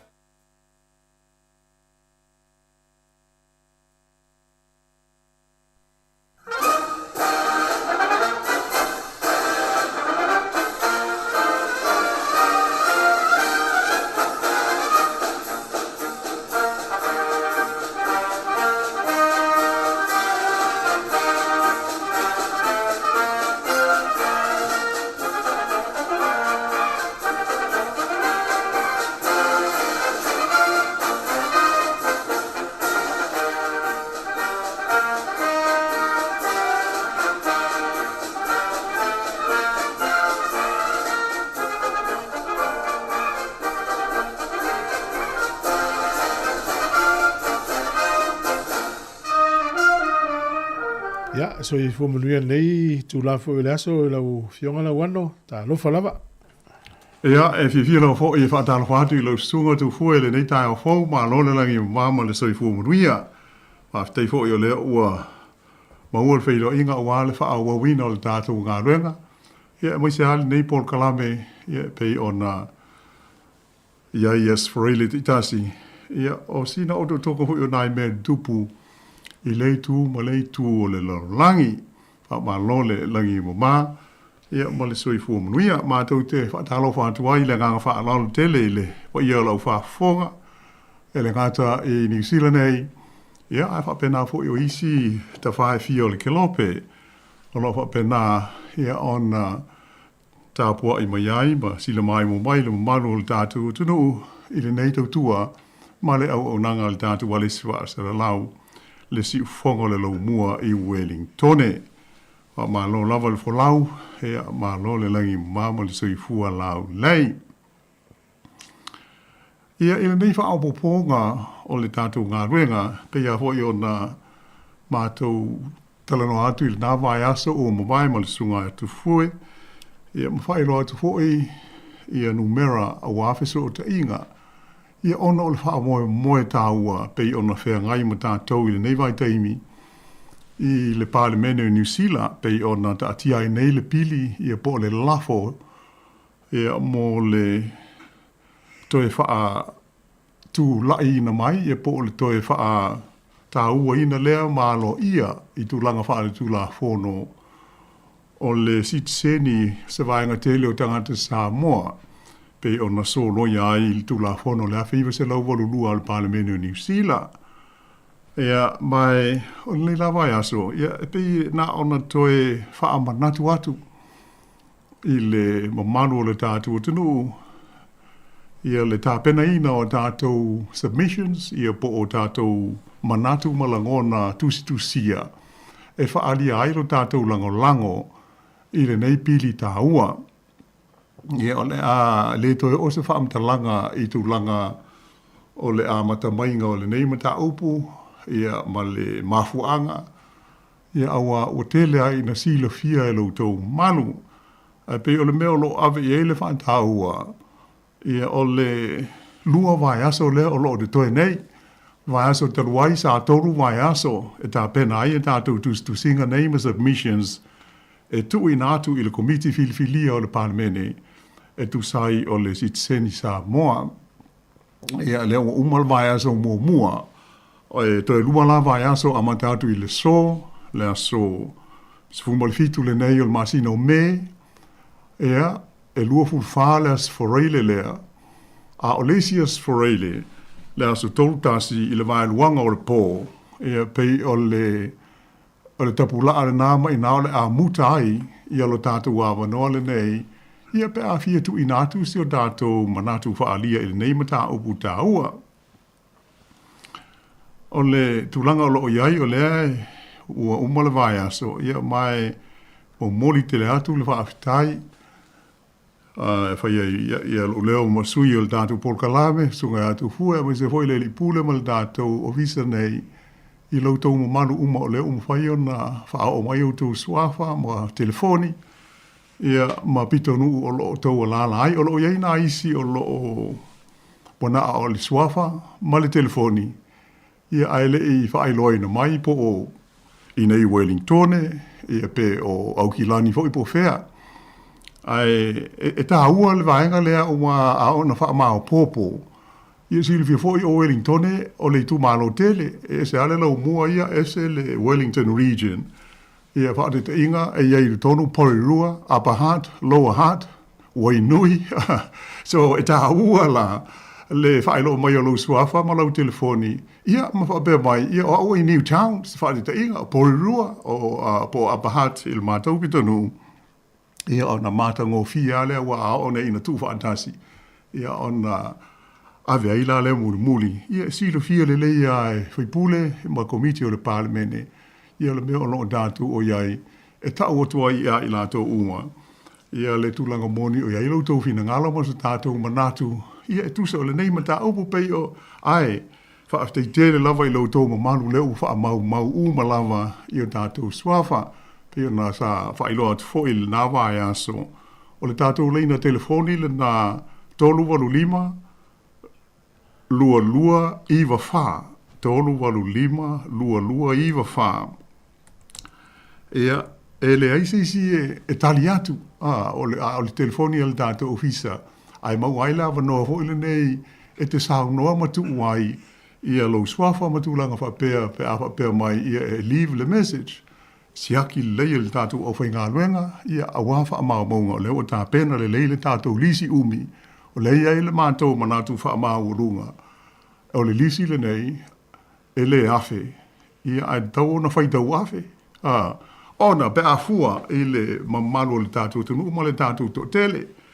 Ai pei o se awa noa, o ia ele whina ngalo o le pulenga, ia e tau ona tātou ngā lue whaatasia i a wā mātou te mauti noa le lei, tō tele tātou e le lava le teimi, le eise teimi. Ho ile nei whai eise tu singa, ma saini, ma tūlanga uma, ma lafo. Ia ai pei whai ngō fiela, na whai le whainga lea. Ia ona mātou tu whaatasia leo le tātou submission. Ia no mumori le iai ma whaao i le maoto le Parlemene i le komiti filifilia o lo whea ngai ma le nei ma tā upu tā ua. Ia pei o se, ne iei se vaenga o le numera po se si tūlanga tu fue, a o maula wa noa il nei vaenga amata o le tāpol kalame na ntoi wha amanatu i le maro lau wha fonga.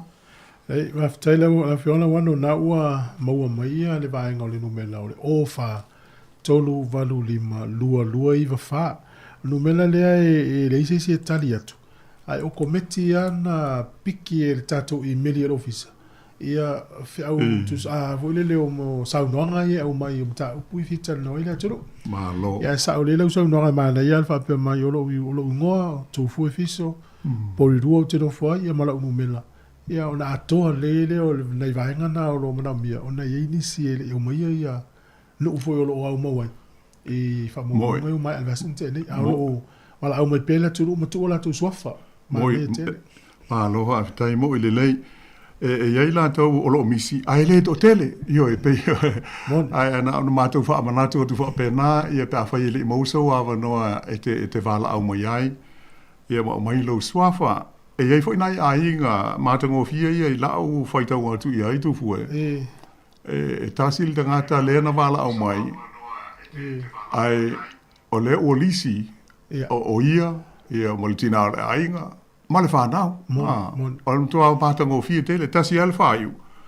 Ia ai whapena fo ima le numera. A o la ua i ngā tasi, ia ma le pito nuu. O se tūlanga matango fia tele lea. Ia malisi mea ia awana i ngālong. Ia a whape fo i ele o se ainga. A o se mafutanga le te wala o mai ai. Ia maua le i oe ngā tangata o mai ia. O le a e lisi mai. E au mai o lātou suafa mo lātou telefoni. Ia wha pēnā na tātou ngā rungu e whaatasi ai le nei wha moe pe o nai vaenga tāua i e wha ma whātu mōli silu fia. Ia i mta upu lawa tau i le wha mau maunga ai wha aftei tele lawa ma alo ho i le ngā rungu e. E lau fionga wana o le la tu atu i tātou live i le tai nei. Le isi vaenga o le link po le sotanga vo i le mwhain whaatu moe. Le la tua tu lunga temini a walu tato por kala me mo le fatumu le mamalo le tato tu malo ta u tele vaenga le fa tai tu fue le sisila male mai o mai le tato tu no a fa yo tu langa le o mo mai le tv le tato fa sa longa le nei le la tu lunga le screen ia numero nei mo fai ia ona tato so ta ia mo fai foi ona fa o ne ai le email ia po le fa le mail po le online ia lau submission na o te pena ia mo le committee ale parlemene ai pei o le joint submission le tau fai ai le tātou ale sfasara lau o tātou nei le ise ava noa tā pena ai a fai o nai e te le la ava noa ma maua la ava noa e te pena ia la oi tustu singa fai masui o lo ainga ia o le tātou nu uma le kalesia o le matua le lei ma mātango fie lea a le la atu atu e tu fui lunga o le screen ia tātou lunga o vanga comments ia o le tūlanga le nā a i fwoi se mea e fia whaali mai sau fina ngalo e pe fia whaafisili mo i fwoi a wha ngā solo po kalawa ia te lela wano i lunga o le tātou sota inga masani le tātou YouTube ia ma le Facebook e pei ona iai o se tasi vaianga tā ua tu fwoi la au mai tau i le nei ma tā upu o le so le tai o nei lea ua maua mai ai fo i le tasi o whaalinga i tustu singa fo i lunga o penga o sota inga ma whaasara launga. Mai le tai o le partia le New Zealand First o le sunga awa wasa mana i a Winston Peters. Whaalia whaalau i telelo na fina ngalo e sanga whaamautu ai le lango o ia ma lana parti o le mata upule nei i te tonu o le komiti filfilia le parlemene. Ia mai atono se tūlanga tāua te lele la au lea mai tau tu fue. Ona e le o leo sanga whaamautu wina i e le o se mea wha tala ole le lango ho i le pāti lea i le toi wha tu lai mai o le sitseni o tangata Samoa na soloia ona o le tūla fono le awhi se lau wolu nua. O le saunonga la le toi tai o le New Zealand First iawa wasa mana ia.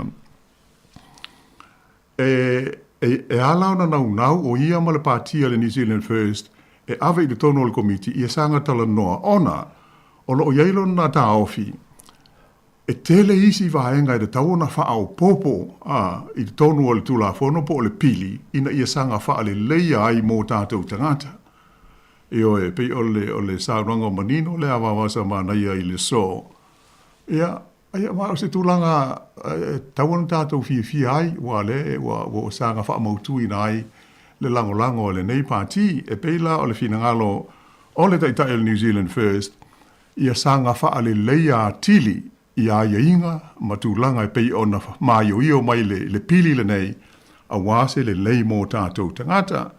O le fo ihe e fola whala wa i tele ai e mamasa maana ia. E le aia se si pāti po se si vaenga wha whaia New Zealand. Ua tele ni ala tau ngai o inga wheso sani ua whai mō tangata Pasifika e mai se tangata Samoa se i wanga nare New Zealand first. Ia, silo fia, o teimi nei, e le ngata ina sui pāre mia wawasa. Ai o ia le minsta le vai fafo. O whengai la ma le vale i fafo le foi sa malanga talua i nei le ia wawasa i le Pasifika. Ia ona o le nganga sanga wha le leia. Ia le wawha aloa ai o New Zealand. Ia mātu motu o le Pasifika. Le sa ona paula tunu lea o le o iai ma le a whea e le whai ngā malanga. O New Caledonia, ia pe ona tau silo hoi ma tātou whaalongo atu i vevesi o lo o tula i mai i atu moto le Pasifika. Ai mo le ta upua o le tātou pili le nei, ia le ua toi wha mafa mai le lango malosi e le New Zealand first o le pili e pe ona iai luma o le pāle mene. Ia mai e pe fo i ona silo fia o e le ngata o le New Zealand first i tonu o le whai ngā malosi o wantasi ai o ngā lua e fo i ma le pātia le Act in New Zealand, David Seymour. Ia, tasi fo i lea pāti o lea ua o fola lātou langolongo sua ma le langolongo ina o le neipili ia i le tūlanga ua pāsi ai ma o lea o le ase e atu ilona whaitaunga i lua e a laiona mafua ia ilo ilonga nei e le komiti filifilia e pei ona tā pena ia ia tātou mōli mau nei ma tātou langona tustusia po submissions e ave iai. O leisi tūlanga mōli silfia pea ona mātou tala no atu le vāsa o ngwai. A wha pea e fia whei loai ia lautou maftanga, ia po oe lawa ia to tasi i le komiti, whaisau mōli mau tala noa, ho i lele whei lo inga. Ia, o ia lawa noa e wha upu ai i lalo, i le wha ai unga o lau tālsanga po lau submission. E fia mausa wafa noa e te o tuai, e te mōli mau i luma o le komiti. O loo te tala mai le nā wanoa, manu o lea iai le tātou taimi. O le isi vaenga tā ue pei o le whaafunga mai tātou o loo ia i Samoa, ia po whelawa. O te nui whaafo, te le lea wanoa e au mai iai o tātou langona e le neima tā upu, e le na o mātou i New Zealand, ia po o Australia. Le hai o tātou umalawa o Samoa po whea o awhio papa au ai. Le te tala mai lea wanoa. E tu i nātua i tātou langona pe ai sea tātou te lango ai i le pili. Ina ia toi wha atu mau, ia pe toi alo ia, wha le tū la whono, ia si tseni ia na soloia. Pe o le aunga lava lea, o le atia ia isi ma tā opu i tua wa a mea muli. Ia ma whai ana tātou sanga a ngā ia i whaalini manatu e peia o na whaai loa mai e le taitai le New Zealand first ia wawasa mana ia Winston Peters o le nganga o le lātou pati ia whaale leia tili le pili wha malosi ia ma tele nisi wha amonianga e māio i o mai ai mō le mamano o tātou Samoa o lo o silo fia le o tele le nei vai teimi whai si lave fo i male whai inga tā e mai se lau māru tua ia o fia foi ina ua pensione ma ritaya mai ngā luenga. Ia ai e whaatapula e le umia ona e aru ese ma New Zealand ai a tau fi lau pensione. Ai ato no o lesi whaenga tāua leo le mta upu le nei a o nei in ta tala ma pāsia le nei mta upu ia ma whai ana tātou laa uma iai. Ai a la pe a ta tala ma le pensione. A matua le tangata ufia fo i Samoa. Ia ona aru le maawela na pensione pe ona whai i le Cook Island ma toke lau ma niwe. E le ai hase e senga ma tātou. Le te minei e pe a anau tau sila fia. Ia pe a malanga i Samoa. Ia le au mātua. Ia wawe mai ke uka hawhi lau pensione. Pe o le ona i ta pe wha a tala sua. O le reality lea ma le tūlanga moni a le ia i le so i fuanga. Ia ma mea lai ona nau.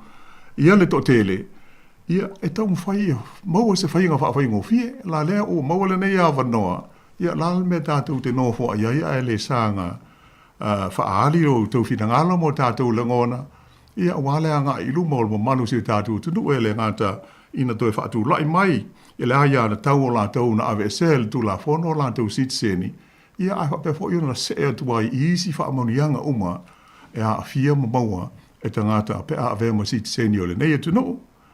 E pe o le mātou toi whaamanatu atu le nā, ai o numera, ia pe o na whaalia o le numera i nei Wellingtone, ia tauto nā o le ofa, o le lua. Ofa, tolu valu lima. Tolu valu lima, ia. Lua iwa wha. Ia o le atoanga nā wha mole o le tau numera lea, e la ise si e talano atu ai whai ona e sao no e tu ai le swafa, ia maisi details uma te ona mo o mia le tātou wha moe. Ia ile wha moe maulunga a mai al nei tāpenanga, ia ona whailo atu lepe fia sa whai o lautou manu o le ave whaatasi o tātou langona i le tātou tusinga whai whaatasi lea o le tāpena ia i le tātou ofisa nei. Ia, se wang nai ei si vaenga tu fue? Nei, awa, manino le, whalinga numena le o wha, tolu wadu lima, lua iwa wha. Tu leo lo swafa o le nuna te wala umai ai, so se vaenga o ni usila o iai, ia Aukilani, Kala Estete, Dunedin, Fairlava, Hawke's Bay, Wellington e ato, ia vili mai lo swafa, ma se foi o lau telefoni pe a vili mai numena na. Aftai, ia umanatu, o le Wawai foi nei vaenga a mātou le tāpou kalame ia ona whaawau toi lepa a toi te liu mai.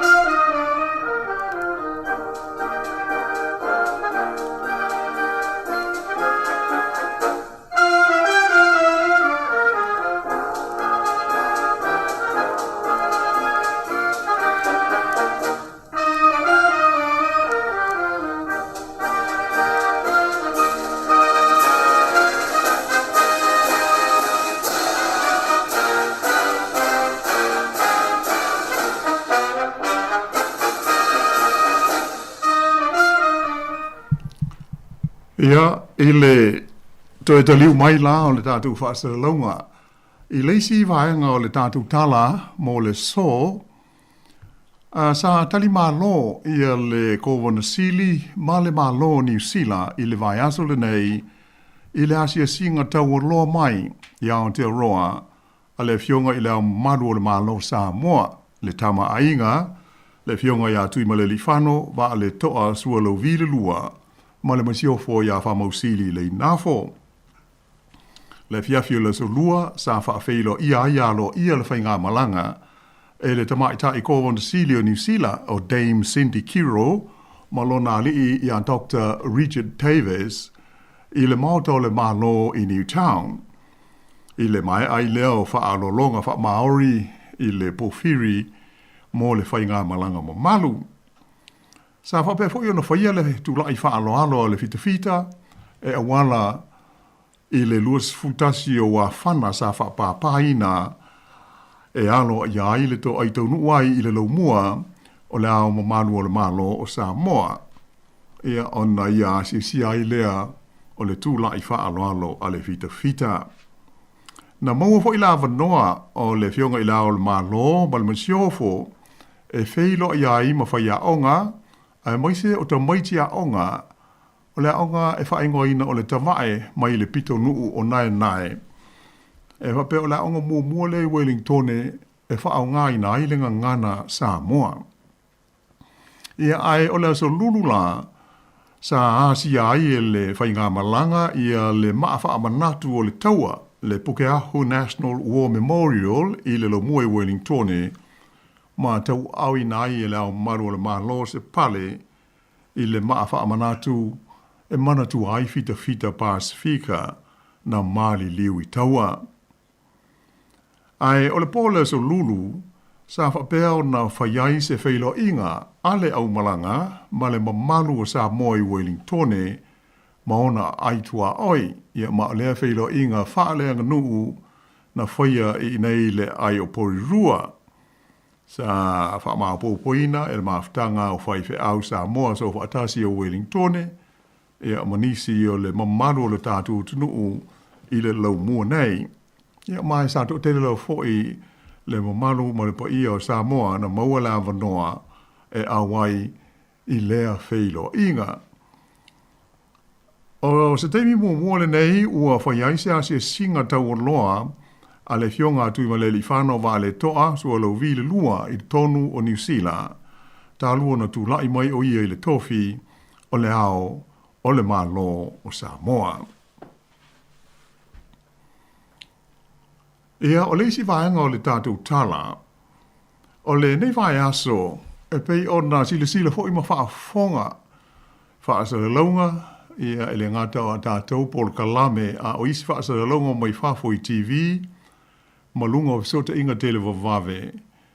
E pei o tu motu o New Caledonia, ia o loo lau o lunga I le mau vevesi, ma le mau whaafi tauli o loo tutupu mai ai, ona o mata upu e patino I loto I fale o ia ho ia tu motu o le Pasifika.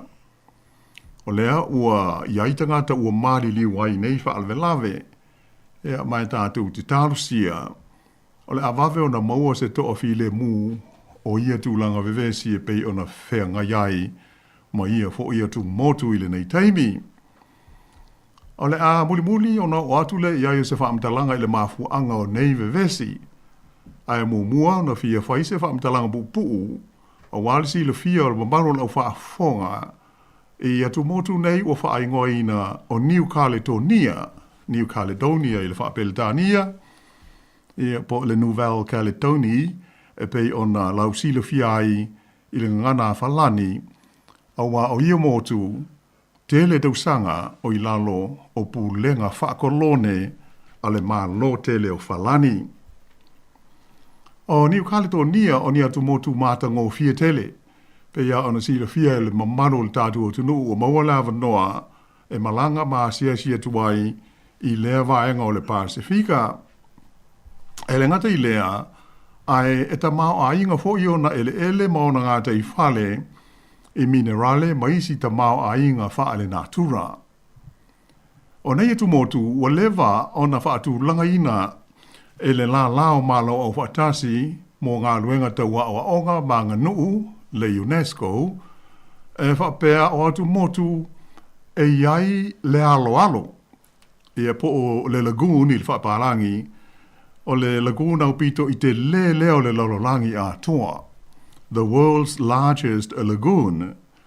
Ma o leo o whaatulanga inai I le lisi a malo o whaatasi po le UNESCO o le World Heritage Site, mō no huanga hoi nei le tau na puipuia mō le lumanai. Ea mai, atona to tele anda atu isi le fia le mele tau o le alo, I po le lagoon, ai mai se o fio anga iai le sami I o lato ngata I fale, wa umalo le mta fanga so o loa ma le alo, e ma tele a ina papau, ia, ona whaaso solo tua ia la le se yo I le au, le ai whawhati ai ngaru, so atu matua ngaru, ia ma le moana sau. Alo na winga la I le whaatula ngana a malo o whaatasi, o le alo pito I te le lava lea, I le lalo langi a toa e maumoi I New Caledonia. O le nei atu motu New Caledonia e le tulangi I saute sifo le vasa Pasifika, e saute o le tunu o Vanuatu, a e tusa ma le afe, lua se lau se fulu kilomita I le tu I se sae o Ausitalia.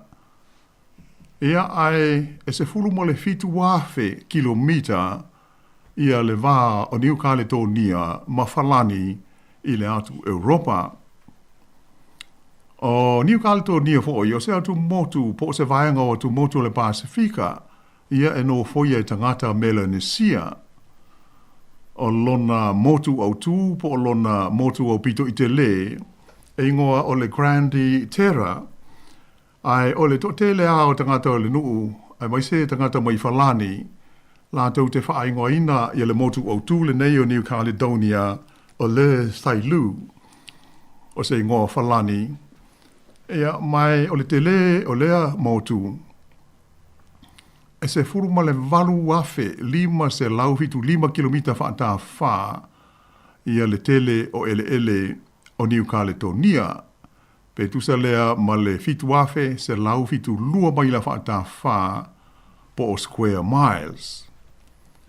Ea mai o se fua whaatusa tusa o le tele o ele o New Caledonia, e tusa lea o le o tesi ma le 2% o le tua o whainga o lau ele o le kontineta o Australia. Pe ona sila fia o Australia, e sili atu i le 3 miliona maila whaatawha ia le tele o na lau ele. Ia o se atu nuu e tele na ua. Ai peila o na iaile whaatustusanga le neima ele o New Caledonia, lea e tusa ma le o tesi 2%. Ia mai o lona wingala, o se tasi le nei o atu nuu tele, to e mau o loa o na lau whanua i le Pasifika o New Caledonia. O isi o motu laiti o New Caledonia e iai le vaenga le ta ua o le Loyalty Islands. E o fiai motu ia e whaingoina o mare, uvea, malifu. E sila fia nisi o le tātua tunu usa ngāruru e ai o la tautua a yaso o mawai i le tala inga o le tala lelei i ia vaenga o le Pasifika. Ia mai pe o na sila fia o le motu lea o lifu. Ia e tele au na sautanga ma tātou i Samoa. Awa pe o i nā lea na maua mai ai o le tātua tunu. Ia le whainga o le saka le ave iai le pe a vela. Lea o tātou wha ingoa i nā i lava o mai le so. O le wha lifu. Ia po le winga o le whainga i le motu lea o lifu. Le o tātou walua iai nei o na po. Ave le pe ile saka pe avela se idulau. Ia, o na ele le tātou wha punga o le sa whaila o wha lifu. Ia mai e leise si mea na al wha lifu a mara koko. Ia pe o tulanga na e iai o tātou sotanga ma lea wahenga fo i o tu motu o le Pasifika i New Caledonia. Ai e iai isi motu o le nuu. O isi motu la iti ingo o Chesterfield Islands. Ia ma le isi motu tele ingo o le Isle of Pines. Ia ma le tele o isi motu ni. O tangata moni o atu motu nei e ta ua o Kanaks. Ia pe ona o tau mua o tangata Melanesia. O lo wha mawina e wha pēa o le li iwa ata uta ua mai Peletania o James Cook. O le urua i pārangi lea na ia wa aia atu motu nei o New Caledonia i le aso o whao se te mai le tausanga e awhe fitu se lau fitu wha. I le lona lua na whainga malanga mai i le nei vaenga o le Kelope. Mai o ia fo isa ia whaingo ina atu motu nei i a New Caledonia. Ia msaropo o Caledonia fau. O na whapea o le itulangi i mātu sa sae o le motu au tu o le tunuu. Na whaamanatu ai i a Kapiteni Kuki i a lau ele ma lau whanua ma fōlinga o si Kotilani. Ai, o le talawhatai sifo le motu au tu o New Caledonia, o Grandi Terre, o lo whamawina e whapea, sa ngā iana i ai matu lau ele ai le li fo lau mai whalani. Ia le li kapteni fo ele nei o la Perus. Pe o na sila fia nisi fo isa, so e ina lewa inga i le tausanga e awhe fitu se lau walu. Ai, o motu i le waenga, lea i whaingo ina o Loyalty Islands, lea i ai lifu ma uvea, o le li i whaiwhaiwa mai Peletania i ngoi a William Ravina, sa ia tu sia le leo lātou whaawhanua, ma muli ane ai a whea le nei a li i, a whea ele nei a li i, ia atu motu i a Novema o le a whe fitu se lau iwa tolu, na tu lau ele ai o ia, i le nā taimi, i le motu sa ta ua ma whaingoina o Britannia, ai o le ua whaingoina i le taimi le nei o Mare.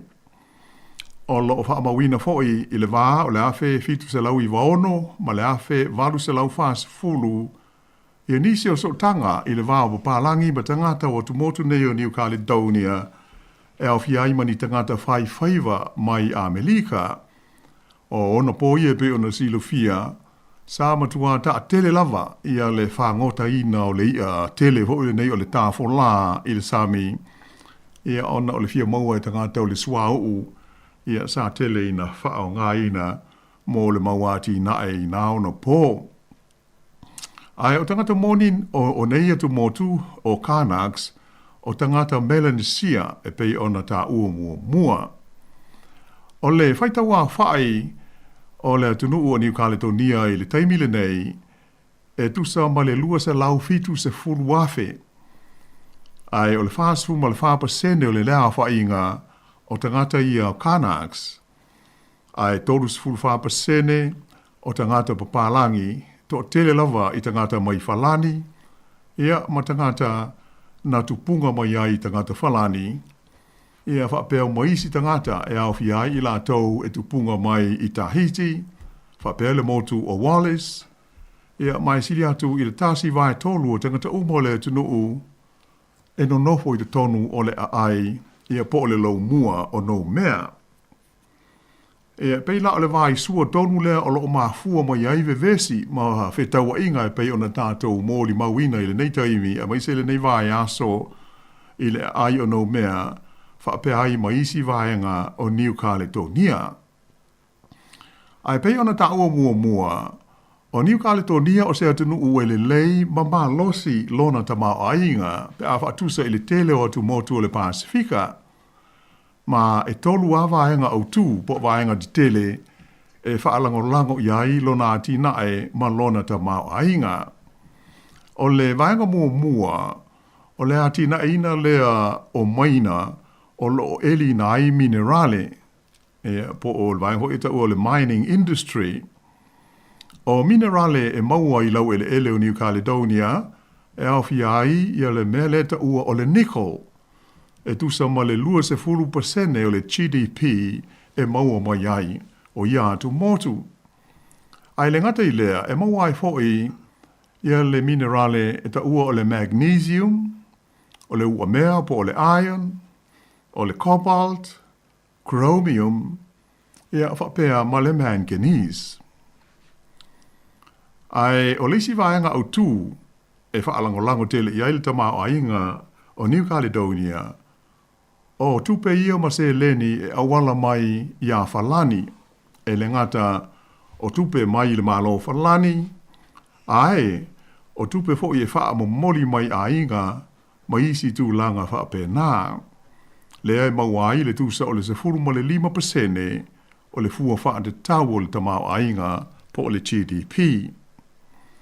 Ma lona tolu o vaenga o lo langalangoina ma losi le tamau ainga wia atu motu o le ati nae lea o tu lisi awa e pei ona o ta omu mua o ni atu motu mata ngō fia tele toi ma naia le mawhanawhana o lona tau fia lava ia tu lisi ma tangata mai whafo e asi ane ma ta whawhao ai. Ai o paanga au tū tau e whaatawa inga New Caledonia e au fia ai falani o Japani, Saina, atoa ai ma New Zealand nei.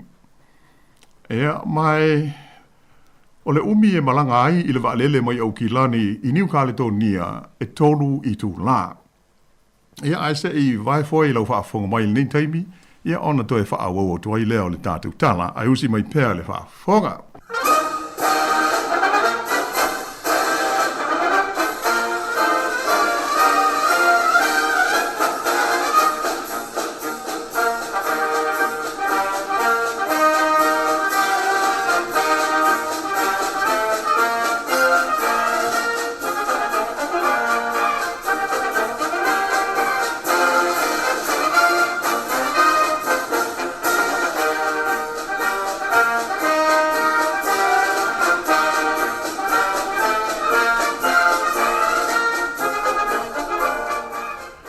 Ile te whaawa wina la le tātou polo ka lame. O le lipoti ia po lipoti au pito lata mai nei, o le ua whaai loa mai ai, ua toa wha lea whaai o tangata ua maali liu, i whaalave lave ma vevesi ia o lo o tu lai mai nei, i te tonu o atu motu nei o New Caledonia, e pei ona talanoina i le tātou Port Kalame le nei tu la. E le ngata i lea, ai whai tau fia se lau lea whai o isi tangata ua manunu ai, ina ua whepa iai ia tangata te tee, ma leo leo, ma le fita fita whalani, i mga ala o le lau mua i no mea. E le ngata i lea, ai tele ia whale ua susunuina ma whaaleanga i nai, le tele o isi mea tō tino au ngā, ta amale o awala, ia matulanga uma whaape nā. Tele fo i whale loa ma business de tele ua whaaleanga ina e tangata, ma ua ngau ia ai ala tau o loa. O nei whaalawa lave, na amata mai lava i lea songa fua, i le vā leo tangata nei Canucks, o lo o fina wina se mā lo tu ma oti mo New Caledonia, ia matangata e le mana nao ina ia tūto tasi leo tunuu, ia pe wha uma ia pūlenga wha kolone ale mālo whalani. E whai o le uumi o solo te te e a tangata Canucks, ia ai wha pe nai foi, le to tele o tangata papalangi whalani, sa whaia foi a lātou solo, ia ma awai, ma o ai ina taua i misa, ia vaenga nei e lua, i lungo a wara i tono le taulanga, ma isi nuu, mai tū mano o le atu nuu.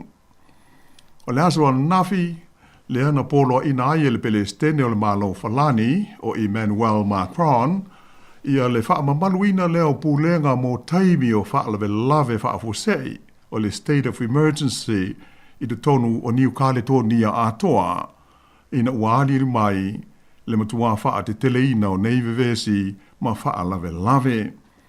Sa wha mauni mai li poti le TV e falani i te tonu o New Caledonia, e wha pea o le tangata lea ua toa wha i ai e maali liu i wha lave lave nei o se leo leo na manua i se pulwhana e mamaliwa i lava.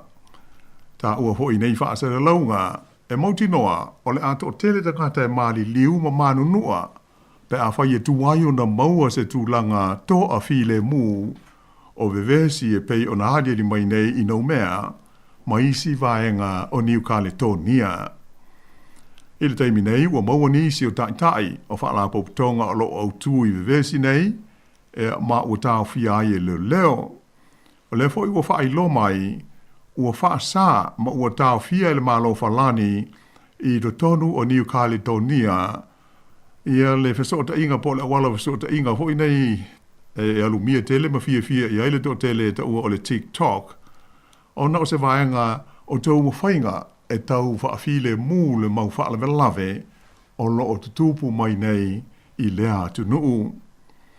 O se lipoti ale komesina mawulunga o le malo falani i te tonu o nou mea, o le li ingo ia Louis Lefranc, sa ia tauai o le aia whaatalo sangaina le au maia leo se vaenga tele o le fita ma le military ale malo falani i te tonu o New Caledonia e fesoa swani i le nei vevesi pe a whai e mana o mia.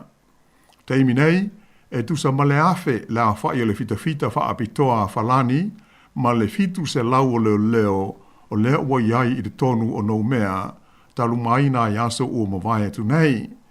E mai o toi wha o popo i nai, ma leisi luas fumal whai tu la, e wha ma malu i pēa pulenga, ia ma le sā po o le vavao i te tonu o le lau mua, ma u whautua i nai tangata te te ina ia tā fia le whaalanga ina o mea tō tino e au fia ai whale o loa ma pīs nisi, a maise o whale a onga, maisi whale a onga o le mālo. O maila i le stofi ana nafi, o lo tā punia pēa le malaiwa le tele whaale vāo mālo i le aile nei o nou mea, le lau mua o New Caledonia. Ia ma whapea na tāo fia ai, whe malanga inga uma whaale vāo mālo, wa wha ina ai, le sili atu le lua afe 5 se lau o pasese, sa fia malanga nga i atu i isi atu nuu i a ai au fia ai Sydney, o Aukilani, whapea Brisbane, Nandi, Papeete, Tokyo, a toa ai foi ma Singapore. Whaelo mai fo inisi li poti le wha awau pēa o whetau wa inga i le vāo i tū de te e o le nei ma tā upu. Ma tā ua ai nisi e fōlinga mai ua le o toe ma mao ai o atu le wha alawe lave le nei i New Caledonia i se tau o tele wha aloto i whale po o se Civil War.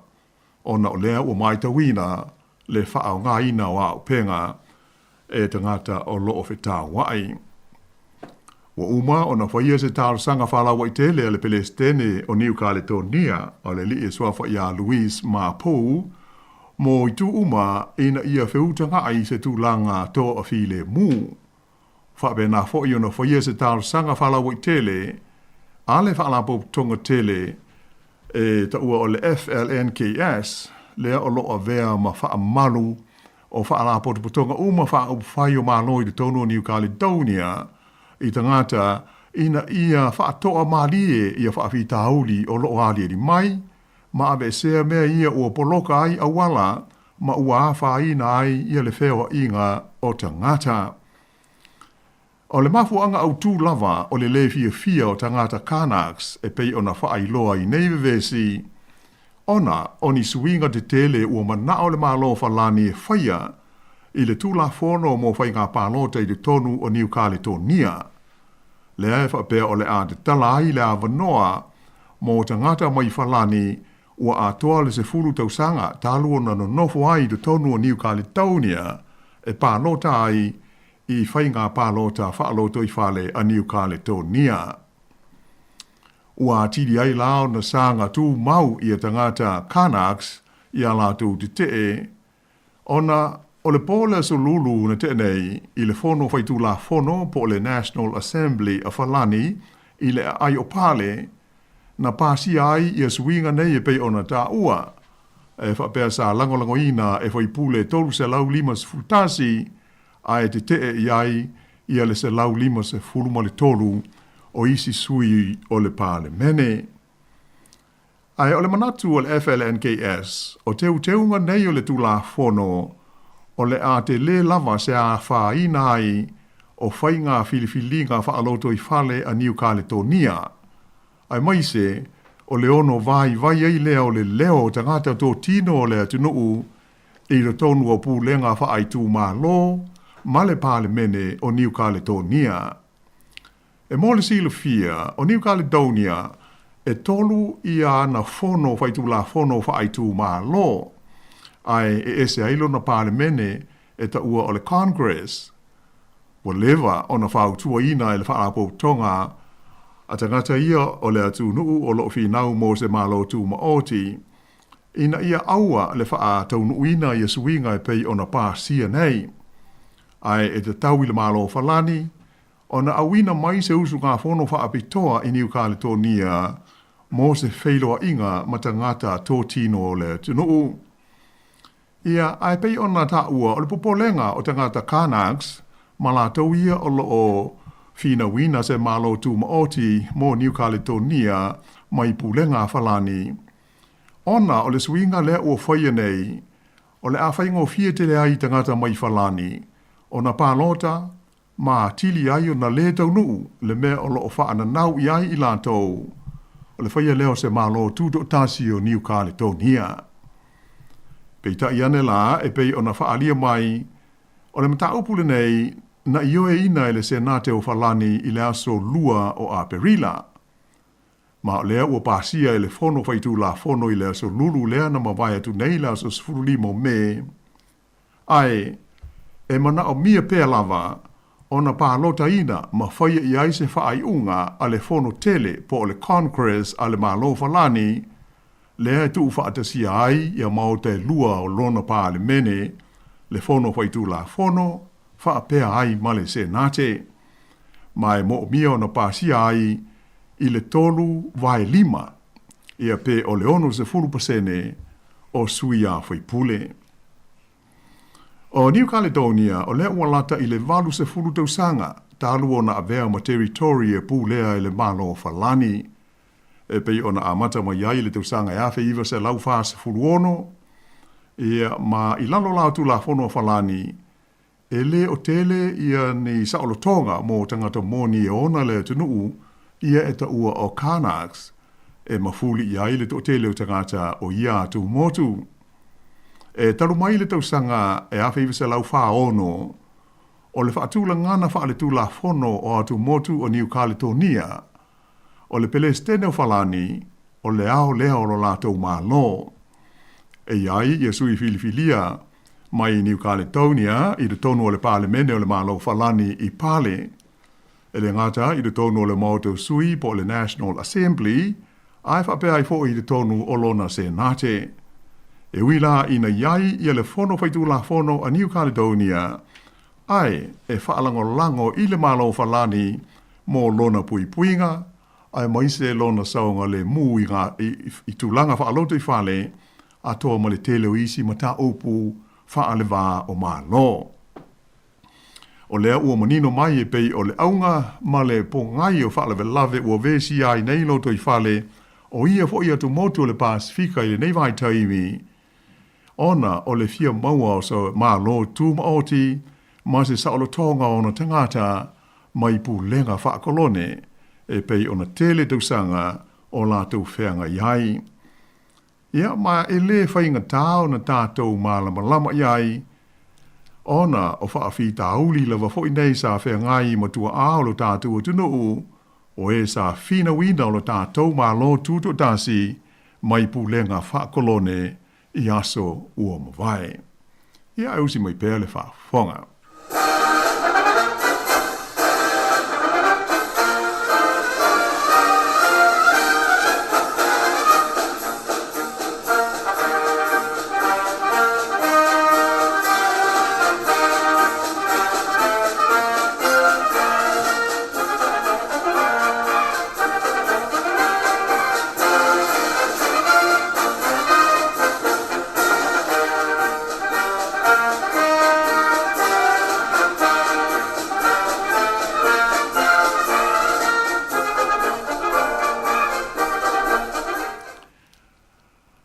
Ia, a o fina au pēr la tangata o New Caledonia mō le fia maua o sa lātou whainga mālo tūtō tāsi mai pulenga whaakolone. Ia ai e le iwa mā o tu nei e pe on tātou mōri mau ina fōi i li pōti ia ma whaasara launga o maua mai lea tunu o i whiti. Ia tu langa fōi wo o iai ia whaamsinonga sa whenga iai i lea mālo ia ma ona tā i sa iai o upu whai o mālo. Ia pei ona silofia o le li lea sa pāle mia o Siti Veni o Frank Bainimarama. Ia lea ua iai le whai unga le whaamsinonga o lona whaasalanga e tasi le tausanga i le whare pui pui. E o le solitulafono, ia sa mōli ai, o ia whaatasi ma le komisina o le leo sa iai. O le a iaina lea, o le sa ilinga o le amio tonu, ai maise le lii o Frank Bainimarama, e whaapesa whaangalo na tūlanga o ia o le taitai o le māloi le nā teimi o se pāle mia, e tāu fi aise suenga sa fi whaia i le tonu o le Universite o le Pasifika, a leo, e a o komisina la o leo, ia le tangata le nei o Kiliho, la lela ua mai fo i le whaai unga le whaamisnonga maurunga Fiji, ia ua whapeo na whaasala inai, ia le li le nei o Siti Veni Kiliho, i le whale pui pui mō tausanga e lua.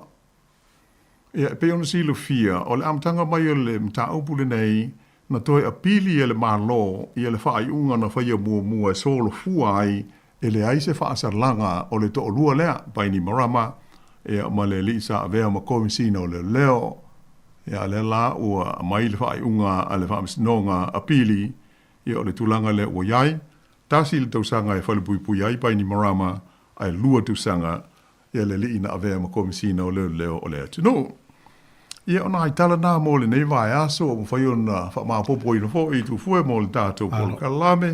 Ia ai ona o le tātou teimi o manatu ai. Ia la whapau mai i le nei whaapoponga le lalolangi o aso nei. Ia se ia bia fo i teimi le nei.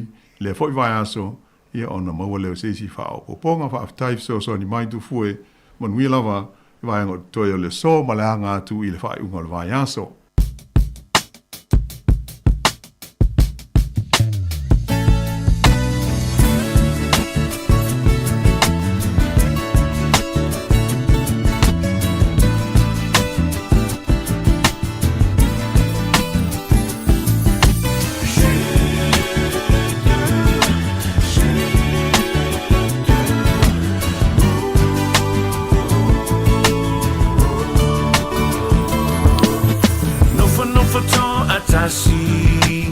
Ile malu afi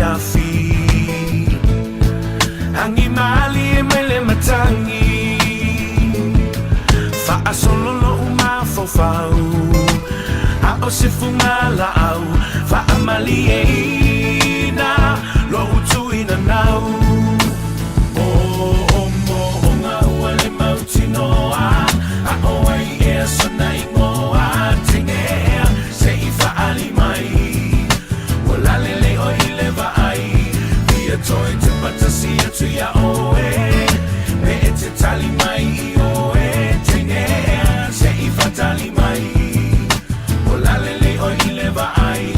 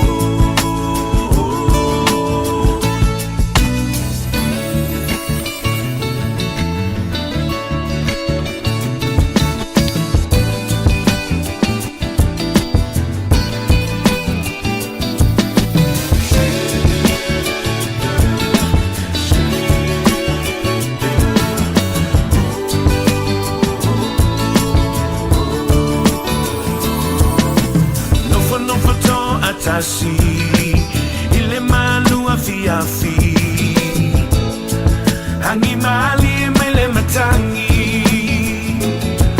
Fa solo lo uma fofau A o se fungala au Fa amali eina Lo utu ina nau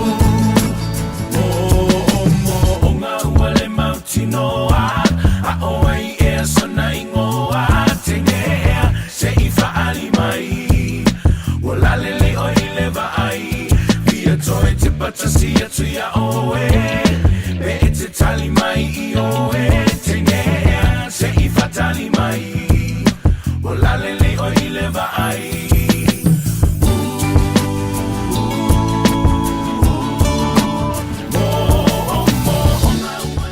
Tatuati fonga lau mua o toi tolu minuti tali tu lai sfun maltasi. Tals fultasi o tatou por kalame fa'aleagaga o le moli o le ava tapenaina e le susunga le fa'afeagaiga ia Reverend fa'apepele taitu'ave o si mai le fa'afofoga i fa'afifiaga mai le ekalesia na Sarita ia ma le fa'afifiaga vi'iga o le atua.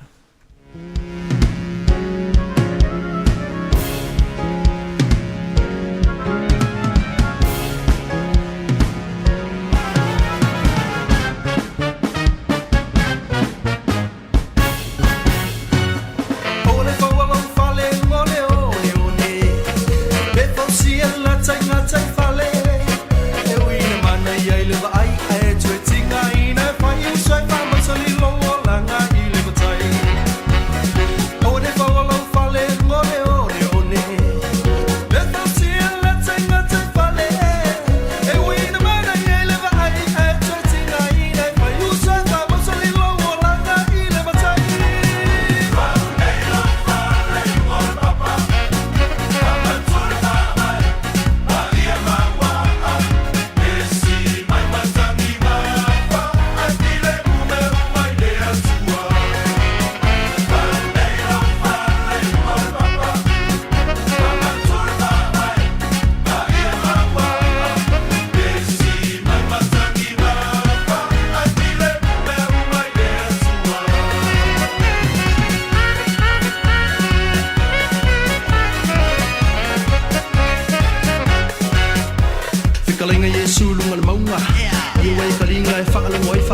ke po ko fa lo ma fai ko pia pi ole ala e ke sao ko e ko i fe ko ai ka kala mai e alo foi le ko e alo fo tua oi fa mo le uso say no le no fa pinga ka o langa fa mo ku fa kanga o mau mau solo ngi malor ti apo sile mo yo mata e se le ku popo o kus lima pe e fa o lenga e ka solo mo le ona fa pa e inga ka no ko mama le fi va ai le kama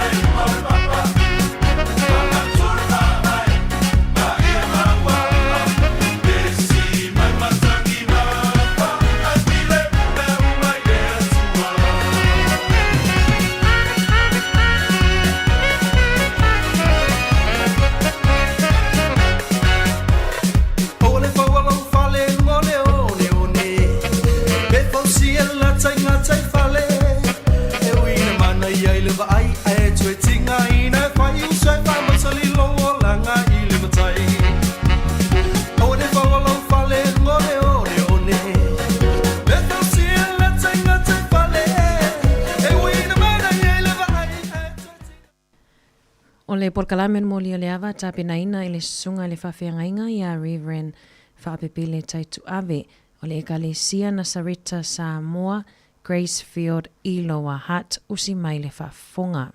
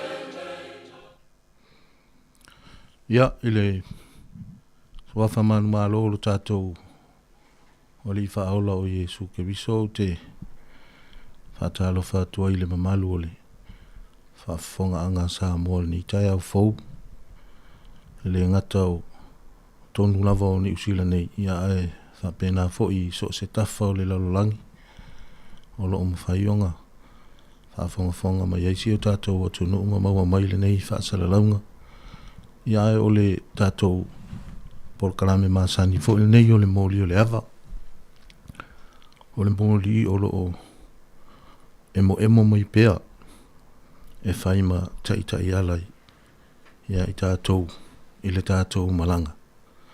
Ina ia o tātou tau nuu while mū ma tau nuu manuia i le tau langa o lo o tātou anga tu nei ia i alai le tātou o la wha tua. O le tā ua le nā o le tūspa ia. O lo whai pēa mata i ala. I o tātou o langa i aso taitasi. Ai whatalo whaatu i le pa ia o le au whainga luenga tutofia le atua. So se whata whaitau langa. Taitai o e ka le sia. Ai mai se le lau tele o le au whainga luenga pa ia le atua songa i pātele ma a fionga i pātele. Ia e mai se foi le itua inga sa. Whatalo whatu le suafa manu malo Yesu ke viso. Pa ia whaale malo, pa ia whaale atunu, pa ia whaale ka le sia. Ia nunu watu. Whatalo whafo i le pūlenga o le tio whaasalalau nei a mai se le tuawhinei ia anaua. Whaima sui o le au whaasalalau nei tai au so soani tātou porkalame. O le au saunia se te talo. Ia ona whanga solo ile o tātou porkalame nei tai au te o tātou te talo. Mātou vi ia o e tamā. Mātou whaamanuina alo whasirisiri e se mo i mātou. Whawhitai o mātou au lia fia le nei asa fau i lau whaasoa mai e ala i le soifua ma le ola. Mātou sa uni fo i e whaasoa ma lau atunu e ala i nei polkalame i vai asu taitase. Mātou walau atu i lau nganga pa ia. A fia mai ate ia e lotoi i la mātou whaasoa i le nei tae au. Ina ia maualunga lovi inga ma ia o ngā pea o fionga pa ia. E whai masulu i o mātou vai. Ma malama i o mātou o la whalea nganga. Alofa mai ina ia maualunga lovi inga tama. Ona o Yesu. Ameni. Ia o lea au whaitau ina le tusi ua filifilia e tātou te whaasoa whaatasi e le nei tae au. O le evangelia Yesu Keriso na tusia i Ioane. Nona mata upu e luas furu. Ai o le a whaitau ina le whai upu e sifuru ma le iwa. E whaangata mai le whai upu e tolu sifuru ma le tasi. Ioane e luas furu. A o lona whai upu e sifuru ma le iwa. E whaangata mai le whai upu e tolu sifuru ma le tasi. Ia whaafonga maia o nisi nei o a fionga tusia alo tātou wali. Wa o i le afi o le ulua i aso lea o le vaisa apati. Wa puni tia whai toa o le mea na poto i le au so. Ona o le fefe i ai utaia.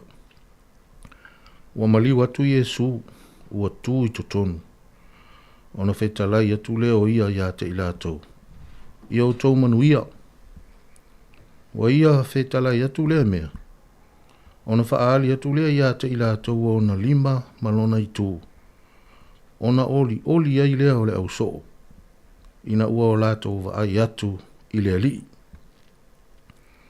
Ona toi whetalai atu leo Yesu ia te ilatou. Ia o tau manuia.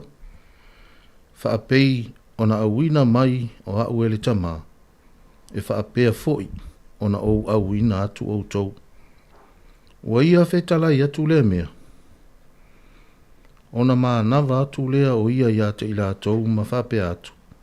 Ia o tau talia lea ngang pa ia. O ila tau umalava, tau te whaamangaloina ia la tau wangasala. E whaamangaloina ia ila tau. O ila tau umalava tau te tuupea iai a la tau wangasala. E tuupea lava ia. A o toma.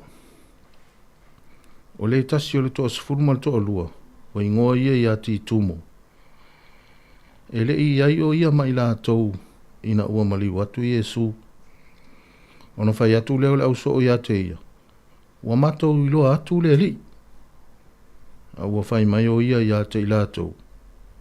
A fai o te lewa ai atu iona 5. I mea na tutu i whao. Ma tuulo o tamatama i 5 i mea na tutu i ai whao. Ma tuulo o 5 i lona i tū. O te le tali tonu lava. Wa mawai aso e valu. Wa toi e whaatasi ona so o il fale. Wa whaatasi e fo i la tau matoma. Wa mali watu Yesu a apopuni whai totoa. Wa tū fo i o iei totonu. Wa whetala i atu. I o tō manuia. Ona whetala i atu lea o ia toma. Au mai ia lo tamatama i 5 i nei. Ma ai mai fo i o 5. Au mai ia fo i o 5 ma tuu mai i lo i tū. Aua e te mātaro salo vale. A ia e whaatua. Ona tali mai lea o toma ia te ia. Lo uali ie. Ma lo ua tū ai. Whetala i atu Yesu ia te ia. Tō mai. Wa e whaatua awa wa e wa ai mai ia te au. Amu ia o e lewa ai mai. Ai whaatua mai pea. O isi fo i whailonga e tele na whaia Yesu i luma o na so. E le itu sia i le nei tosi. A ua tūsia ia mea, ina ia tali tonu ai outou, o Iesu o le keriso lava ia, o le alo o le atua, ina ia maua i foi, le ola i lona suafa, e outou o e tali tonu. Ia o le tatou tusi fai taule na, ai ta pese la ngona, o le a ta atu ele to fine ia ana se tatou pese. Ai fai mai sau fa soa fa mole le mamalu le au fa fong. Ai mai sau fa soa e fa tau ile. Awa o le mea na tupu ina ua ma vai le toi tu manu malo mai o ke viso le tu ngamau. Ia al vai aso le ante anei le sa le na ma vai atu nei. Na tatou fa ilonga ina ile. Na so sa o le Pentekoso. Limas furu o aso. Talu ona ma vai le toi soifua mai o Iesu ile. Tu ngamau ma fio ile langi. Ai awina i foloa lona ngang pa ia.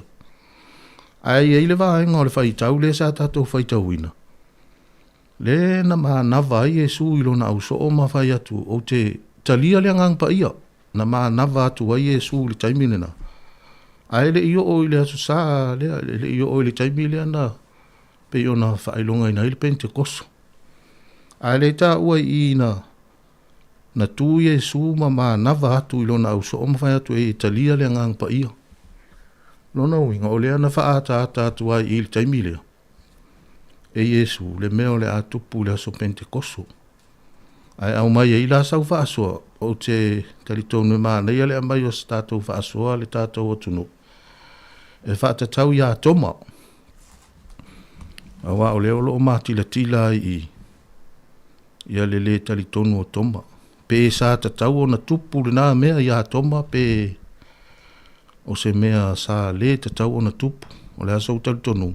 Sa tatau o na tupu le naa mea wa o le o nai manino ai le tala. E iei fo i le mafua anga nā lai o na whapena toma. O nai le i iai i nā i le taimina.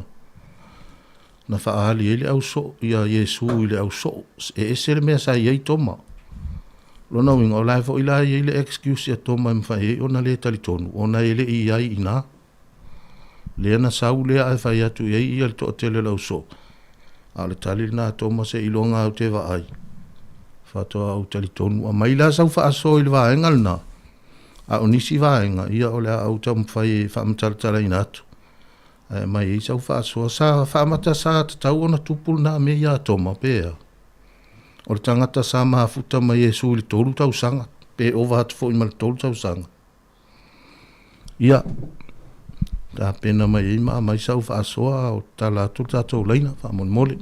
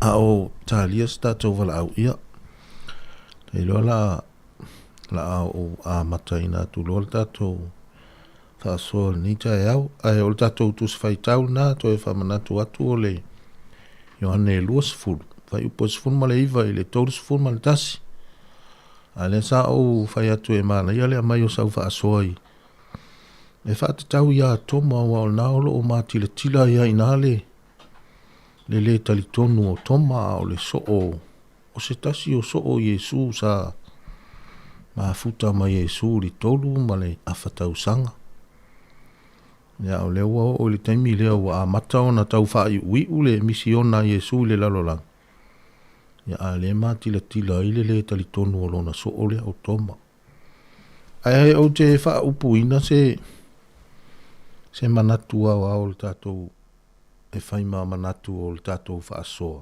fa autu i le tatou fa asoa fa pea o le mana sili ese o le toi tu mauna vavenga the power of the resurrection and its miracles o le mana sili ese o le toi tu mauna vavenga ia ona o le wai le tatou vala au i lunga le leina e fatalo fatu le tatou vala au ma lo soifua manuia soifua manuia la sunga whaaperanga. Ia. Ma lo lava soifua, ia, whaftaile li ndi fuia so matango fie, me whapopo tau soifua ma tatou wola.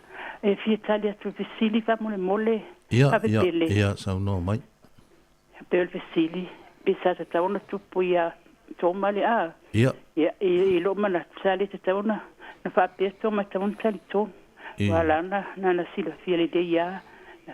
Na koine e soifua mai e lato ia Yesu a o le ala ele o te mete maua toma po lele mana o atoma ia loa ia i taimi le sa pa ali Yesu yo no so tali to e masa salu te tai pe ona faila na pa ale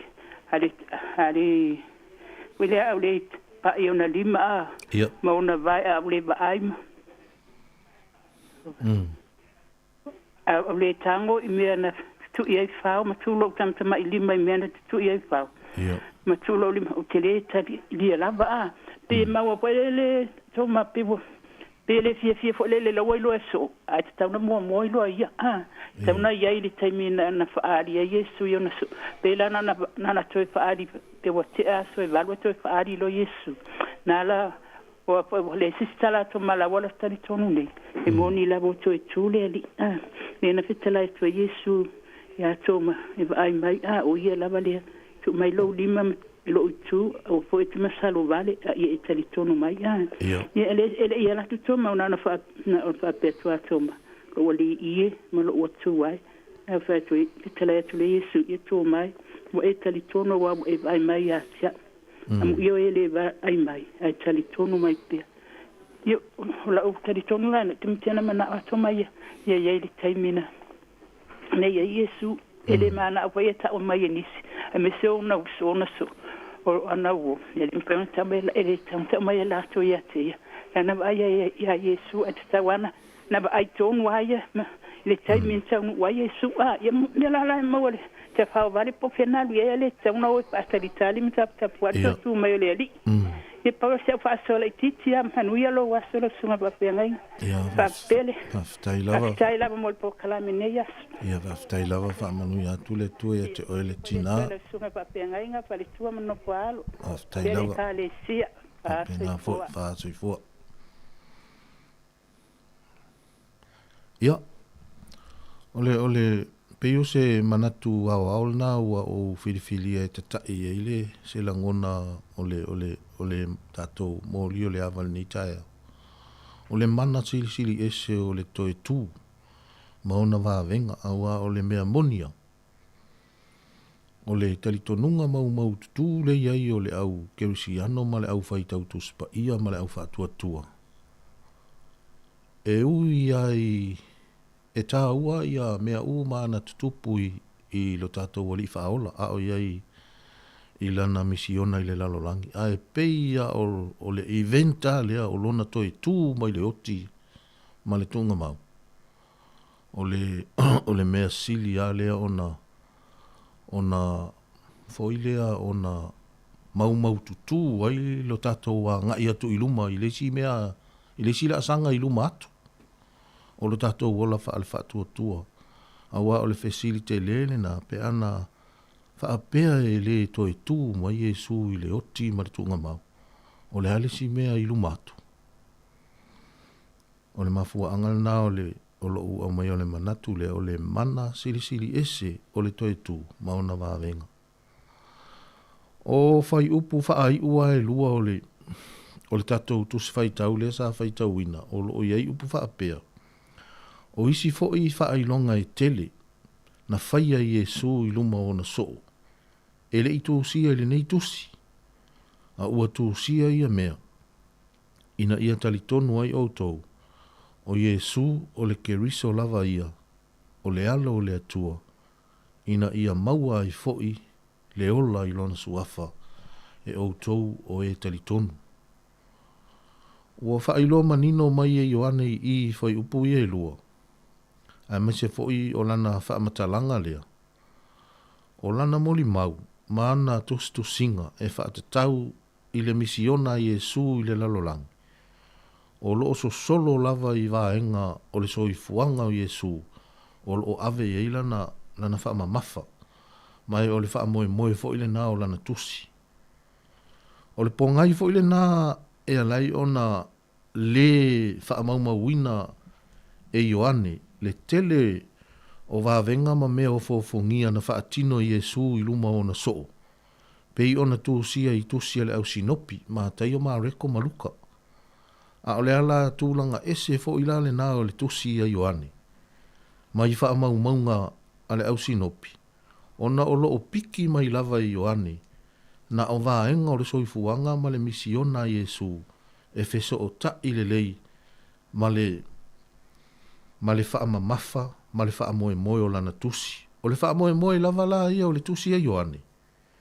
Ia malama le lei le au whaitau tuspa ia, o Yesu ke wiso, o ia o le alo le atua, na au wina mai lona tama, e wha au ma faa lava lona fina ngalo i le lalolangi. E ile taimi i le tusi ale a Ioane, mo le mau a Ioane. A o pisi Yesu i le ngaluenga lea na au ina mai ia i lona tama e fai. Sa vala au atu i lona au so o i se taimi e koma mai e se i fai sina mea tau sami se i tuu se mea ai i le lau alo ua leva ona wha au ngangase i fe au ma ngā luenga wha lea nganga. Ai tau te ilo le talia Yesu. Ai mai le talia Yesu. Wha apea le talia Yesu. O loo ia te au mea e ai tau te le iloa. O le mea lana tupu le asolna. Ua fetilo fai nei ia le au so. Po le mea i se mea ai le fafine sa Maria le na wa le taimi tonu wale na taimi o le tala noanga Yesu ma le fafine sa Maria i lunga le vai eli. O le ala ua sa unua atu nei Yesu ilo na au so o loo ia te au mea e ai tau te le ilo. A e fetilo fai le au so po le mea o se mea ai le fafine sa Maria le na alue le na momo e ai tu umai Yesu lana mea ai le ai. Na toe whaamalama le leia Yesu le winga o lana tali ilona au so. Ina ua ia whaapea atu ilona au so. O la ume ai. O le whaia o le fina ngalo o le na au ina mai a. Ma wha lava pe wha iu lana ngaluenga. Ma ngai ai o saunoanga na Yesu e le ngata e whai ai wha O le whaia o le fina ngalo o lonta ma wha lava lana ngaluenga. O le tele i o mea tātou te whaia i le uma. Ai, o le luu i le nā, o le mānei o le saunoanga le nā Yesu. O lana saunoanga muli fo i lea mai lunga o le sā tauro. O lana saunoanga whaai u fo i le nā mai ana saunoanga e fitu na ia saunoa i lunga o le sā tauro. Ina ua sila fia lava Yesu ua uma lava o na whaatau nuu mea malawa o lo tu sia ili tu spa ia. Mea sa fina ngalolon ta mai sau e whai. Ia ona sau noa lo leo Yesu whaapea, ua it is finished. Ua mai, ua tau nuu. Ia ole ia ole atu lewa noa le tātou wala au whatalo whatu le tātou wala au le wailunga le laina, ma lor soifua manuia. Soifua manuia lau stunga whapea ngai ngā whapele. Ia. Ia le ali, tau manuia. Ma lor soifua lau le. Ia. Fia vatu foi sau whastoa le nei tae au le tusi wa au mai. E lau sunga. Ia le ali. Moni ma whamao ni lau sau noanga. E nasta sa whamanatui nei foi le asao le Pentekoso. Ia o lewa sau noa sa au mai lava lau sunga iai. Ile nei foi tusi. Ia masa matau whaasoa e wingai. Ile tama masarasalo o toma. Ia pole nei so oe. E ingo ia toma. Te le asa awa onga wa umaua mai foi e au le nei tae au. Mai moni a e fo wale a whiong pa ia le atua. Ia te i tātou le aso ma le aso pe a tātou whaitau iai. Ora se so oe. E te le ia se awa onga mo i tātou o tangata oe. Soifua ma whaatuatua i le maliwa Yesu e le ngata i lea. O le tātou wola au auna i e kālesia o tātou ngā lulue ai.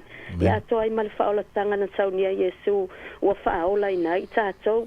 Ia e amata mai a sau whaasoa i le amatanga o lau whaitau o lau saunoanga fo i le whaitaunga mai o le whaiupasu iwa. O le tāua o le ulua i aso o le vai sāpati. O se aso le manuia. O se aso na wa ai e le au so o le ola fau. Le tangata sa oti sa whaapea lava iutaia ai e tu mau e te tono le tunga mau peitai. O le aso na whaumatia ai e le atua pe o Yesu Keriso. Ia le mea sa fefe le tangata ola o le tunga mau ma le oti. Ai sa vali mai fafo ma le ola fou. O le manu malo. Ia o le fatu lea sa toa Yesu. Le ua ola mai le moe moe fou. Ia o le aso fou, o le ola fou. O le aso o le ali. O le aso e tā ua, o le aso o le manuia. Ia wa savali mai fafole ali faula. Ia e whapea foi ona tātou savavali e foi tātou. Tātou te savavali e le vai aso atoa. Awa tātou savavali ma le manuia pe ona savali mai e fafo ma maliu. Este mai e le ali faula mai fafo ma le tunga mau. Tā politia i utaia ia ma fita fita. E le ngata i lea. O se va ainga fo i le tusi ma fai upu sa tau sau noa i lau sunga. Ia. O se aso na mānava i le mānava fou.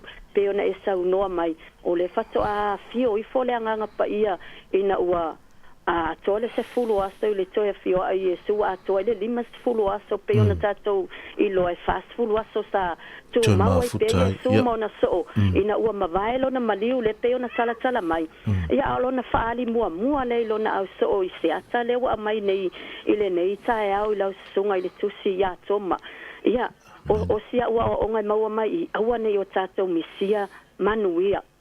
Ia e sele le anga o le mea o le leva e moni e lau sau noanga tolu ma le aftau sanga o feo ai. Tolu tau sanga o feo ai. Ai o le aso le manuia ua manava mai e le manavanga fou o le ola fou ai le ua misi e tau male nei Faa lua na faa manuia Yesu ilo na to ona ua i faa ali mai ate ila tau. Leo lo mafuta tali tonu ele ngata ina fefefe le au so ia o le fefe le sa fefefe i lato sa fefefe ai le o ave se ai la fo ia ai lo lato mafuta futa fa atasi pe lava o pole apostolo ia tato au ane la fo ia le tato mafuta fa atasi ai sea e ui a ina iaile popole e ui na iaile atu vale ai sa o lato no fo fa atasi ma le loto ngata stasi po le ale ungolo lato fa moe ale wa ai Yesu ele i mafaya fo ye pui o le fale sa lato no foi ona tau fia le afio ato le li faola tu le onga tonu e monia o Yesu e onga tonu ia mea uma ai misi e toma ia wa mai mo tātou le nei tae au masia u whaitau atu ai isi o lava manatu whaasoa lava na oa ia wa misi e toma lea whaalua na whaamanuia ia male manava foua manava atu le li whaola vai e esele special nei manava atu na o lātou o e whaatalitali e whapea fo ile nei o langa o tātou iai o tātou no fo ma whaatalitali le toia fio mai o lo tātou ali i whaola aua tātou te misia lea fio mai o Iesu. E a watu tātou le sitianga mua. E manuia, o le manuia na, a le ua misi le nei au na sa muli a Iesu ma le nei so. Ia e so, ia, o le whaalua na toe, wai lone le ia Iesu, e le mawhai, e le mana o Iesu ina ia whano toma. Lea wasi la fia le leia Iesu, le wa iai toma I tono le whaalapu tonga. E uina umi aso alu ese. Ia oi nei lo pento e foi toma lo na olanga te wai. Ia le wa toi foi mai. O se atava ai o tātou, o tātou ngā lue e kalesia, ale ali I o lo tātou ngā lue ai. I oi, toi foi mai o le tangata te lo oi, o le toi foi mai fai mai oli angelu e afe le langi. Ale o toi foi mai Yesu, toi foi mai lava, ina ia awane I whano le tangata, na muli ia te ia. Ale wa sau Yesu, o le ale me wo o iai toma, ina ua vaai, ina ua tango, e ui ana upu sa so o na lafo I lea taimi, se ilonga o te vaai, se ilonga o te tango. Ia, ai lilo manato toma, o le upu e sau lo na ngutu. O lawa ia Yesu le anganga, te lo lai whafofonga le anganga. Lawa whafofonga le anganga o Yesu, ale wa whafo se I ona whaali ma Yesu. Toma, ioi, o le leo le alofa. Ale wa tautino wa whapa wa salamo toma. Lo wali ia la wa tua. Aisea, lawa ia toma le whatua tua. O lawa ia toma le salamo, wa whatua tua ai. O lawa whai atu e moni lava wa o tali tonu. Ale wa toi maua ia toma le manuia. Ma Yesu amu ia lava. Toma, amu ia e whatua tua. Ia ai leva ai. Ia le tango mai foi. Au lai te ia le mea leo whatua tua. Awa o le anga sala lava le nei sa fitala ia Yesu. Le yone sufa. Ama liu mai le anga paia. Whai loa le anga sala. O le ala anga sala. Ona o le whatua tua. Ia ale au whatua tua toma. Ia vi ia le ali. O le tangata uto e sala mo. Ia. O la ua whai loa ato Yesu. Ia le ala lau whaatali toma. I le fia o ifo le anga paia. Peona tatou whamanatuina nasa. Ia. La sa whamanuia ai, na avea ai leo langa o neiso, ia ma se so e oti whamaturo, ona o le tala le leia Yesu, ilo na maliu, malo na tau soifua manu maalo mai, ia o si au le na, whaasoa atu e tu sai ma le neiso, o se so e au ngā tele mortaso ola whaatua tua, e au au mai ai a te I tātou, e au a e whaatonu mai tātou, ina yo tātou whapoto I tātou ia fionga le atua, ia me sol tātou wola au na ia te ia, mara tātou wola whaatua tua I lo tātou wali o Yesu Keriso ma le whaola tanga na ia saunia mo I tātou ina ia tū mau le whaatua tua, ia whamanu ia tele le atua I lau stunga, whapele nei tae au, e ka le sia o lo ngā lue ai, le ofisa whasa lau, ia whapele au whasoa, o no le suafa Yesu, amen. Whaftai tele lawa, penina I lo whasoa ma lau sa mai whaale nganga le ni tae au le tātou mta upu whaftai tele lava wa tele ia wāinga tā ua ia wa e sau noa iai whamanui atu le atua fuafuanga toyo nei aso.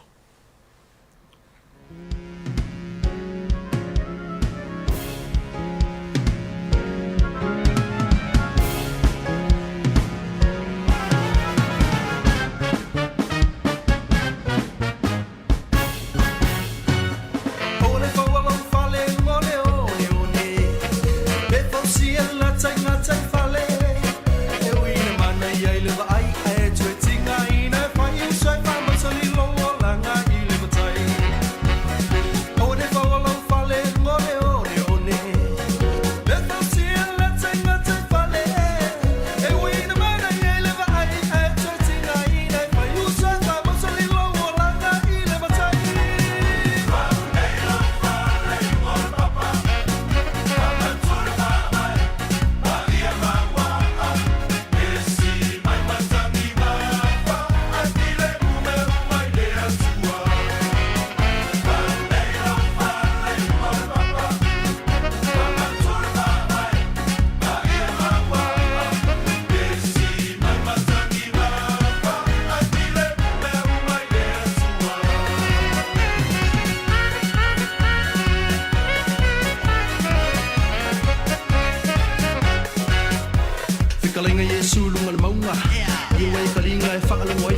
longa pe ko ka fa longa ma fai ka pia pi ole ala e ke sao ko e ko i fai ko ai ka kala mai e alo foi le ko e alo fo tua oi fa amale mole le uso sei no le no fa pingata o langa fa mo ku fa kanga o mau mau solo ngi malor ki a ko sile mo mo i o mata e se le ku poco o kus lima pe e fa o lenga e ka solo mole o la fa pa e nga ka lo ko mama le fi va ai le kama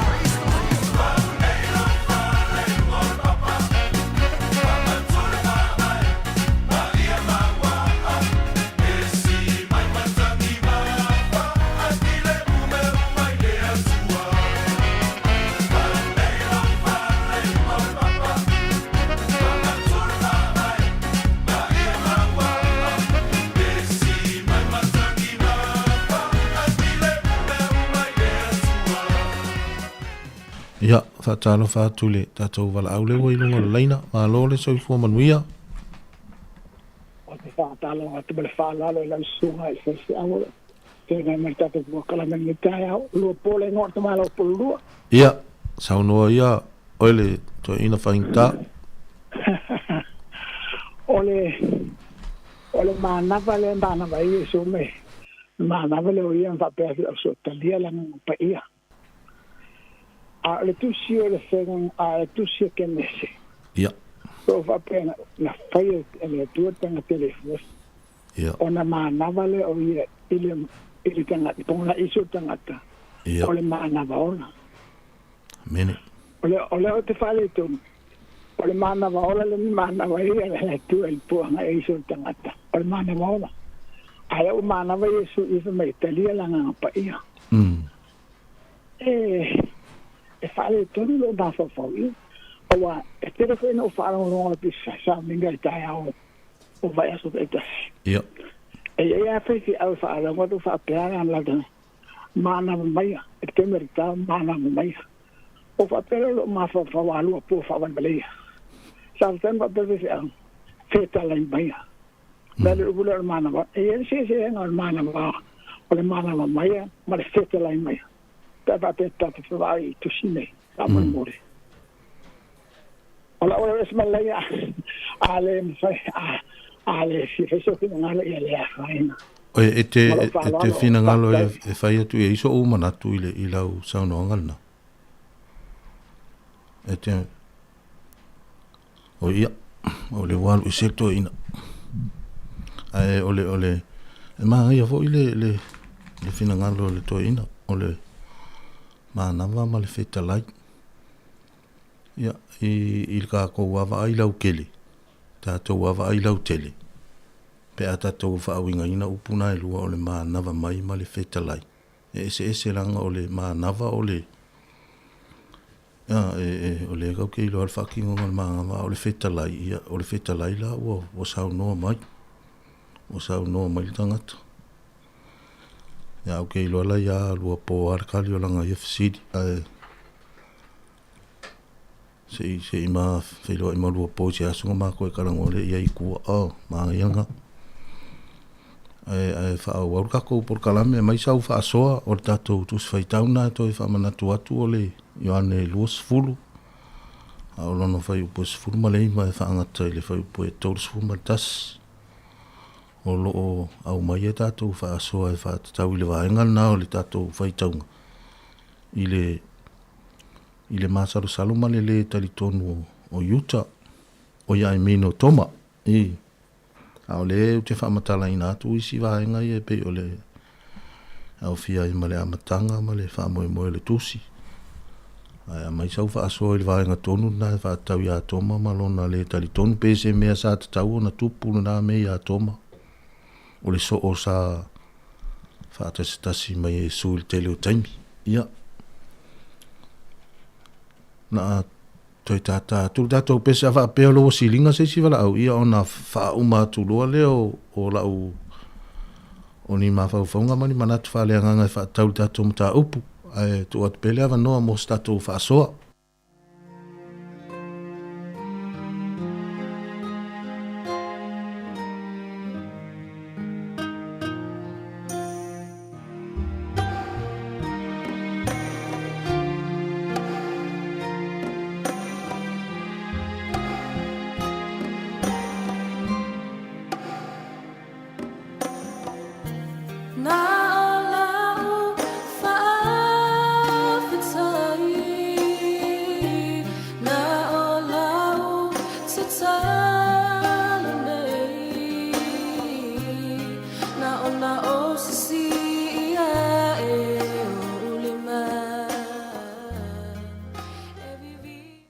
Ia o le wei tatou wala au whatalo whatu le.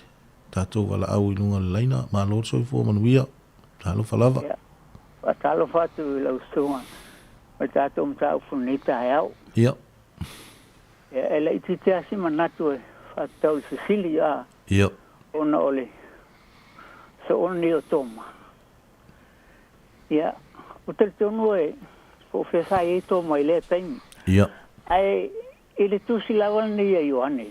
Em ta o skuta si foi o skuma le ono. E te na o toma le na foi atu ina o foi mai su o ina o moliu la salu, o ti la salu. Ai na o toma le na foi atu tatu o ia, tatu o ti fa si ai mai ya. Ele foi pule. Ke ona skuta si al foi o skulvono. Ia. O si te tawa sa pe. Ona foi atu le o toma. O le na ingoa ia titumo, e ona uso aso, e tātou o foi, na ia tātou o ti whaatasi maia.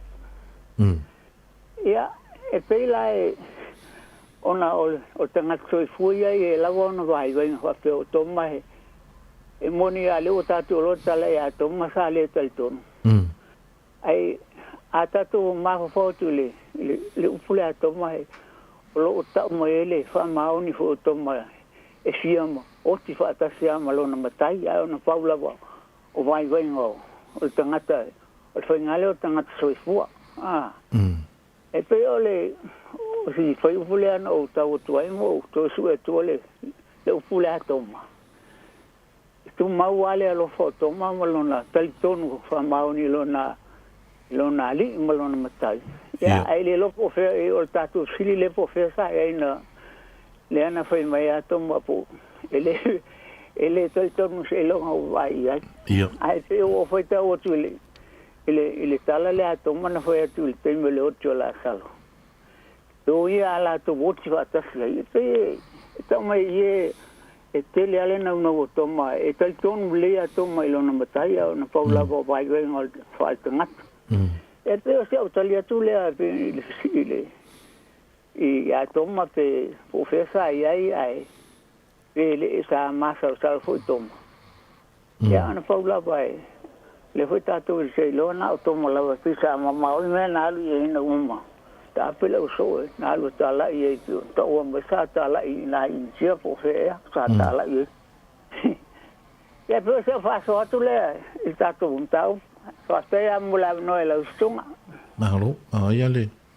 mai vi ngalo le o tama pa stai tele mo lo pa so mai o so ani fo il tato ta upu ni ta au ia fa manu atu le tu ia te o tama ia fa stai foi manu ia foi lo so mai pe tu mo le to fo alo pe la mo por calame pa stai la fa long at pe stai ma ngai fo le tu le wa la ve mai le so no ngal tama wa mo ia o mea o mafu angana o lo vai atu o le mea na tupu ina ua ma vai ele toi tu o Yesu a la lu mana i ele salen tatu fa mana tu ina ile salen te nei le sal pentecost mana tu ala i ele tali tonunga o mea u mai na tupu le au so sai luma sai tua le tali tonu ma salo awa ile na o toma fo ile la vea ile issue le o le au so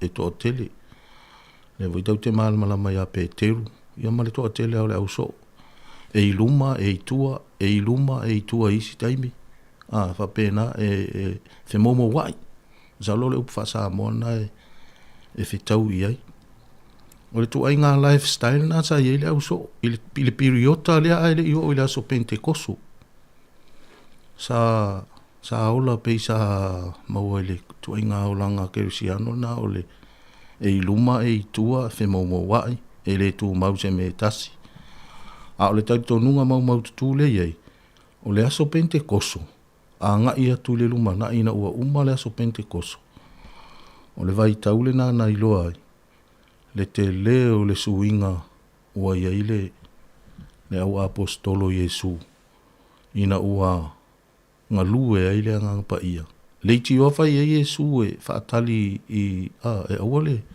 au ale tu ua ia Ia Yerusalema mai u teia whaatali le ngang pa ia. Lono ingo le mafu anga tonu wale na. Le anga o le ngang pa ia le na. Na wha ato atoa ina le tūlanga le leio le au so. Malo lato tūlanga mauti noa i le anga i atu le lumanai. Wale to iaise masaru salo le to iaise fe momo wa. Ila ngona vai u mana maua i le au apostolo i le taimi a ele i o i le aso Pentekoso o le taurito nungal na mawai lo le Pentekoso o ina ana i lo ai le la asanga fou o le au so o ia vai fo ia Peteru e whai mawha ta inga o le whai la ungal na i le aso Pentekoso e mata utia le to atele o tangata na e wha matala le tuspa ia na li liu i le la unga mua wha solo atu i le la unga lo na lua Peteru mai mata utia upu na e wha o ngai Peteru ia na la unga na ina ua mawai le aso Pentekoso o matua le to yese fefe wa le mele tupu i o le wha po lulu o le au so o le taimi lea i le tatou whaitau ngā tusi lea wa wha o ngā nei i tu tonu o le whale o le fefe i ai utaia ia a ele i o le mea na e wha matala i oane na alatu a Yesu alatu a tu o i to tonu sa ka loka ia wa alfa mtalanga na sa ka loka ia meo fai to toa ka loka mapotu ka loka uma mea uma le fale a wote te ile alatu a Yesu tu o i to tonu ia mafa ali atu lo ia lima mawai o Yesu na tu iai whao malo na i tu na tu iai le tau o le upu wha apereta ni ana e wha matala i le langona na o iai langona o le au so o i le aso le na e wha matala ina i le upu wha apereta ni a wha apea the disciples were overjoyed when they saw the Lord. They were overjoyed when they saw the Lord. Wali ua le langona fefe ma le pala ai. Sa ia i le au so o le nā taimi. Ina ua o lato wa ai atu i le Yesu toi tu. O le mana sili ese la le nā o le toi tu. Maona wa venga e pe ona fa aulu tala ina i le tātou fa asoa li nei tai au. O le toi tu na te li ua ta ata o le pongi sa i le malama. O le toi tu na te li liu ina le loto le mautonu ona o le fefe ma le pala ai. Ina ua wa ai atu i ai Yesu toi tu. Ua manu maa loa i ai i nā mea umalava e o a i le toi fili lea o le oti. Ua matua oli o latou loto. Ina ua o latou wa ai atu i lo latou wali. E o lava fo'i i le so o lea nau tātou whaasoa mai ei o toma. Na wha leo lavalo na le talitonu. O na sale i ai i le teimi mua na whaali a Yesu i le toa tele o le au so o peitai. O le tātou te talitonu fo e fōlinga mai o Yesu a le ata a toa male au tū a toa o nei tala. O na ele i tu una lava Yesu toma e sao i le whaasoa le tinai a penina. Ele i tu ua i Yesu toma e alua i pēr malona loto le talitonu. A le anatoi ma liu mai a Yesu ina ua ma vae le vai aso ma le aso e tasi. Ma vai aso e valu. Toi tuli mai a Yesu toma i le mele na whaali mua i ona so. O le saunoanga mua na Yesu na whai ina ua toi tū ai tutonu ina. Toma. Sau lola ia. Sau. Au mailo tamatama i lima. Ma ai mai o lima. Au mailo lima e. Tu mai i lo i tu. Aua e te mātaro salo vale. A ia e whaatua tua. O le tali la na toma. Lo wali ie ma lo atu wae. My Lord and my God. E na ona pu upuna na tautala i toma. Ai o le te le o le winga o le nā tautinonga na tautino ai toma. E na ona pu ai o le tali lea toma. O le ata o le tautinonga ua whaailoa i le maua lunga le tūlanga le whaatuatua o toma i le taimile nā ina ua ia tali tonu ato atoa ina ua wa aiona mata. ia mapai ona lima I mea na tutui ai whao, ma le itua Iesu na tutui I le tau. E mai le tau tinonga na atoma, lo wali ie, ma lo watu ai. A tau tala whaapea se si ma whaailoa whaapea ilo na ngutu se itu lou ia Iesu I luma o tangata. Ole manatu le na iai, o se tūlanga maua lunga o iai le whaatua tua o le nā tangata. Ia, ole alofa siri ese le nā, mai ole mana siri ese le nā ole Iesu toi tū, ma vāvenga, na te whaia mo I tātou. E le itu una Iesu, le loto mā salo e whaau au pēr, mea umalama. Na matua ti neia Iesu I lona mana, a o ruma na ia ile, le anganga pa ia o le atua le sa tātou whamana tuina, a wā o le mea moni a ia. E le whaapea whato a saule na o le anganga pa ia le laulolangi, wa le vana ia le anganga pa ia le laulolangi. Ai o le aso le a Pentekoso, o se aso whaapitoa, o le olo o whaaupuina I nisi tangata tustusi, o le aso whanau wha le anganga o le kālesia. Tu sa wa fio mai le nganga pa ia se tūlanga whaapitoa ma se tūlanga sili ona whaapitoa mo tangata lau tele o le kālesia. Ua le whaapitoa I na oni tangata whaapitoa iei. A ua sau se tūlanga lau tele ua afia ile lau tele o le kālesia. Pei o le mea na tupu le nā aso. Toa tele tangata sa tau talai inga ngana ese ia ma tau tau le matango fio le atua. Ia pei o le tātou mawhauwhaunga whaale ngangal nai nei aso. A le a o whae wina tātou se te talo whaaftai tele mo le awai mai. Whaaftai fhoi ia ana mo le whtoswani mai le tātou porkalame le nei tai awa le au whae wina tātou se te talo. Whaaftai ta maua mai an mātou whaasoa le nei tai awa. Whaaftai au wafionga pa ia.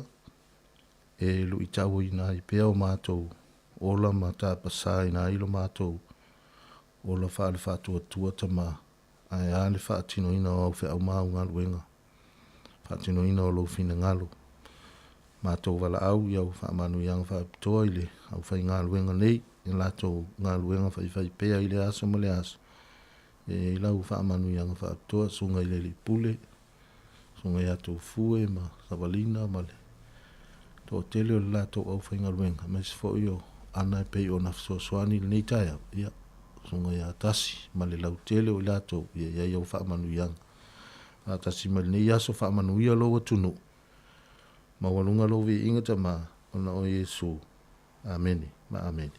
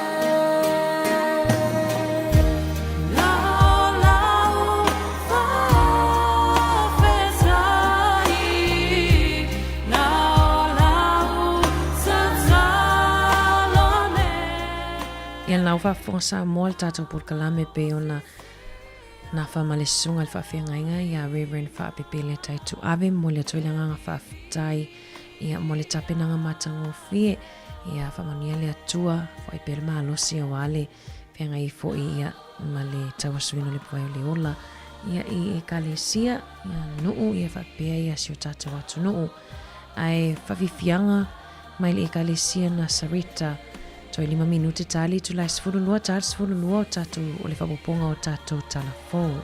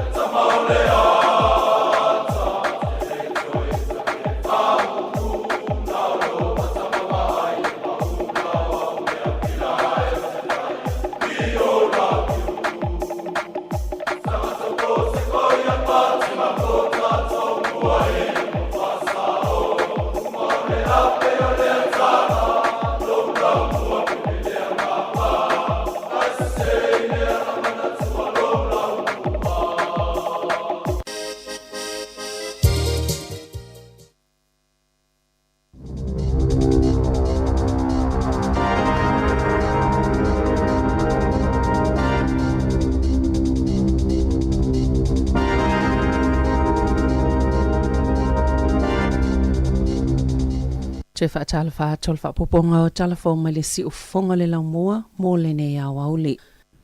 Wa wha maonia le whainga malo so whaatasi o le ao fia le paketi o le nei tausanga le 2.5 miliona tālai whaalu i le whātausanga mo le polo kalame o le Camboot Friday a le I Am Hope e mawai au nanga e whaatala no ai tupulanga talavou. Sa a wai whaatasi mai King o le whaalauloina mwhina wina le o le maloloina o le mawhauwhau. Whaatasi ma le taitaifono o le I Am Hope Naomi Palentine o le sui pāle mia wawhasamana i Winston Peters o le minister mo le soifua maloloina o le mawhauwhau Matt Ducey e whaasila lea fuafuanga le pāle mene le tae au ana leila na saunoa wawhasamana ia o le wanga tupe o le amawhai i le whaala potopotonga na whaatino au nanga e au noa ma se totongi mo le soifua maloloina o le mawhauwhau a wale silia ma le sifululi mawhi o tupulanga New Zealand i tausanga taitasi e 1 miliona tā lai whaupopo i le wanga tupe mo le whaala potopotonga whesosoani sao fia i le malilienga ale New Zealand First ma le National i le whainga maloso o whaatasi.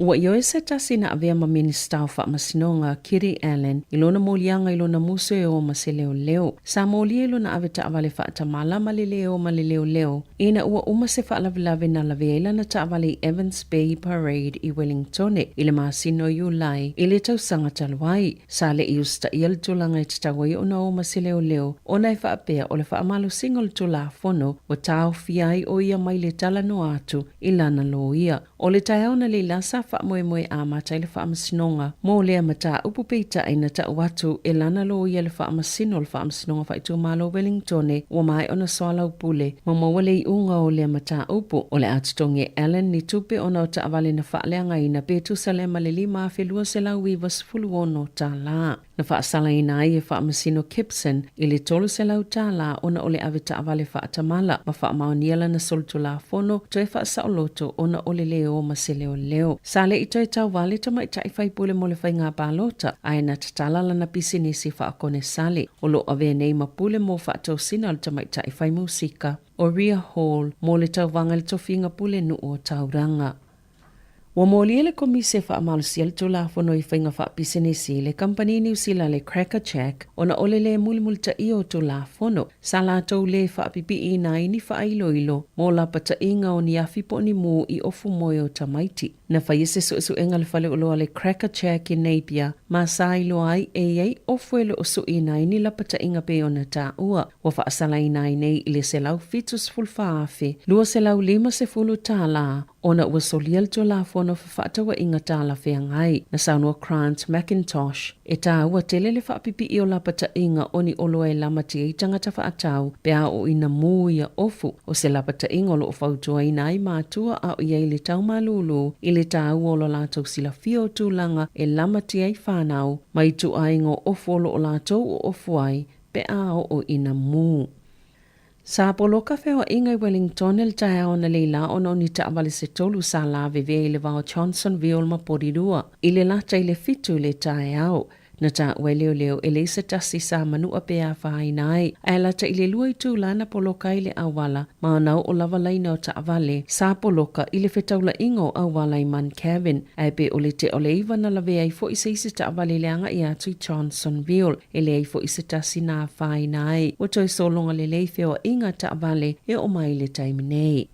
Na tauna ui le poana po le malai wa alele au kilani, le wa ale pui ngā New Zealand sa au mai ai o na tangata I to limas fulu mai New Caledonia, na wa lia le mtanga luenga o le vai fafo, ma whaatawa inga, o le anga lulu e mawhalani, wha pe ma Australia e wha mautino le saunga le mo, o le o ese mai o tangata New Zealand nisi o whai ngā malanga ufua ina, a o whaawa wai vevesi to tono New Caledonia, se tasi o territory o le malo whalani, sa ta ua I lato na tauna o mai le whai ngā malanga mua le poa na po, le tea ese ato lo lato popole ina ua taunuu, o nisi na ave le whale mai moni tonga fitinga wha natinati, o lo tapuni a pele malai wa alele wha avao malo, o no mea I New Caledonia, o nisi o malo le Pasifika sa o lato tala sanga ina se peso soani New Zealand, e ave ise mai ei o lato tanga tanu o mai New Caledonia, na sauno le minister le vai fafo vao vasamana ia Winston Peters, o le aia isi whai ngā malanga ina yaso ia o lumanai, ne ia ave ise umamai le to olua se lau 5 tangata New Zealand.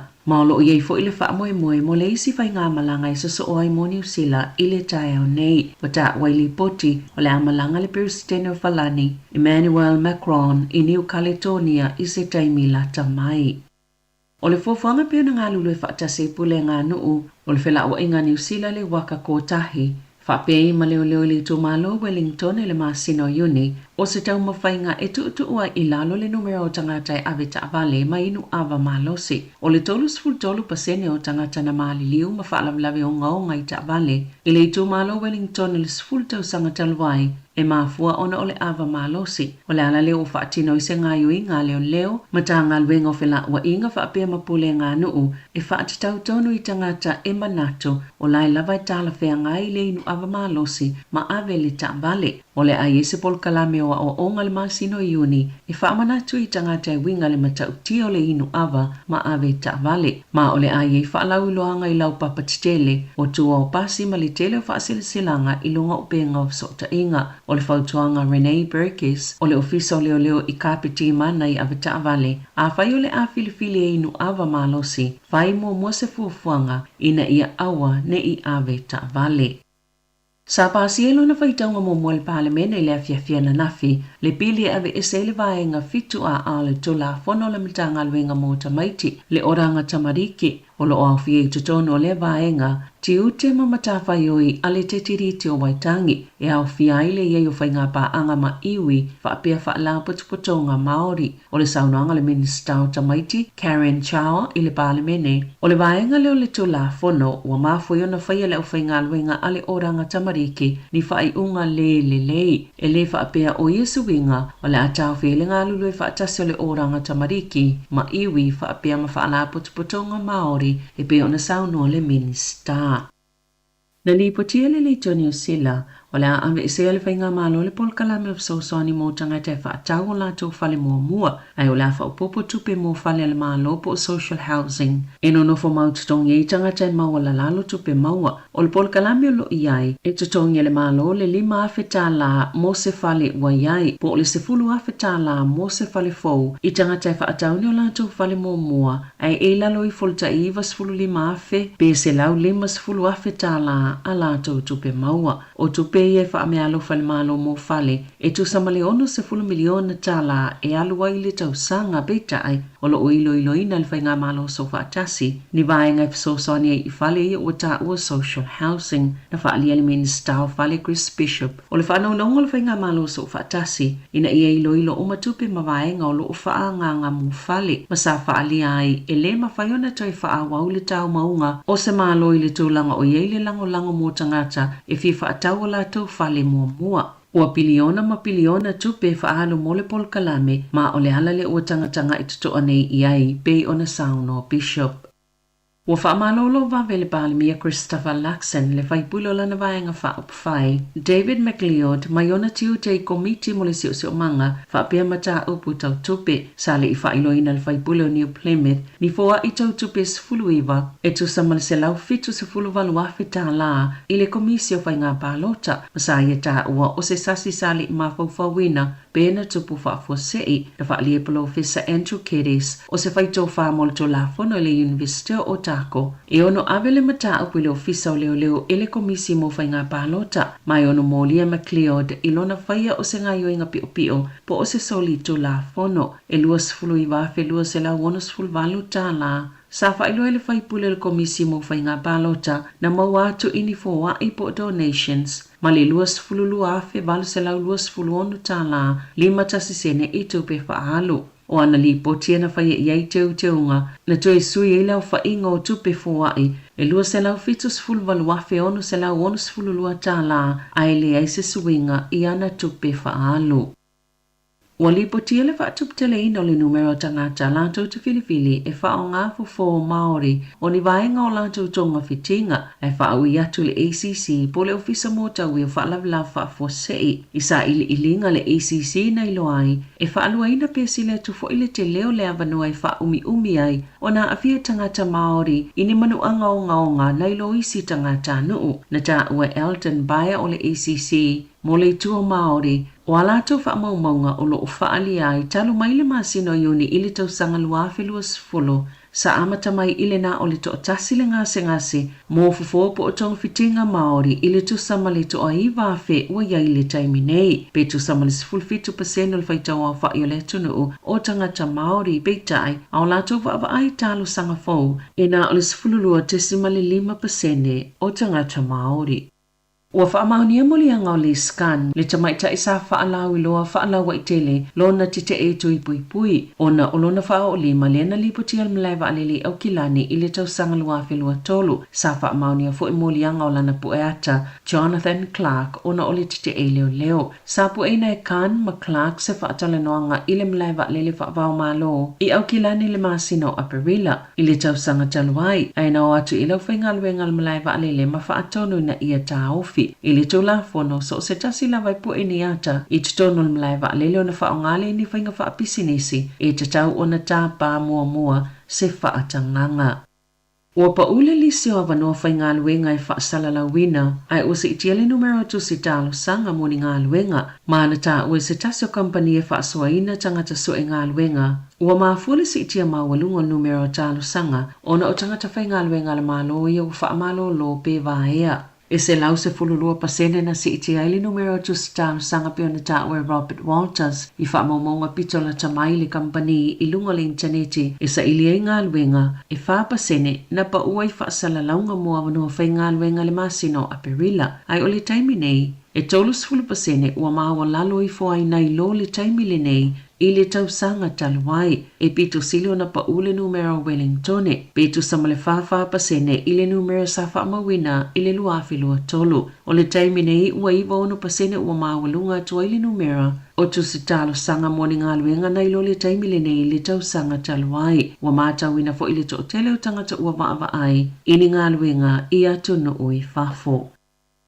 Sa isile poti whawhata New Zealand e to atasi se tangata na maliu ua masalomia o le maiosa whafose I o le whatu. Ma le to tolus fulu na manunu aina ua whafose o na pa uma o lalo le lele se vaalele o se whai ngā malanga le kampani le Singapore Airlines I le aso ana nafi. Na whea ato wha isolo I le pasese ma le au waa pa wala awa kapeteni e mo umia le tūlau ele vavi o le vaalele Bangkok. O lunga ane o Irrawaddy Basin I Myanmar na tupai le whaalavilavi na ta ui muli mawani sil pasese o isi tangata ile I whaia fusi pa o le vaalele le taimi ma o tangata ia na whilelei ma tau ulu le pito ilunga o na ile I whaia fusi pa o le au whai ngā luenga whapia ma tangata sait tono whale ui sa pito silo na tinga aina ma sa o ngaunga manuanga e tu samale iwas fulu minute na ve se tangata mai le vaalele ina ua tū lau ele.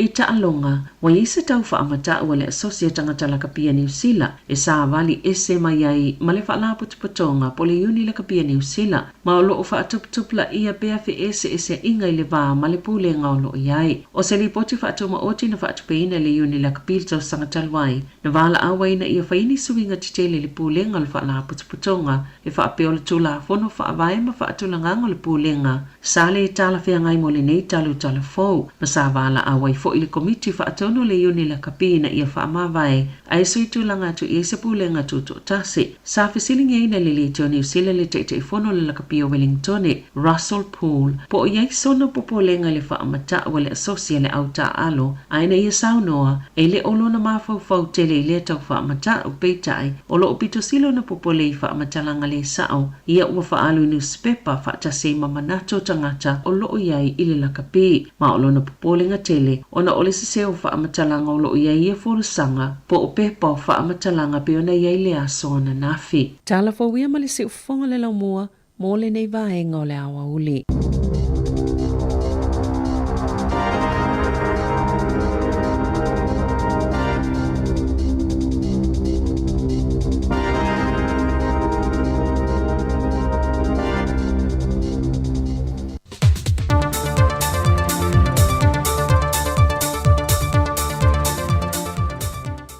Sai fo marwia lo tātua tunu o nei fo I wha o poponga o tala fau mai Samoa o se mai el wha fonga.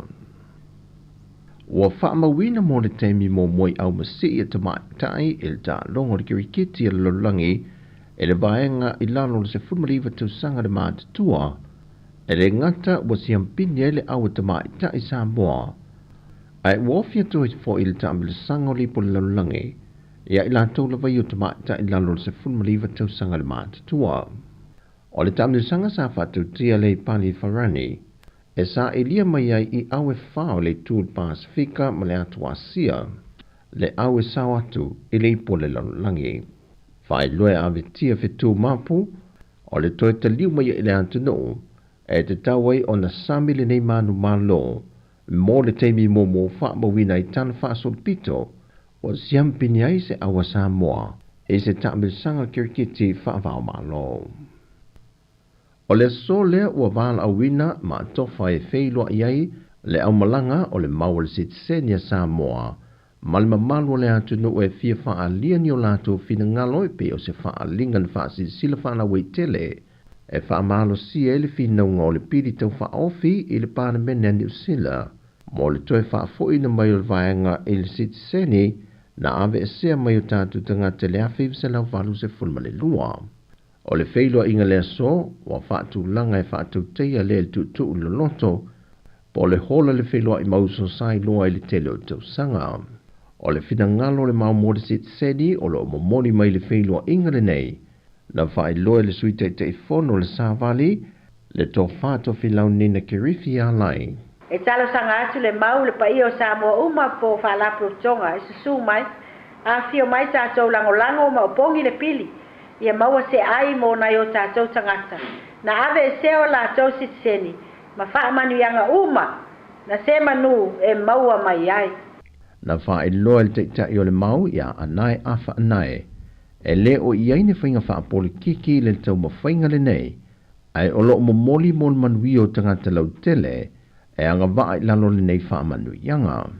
Wa iei le wha moe a mai a le whailua inga le whailua i mauso i le so, po le tutu i lo loto, e iei ma pepa wha tumu o se malienga po le seini ngā lima wha tasi tangata sa moe langolango ina le nei mau, o na wha solo atu lea i le loto al fon tangai maa lua, wha pia foi su ngā fono anisu o e kale sia. O le ale ese singa tele o wha amanu yangol o moe to mamatina maa tua mai i le pensione, mai i lantou ia iaia a fianga tu mau le soifua, le ua wha amanu iei nei le whainga malo fau le taise lauta la i le masina, e fisoa swani mo i lantou. Whai loe le fiongo le tamai tai minista o mtanga luengo tinama tamai tai a tina o nu maanga fiso tai, le fionga mulpola ana rosa ale mōni o, wa mai a tā pena le pepa i tu inatu le kāpeneta, e wha au popo atua i lungo le se lauta la le mo i lantou, le tala fuai no fuala au mawaila au mai fale tala vai le malo. A to ai mal fai malanga fuai lungo waa, e le vao o upolo masa vai. Na fai loe mulipola, o se tasilo anavatau le lato fai ngā malo ina ua tula i mai, o le whaatino lo se fisoa swani po se benefiti, moi lantou e iaia a fianga tu maua le soifua. Ua whaamau nia le whaamsi nonga mōlianga e au noma se whaasalanga, e whaasanga i se li ia onga i se kolisi le tūlanga, na malanga maimalon a inga i tā whaonga i le ate se mo le tūsanga te nei, e na whaurua i se tangi le ofiso leo ale a inga se tamaita i se 15 tūsanga le matua, e ni winga le tāla whenga i na whaatino e lea li i a te ia. Na sila le whaamsi nonga le te leo lea a fiango le soifuanga le lumana i a onga, o lea lii, na tui nā tuai e na o se lamputa inga, ia a vele tūlanga ua tūla i mai, o se a o onga po o se le sona tele lea, mo aso o te toiolo na soifua. Mai ua whape nā fo i le tamai tai nā a fia, ua tui nā tu iai se wha amalo singa mai le whamasino, mo le manuia o lona lumanai. O le whai unga leo telefou mai lo tātua tunu o ngā tutono le neiva yaso, whamanduia tele le tua i lawa singo le awhenga iai, whaasoi foia.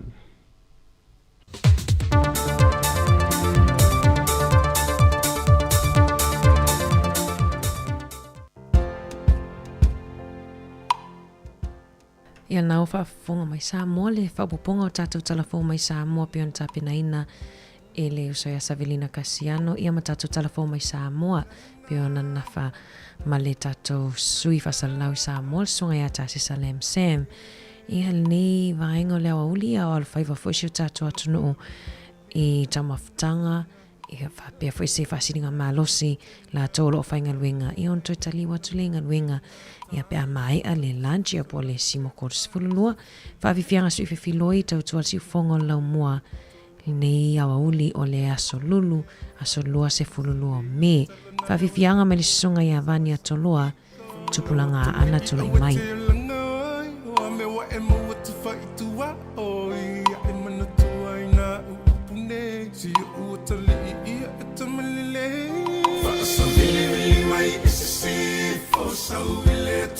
Ana se isui tu silo tilo whakafoi na lau nganga o matala umanota sa ola tola ui tu malo tupulanga ana tula i maia o le taimi lene i tato e fe mai le fale mo se vai malu fili e oe lau whakasusu ma wale vai folo ma le vai tipolo ma wale best you fresh malulu te fai o le sai ta si o mea whanga ma le su e so o ni ta sais tu so o sa mea la vai tu fiutau ma fai e mua uma la vai fale asi Whaka sa mili mai e se se fo sa ui le tua ana se isui tu si lau tilo whaka fau na o lau nganga o matala umanota sa o le tola ui tu malo tupulanga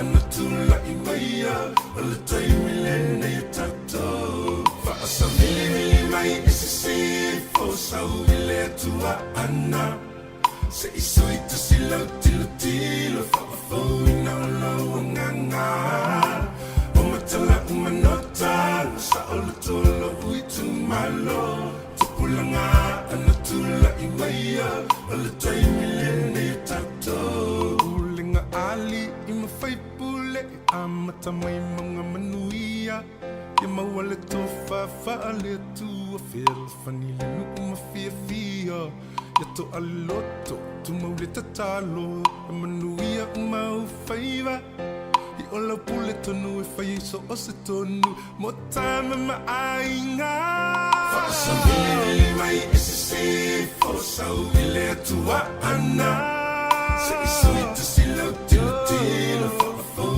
na o lau nganga o matala umanota sa ola tola ui tu malo tupulanga ana tula i maia o le taimi lene i tato Whaasa mili mai e se se fo sau i le tua ana se isui tu silo tilo whakafau na o lau nganga Matala umanota sa ola tola ui tu malo tupulanga ana tula i maia o le taimi lene i tato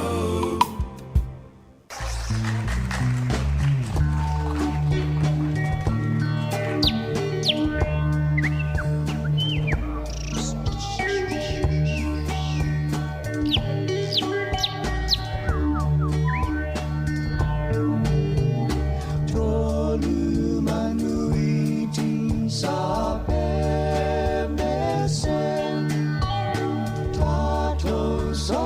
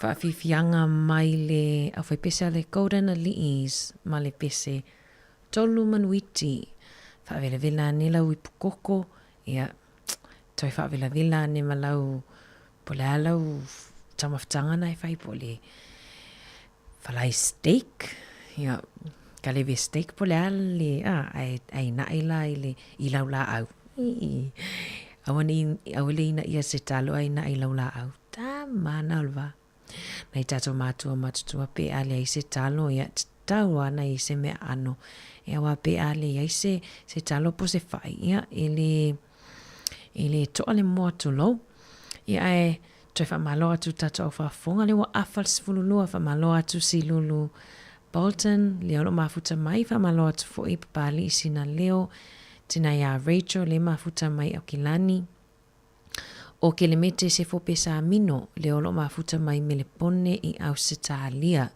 mai mapi nina bio leala ia mai lato malava lo mafuta mai tato por kalame ai le fanga loina i lato lo fanga ina mai le tato tasi ono te sima tasi famo ia lo mafuta mai le aso ma le aso pa malona i tato matua matutua ia leo lo fonga mai lungo le tato le tio ia moi lato foi la lo ti lungo TV ia fa malo at ai tato fa vivian su filoi on mana ia o le sitala faulena wato savelina na ne aso ia tangata ia na afian malanga lalva alili o le vainga foi le fataua mana tua pe e inisio tato pe fa le ano i le taimi foi le fai mai ia fatonunga tine o le alili ia por au fainga luenga le alili ali matamai tai taimi le fasino mai ai le fainga o le mask ia por taimi le fasino le fainga o le fuspau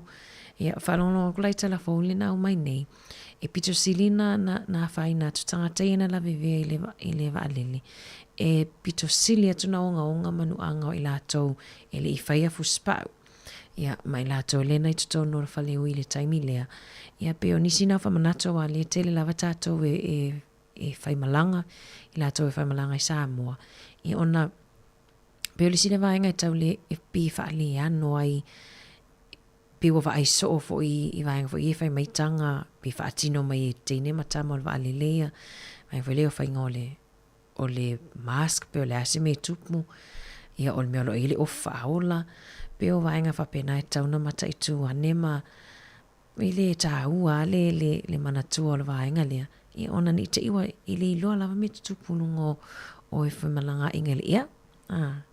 Whamaloa tu ia te malisa tamatoa sanga polutele. Malo lava whaftaile mafuta mai.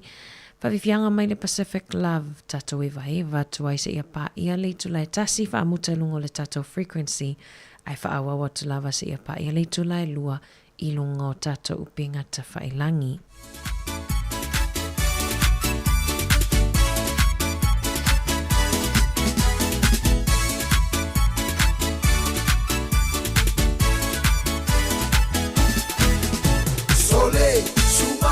Se o me tato wo, tato te le Pacific Love, e fa mai on the ball, le apatuna e le lolo, e te le mai fo iai, eva iai fa te ai lo vai vai, ia ti, tais, tia, seka, pisa, musica te fiai, so ma mai lo panga fa manga iai la we manga, e uma ole polu ko e fo ia ko si o fa ma fanga, yeah, ale ai fo yo le nga, ko isa o kasi ma fanga. Seki ai au fika o le ua kui mai o le musika. Put your hands in the air, yeah, yeah. And move your body side to side, yeah, yeah. Put your feet on the ground, shake me on the ground. Move your body, shake your body, jump up and down.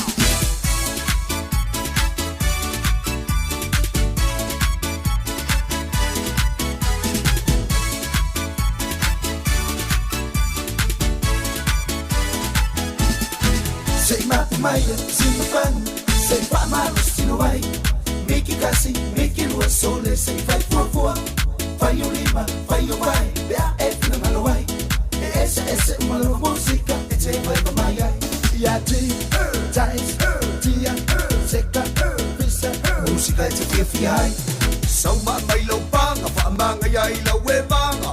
E uma ole polu ko mafanga yeah ale ai foi ole nga kung isau kasi mafanga faseki ai au fika ole ua ku i mai ole musika. Put your hands in the air yeah yeah and move your body side to side yeah yeah put your feet on the ground shake me on the ground move your body shake your body jump up and down.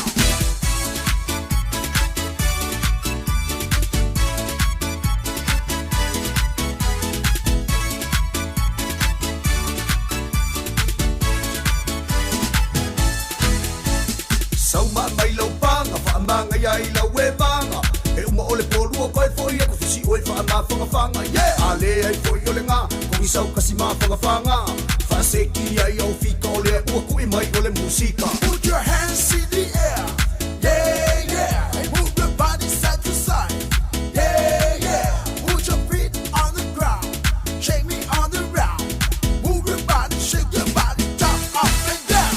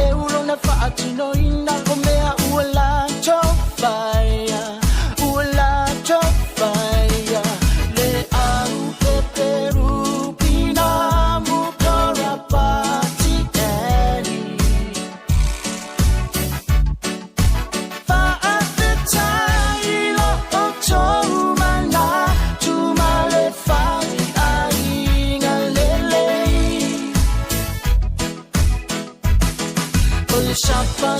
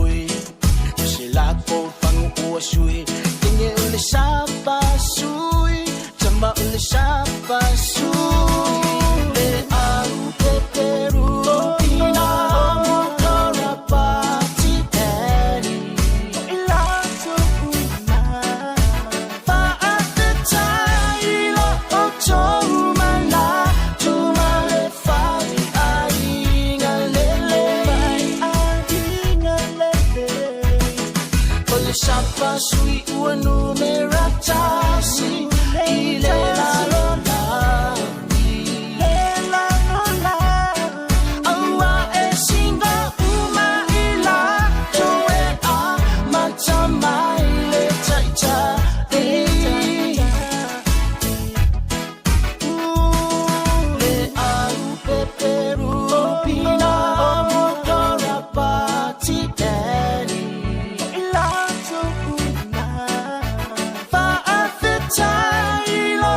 tumana tumale fai ainga lele Ole shapa sui uanu meratasi ile la lona ila lona awa esinga uma ila toe a matama ile taita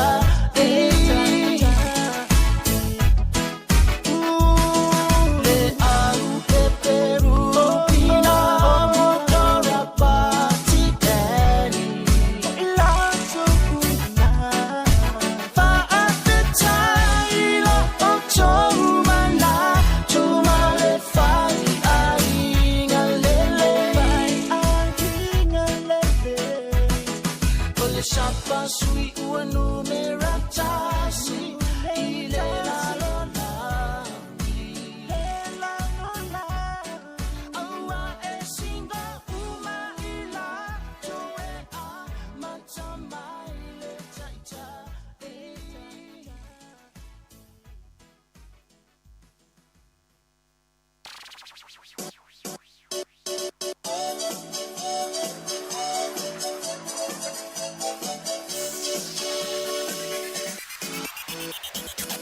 Ia e whātutu atu tō o monatu.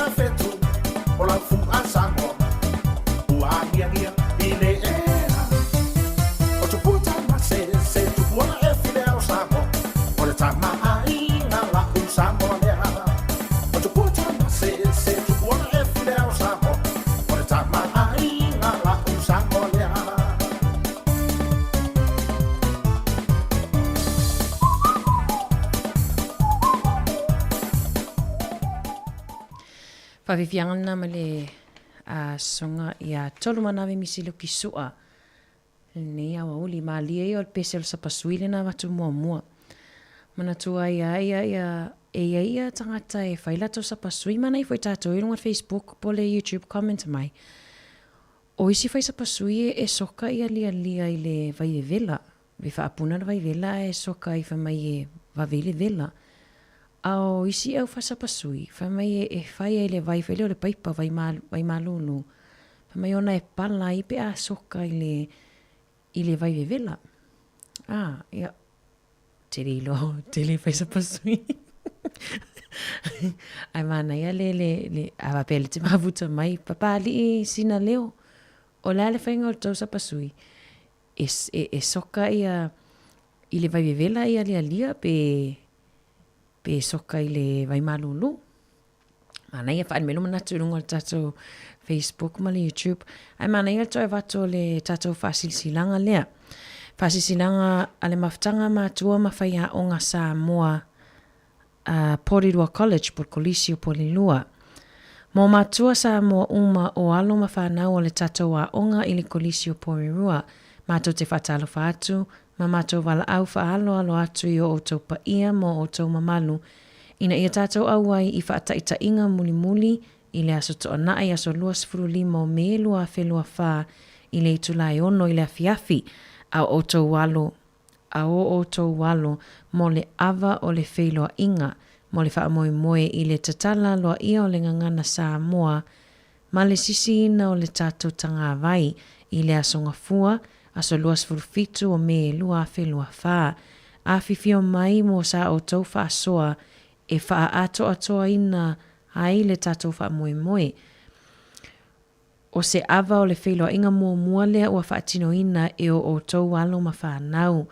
O le polkalame o le asonga fua ta le iwa a mata se 10 minute te ai le iwa o na sisile o le fua. Ava o le whelua inga e a mata i le afa o le iwa. O le aso tofi o le aso tolu se fulu ia e whaia i le umu i le mauta to e lau ia po le mauala tu noa i le afa le ono i le tae au po le afa le ono le vave au. O le afa se fulu le tau maftanga o le amatau te tau longolongo atua i ma le whaalo alo tele tātou te wheloa ai le aso i le soifua maua ma le anga le leo le tama o le langi. Saini ele whasisilanga i le taitaifono ma whaia o ngā Samoa o le kolisi a Porirua i Porirua nei. Ia nā, o tātou whasisilanga nā, o vai aso fau. Ia o le tātou vai aso le ngana Samoa. Ia, o le a tele foi por kalame a onga, tele ia por kalame a ekalesia, tele por kalame a Autalavou, ia o le a faa tauno uina i le aso. I le vai aso fou. Ia ai toi wha malo atu tatou wha funga ni hawa uli lewa toi iwa minute wha mai al tatou tautua. Ia watu tatou wha fifianga muli lea. Ia on tatou wha maa vai loa lea i lunga o le tatou ala leo tasi ono tesima le tasi ono tesima tasi wha mo. Wha fifianga mai a Mr. T, my beautiful Samoa.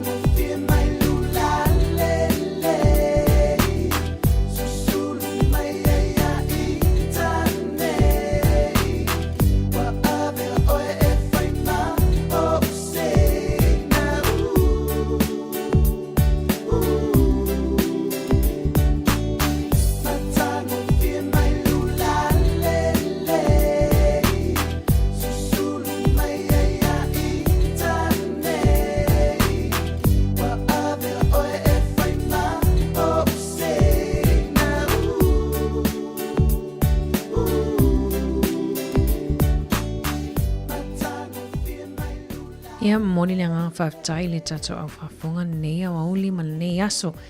Ia o la fo i se upu ua sala fo i lau whafunga anga ia whamangalo ma le tautua a le siufonga lau mua. Ia leo le toi nei minute whamai al tato tautua inunga le tasi ono te si maltasi whamo mo le toi leanga ngā whaftai. Manu ia te le lava ia fofuanga ma tiu te mwhaiva o tutoio nei aso. Pa manu ia fo ia i la tolo whea ngai mga luenga, taimi fo i o atoi a inga, ia tautua nale saonga le mu. Ia ai alofa tele mo o tau, tātou toi whailoa i fo ia i se aso o mua mua. Ai o tātou lungo le Facebook ma le YouTube, tāli tu lai tasi ia ona toi au ina atu leo le whapoponga muli o tātou talafou, mai Samoa ia mani usila nei.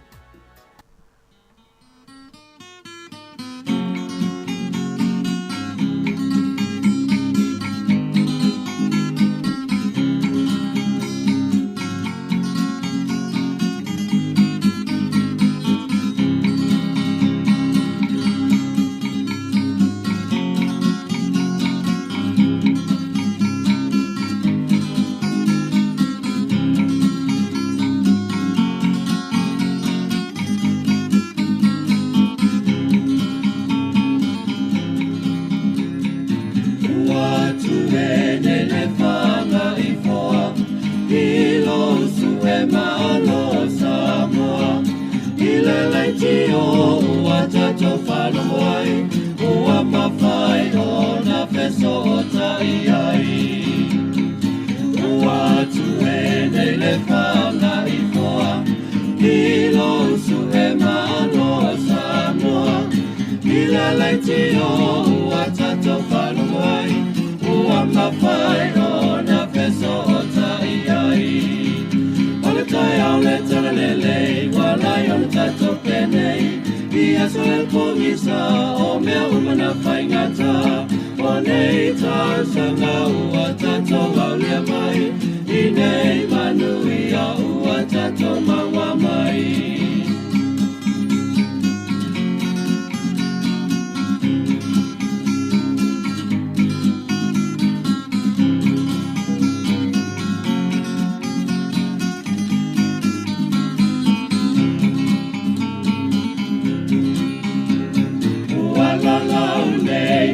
Whanga i pāu, uai loa ai e a tato whana, e sa ili malo na i matua, e ai le si whawhanga o le lau mua. Wala lau nei o le whanga i pāu, uai loa ai e a tato whana, e sa ili malo na i matua, ai le si whawhanga le lau mua. Ala tai au le tala lenei, walai o le tato penei, i aso le pongisa o mea umana whaingata, o nei tausanga ua tato au lea mai, i nei manui a ua tato maua mai.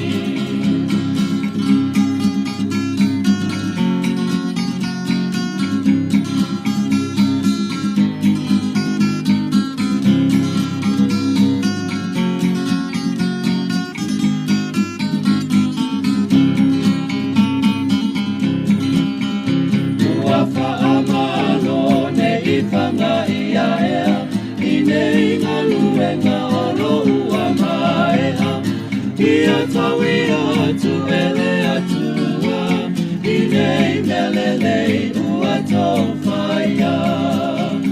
Ua whaamano ne i whanga ia ea, i nei ngā luenga o lo ua maea, i a tawi atu ele atua, i nei melelei ua tau whaia. Ola tai au le tala lele, walai o tato penei, i aso le pongisa o mea umana whaingata, o nei tausanga ua tato au lea mai, i nei manui a ua tato maua mai. Ola tai au le tala lele, walai o tato penei, i aso le pongisa o mea umana whaingata, o nei tausanga ua tato au lea mai, i nei manui a ua tato maua mai.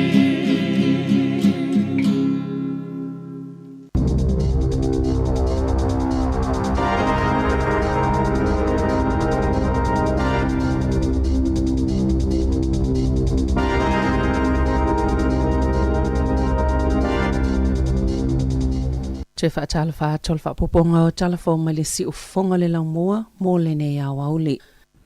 O whaamaonia le whainga malo so whaatasi o le ao fia le paketi o le nei tausanga le 2.5 miliona tālai whaalu i le whātausanga mō le polo kalame o le Camboot Friday a le I Am Hope e mawai au nanga e whaatala noa i tupulanga talavou. Sa a wai whaatasi mai King o le whaalauloina mwhina wina le o le maloloina o le mawhauwhau. Whaatasi ma le taitaifono o le I Am Hope Naomi Palentine o le sui pāle mia wawasa mana i Winston Peters o le minister mo le soifua maloloina o le mawhauwhau Matt Ducey e whaasila lea fuafuanga le pāle mene le tae ao ana leila na saunoa wawasa mana ia o le wanga tupe o le amawhai i le whaala potopotonga na whaatino au nanga e au noa ma se totongi mo le soifua maloloina o le mawhauwhau a wali silia ma le sifululi mawhi o tupulanga New Zealand i tausanga taitasi e 1 miliona tā lai whaupopo i lewa ngā tupe mo le whaala potopotonga whesosoani sao fia i le malilienga ale New Zealand First ma le National i le whainga malo so o whaatasi.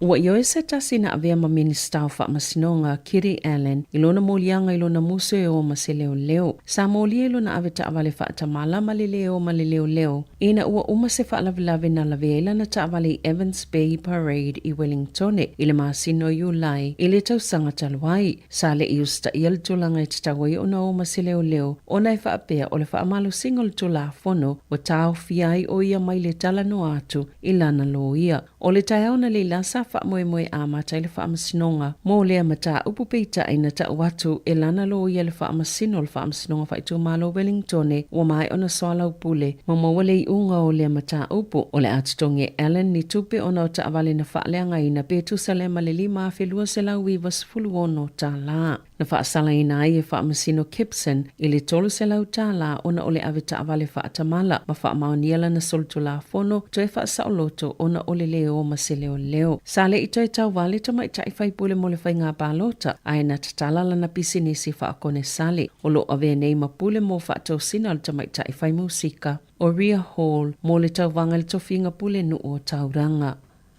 Wa moliele komise fa amalusia le tula fono I whainga fa pisinisi le company New Zealand le Cracker Jack ona ole le mulimulta I o tula fono sala tau le fa pipi I na ini fa ilo mo la pata inga o ni afipo ni mu I ofu moyo tamaiti na fa yese so enga le fale olo le Cracker Jack I Napier ma sa ilo ai ei ofu ele o so ina ini la pata inga pe ona ta ua wa fa asala ina nei ile selau fitus fulfa afe lua selau lima se fulu tala ona ua soliel tula fono fafatawa inga tala feangai na saunua Grant McIntosh e tā ua tele le whaapipi I o lapata inga oni olo e lamati e tangata whaatau pea o ina muia ofu o se lapata inga lo o whautua ina I mātua a o iei le tau malulu I le tā ua olo lātou sila fio tūlanga e lamati e whanau mai tu aingo ofu olo o lātou o ofu ai pea o ina mu.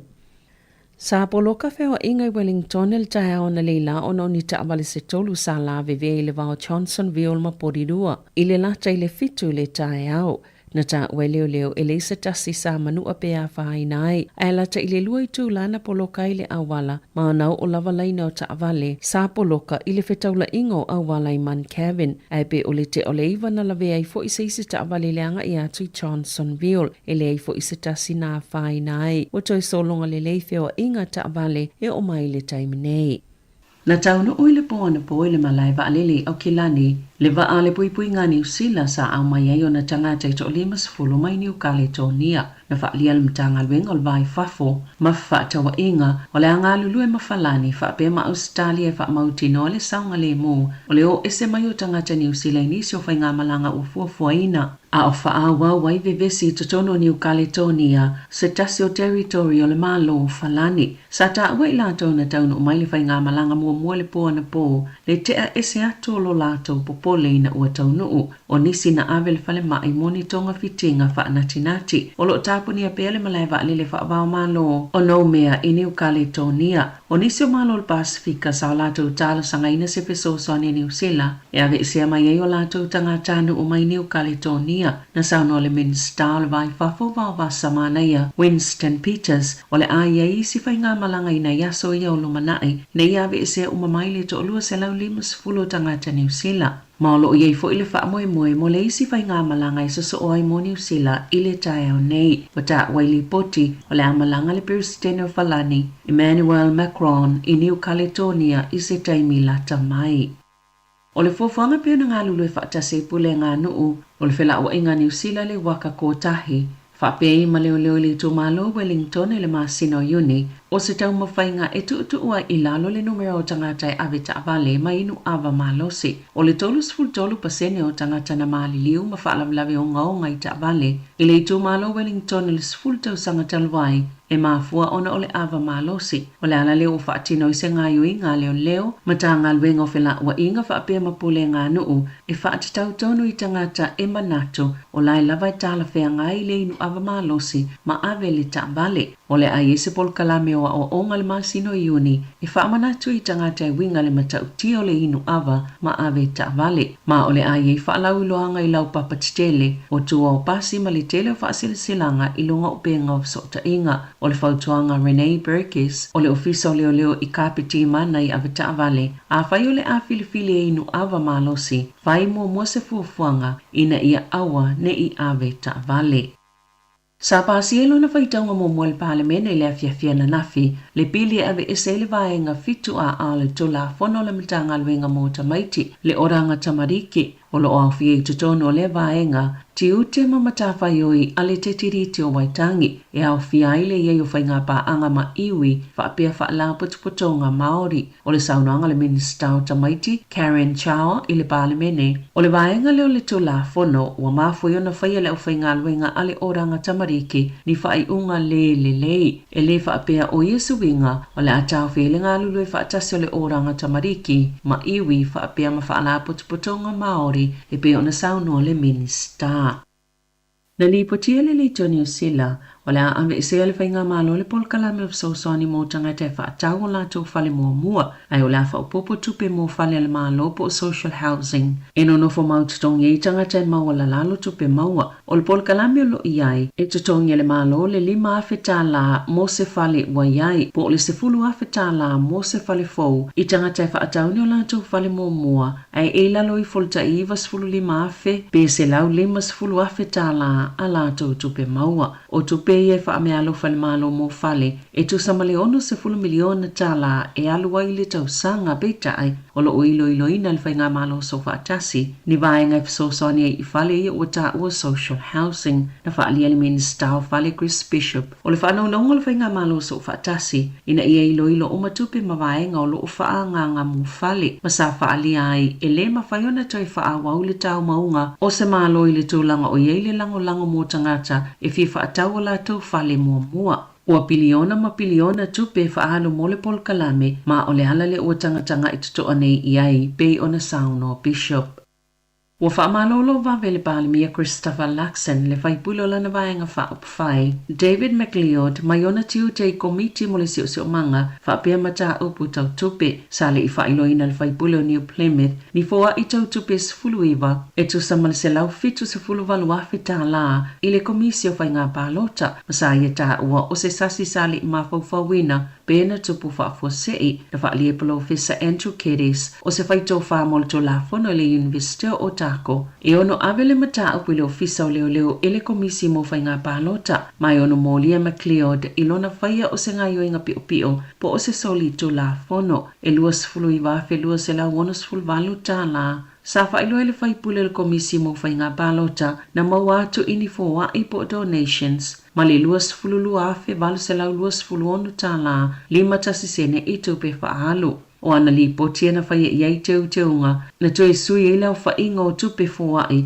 e lua se lau fitus fulu valu afe onu se lau onus fululua tā la a ele ai se suinga i ana tupe whaalu.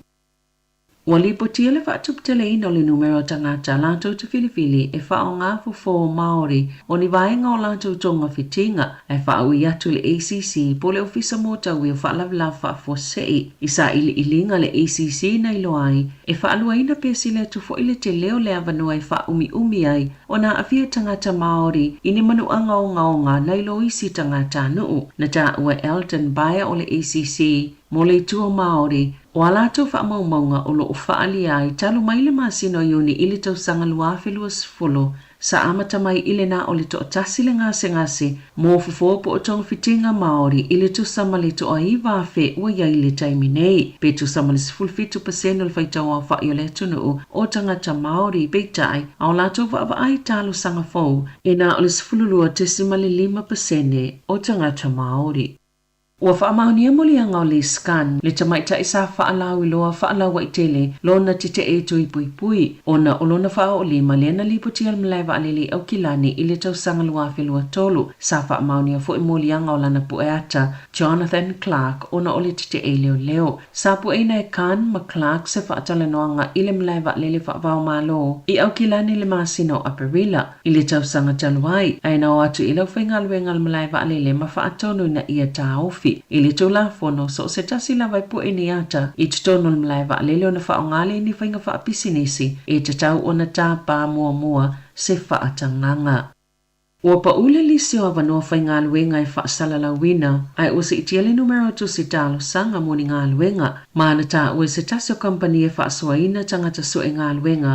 Ua maafule se itia mawalunga numero talo sanga, ona o tangata fai ngā luenga le malo ia u whaamalo lo pe vaea. E se lau se fululua pasene na si iti aili numero tu si talo sanga pio na tawe Robert Walters i whaamomonga pito la tamaili company i lunga le interneti e sa ili e ngā luenga e wha pasene na pa ua i whaasala launga mua wanua whai ngā luenga le masino a perila ai o le taimi nei e tolus fulu pasene ua mawa lalo i fo ai nai lo le taimi le nei i le tausanga taluai e pito silo na pa ule numero Wellingtone pito samale whawha pasene i le numero sa whaamawina i le luafilua tolu o le taimi nei ua iwa ono pasene ua mawalunga tua i le numero o tu si talo sanga moni ngā luenga nai lo le taimi le nei le tausanga taluai ua mātawina fo i le tootele o tangata ua maava ai ini ngā luenga i atu no ui whafo.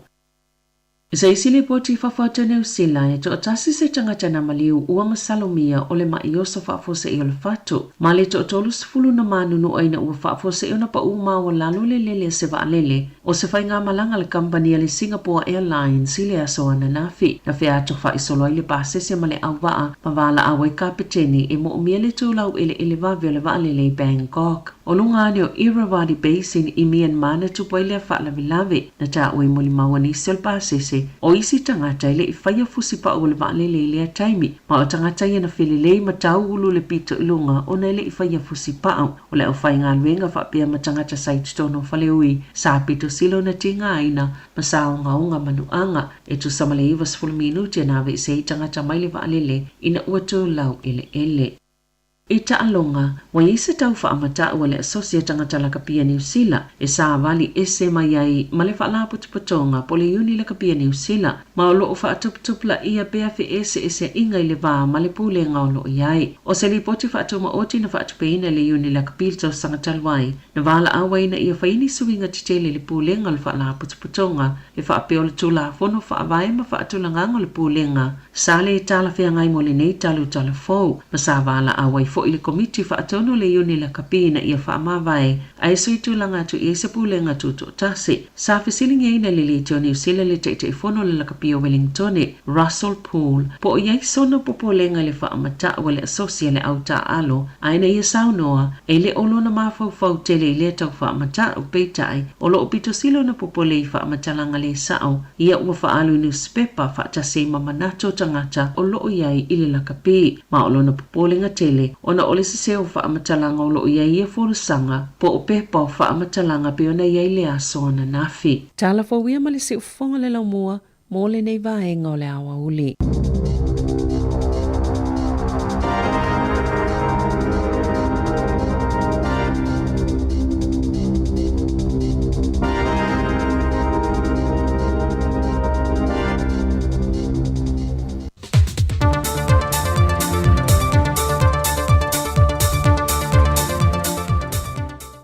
Sai fo manuia lo tātua tunu o nei fo i wha o poponga o tala fo mai Samoa o se mai el wha fonga. Ua wha mawina mo le teimi mo moi au masi i tamai tai il ta longo le kirikiti e lolangi e le vaenga i lalo le se funmariva tu sanga le maata tua e le ngata wa si ampini e le au tamai tai Samoa. Ai wofia tu i fo il ta ambil sanga li po le lolangi ia i lātou la vai o tamata i lalo se funmaliva tau sanga le maata tua. O le tamni sanga sa whatu tia le pali Farani, e sa e lia mai ai i awe whao le tūl Pasifika ma le atu Asia, le awe sao atu i le ipo le lalangi. Whai loe ave tia whetū mapu, o le toe taliu mai i le atu no, e te tawai o na sami le nei manu malo, mo le teimi mo wha mawina i tana wha solpito, o siampini ai se awa Samoa e se tamil sanga kirikiti whaavao malo. O le so lea ua wala awina ma tofa e wheilua iai le au malanga o le maua sitsenia Samoa ma le mamalu le atu no e fia wha liani o lato fina ngaloi pe o se wha lingan wha sila wha na weitele e wha malo si e le fina unga o le pili tau wha ofi i le pana mene New Zealand mo le toi wha foi na mai o le vaenga i le sitseni na ave e sea mai o tātu tangata le awhi se lau walu se fulma le lua. O le whailoa inga lea so, wa whaatu langa e whaatu teia le tu lo loto, po le hola le whailoa i mauso sai loa i le tele o tau sanga. O le whina ngalo le mau mori sit sedi, o le omomori mai le whailoa inga le nei, na whai loa le sui te fono le sāwali, le tō whāto whilau nina kirifi a lai. E talo sanga atu le mau le pai o Samoa uma po whalapro tonga, e susu mai, a fio mai tātou lango ma o pongi le pili, ia maua se ai mo na yo tātou tangata. Na ave e seo la tau sitseni, ma wha manu yanga uma, na se manu e maua mai ai. Na wha e loa le teitai o le mau, ia anai awha anai, e le o iai ne whainga wha apoli kiki le tau ma whainga le nei, ai o loo mo moli mo le manui o tangata lau tele, e anga waa i lalo le nei wha manu yanga. Wa ieri wha moe a mai a le whailoa inga le whailoa i mauso i le so, po le tu i lo loto, e iei ma pepa wha atu mo o se malienga po le seini ngā lima wha atasi tangata sa moe langolango ina le nei mau, o na wha solo atu lea i le loto alfon tangai maa lua, wha pia foi su ngā fono anisu o e kale sia. O le alei se singa tele o wha amanu yangol o maue tu mamati nā mātatua mai i le pensione, mai lantou ia iaia a fianga tu mau le soifua, le ua wha amanu iei nei le whainga mālo fau le tai se lauta la i le masina, e fisoa swani mo i lantou. Whai loe le fionga le tamai tai minista o mtanga luengo tinama tamai tai a tina o nuk maanga fiso tai, le fionga mulipola ana rosa ale mo lio o, wa mai a tā pena le pepa tu i nātu le kāpeneta, e whaau popo atua i lunga le se lauta la le mo i lantou, le tala fuai no fuala au mawaila au mai whale tala vai le malo. A to ai mal whai malanga fuai lunga o waa, e le waa o upolo masa vai. Na whai loe mulipola, o se tasilo anavatau le nato whai ngā malo ina ua tula i mai, o le whaatino leo se fesoa swani po se benefiti, moi lantou e iaia a fianga tu maua le soifua.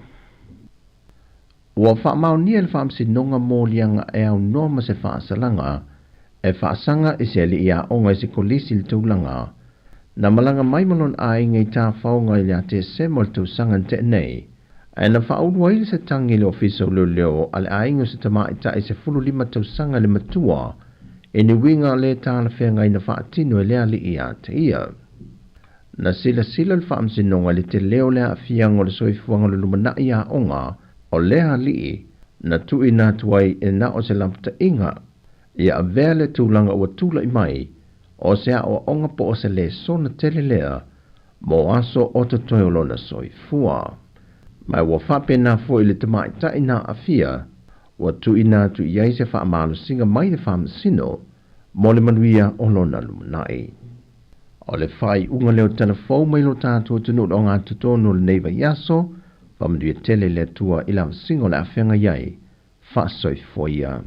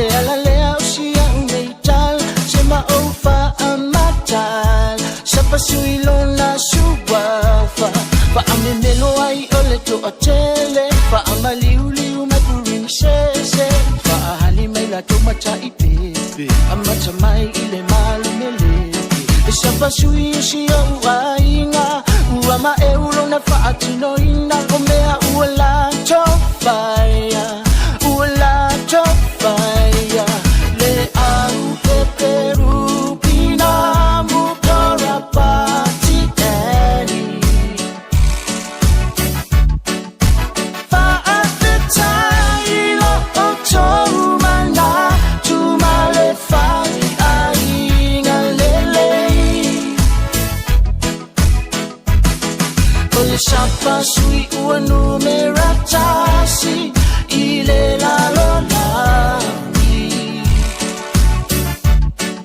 Aua e singa uma I la tue a matamai le taita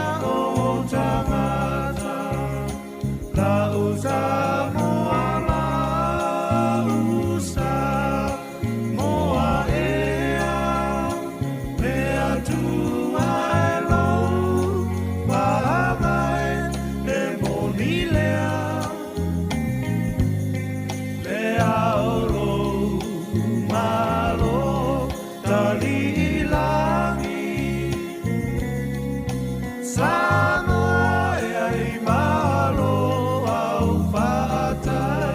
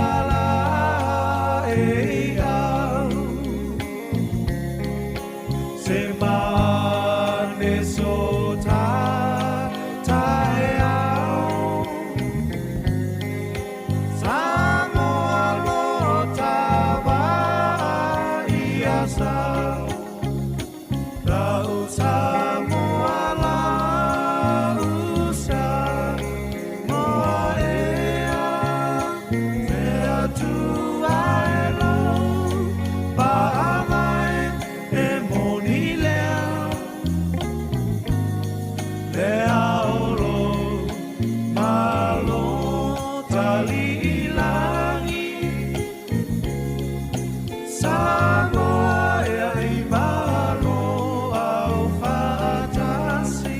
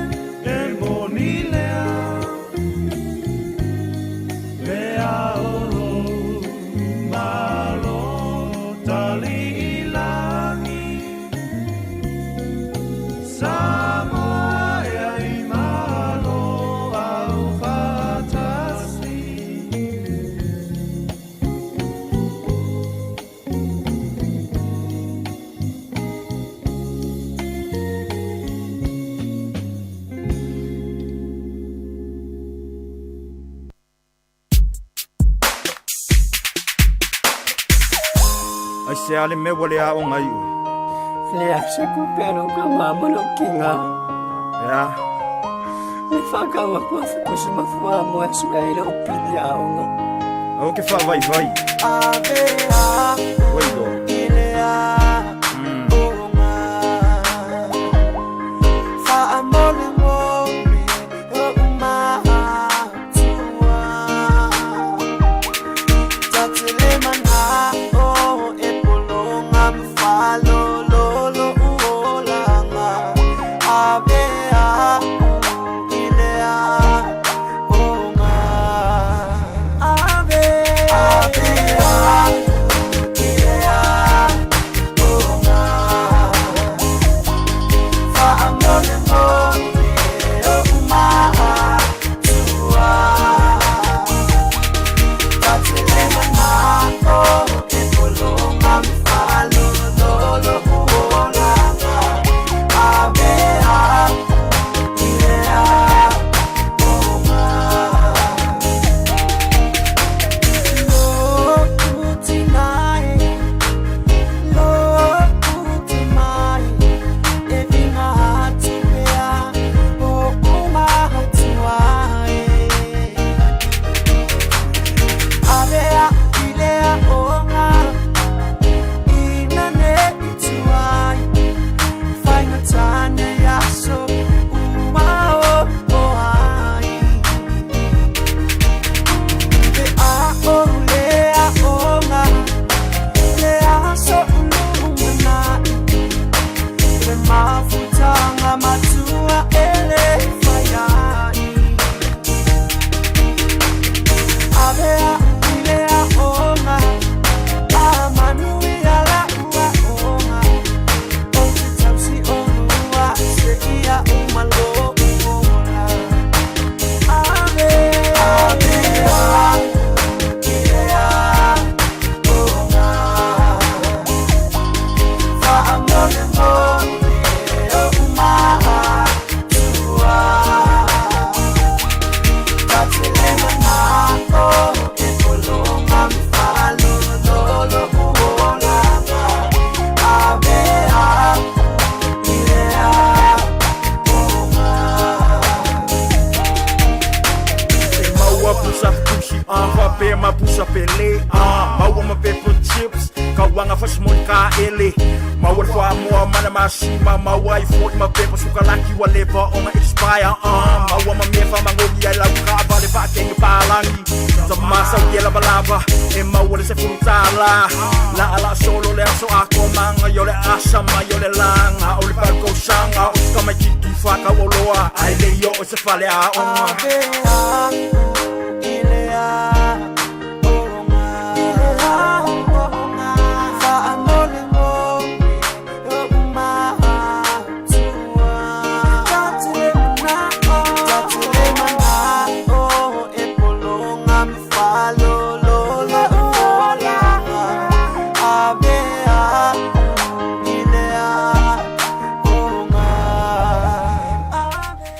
whawhiwhianga a vea au i le aonga ia mai le sunga ia Shadow a Via.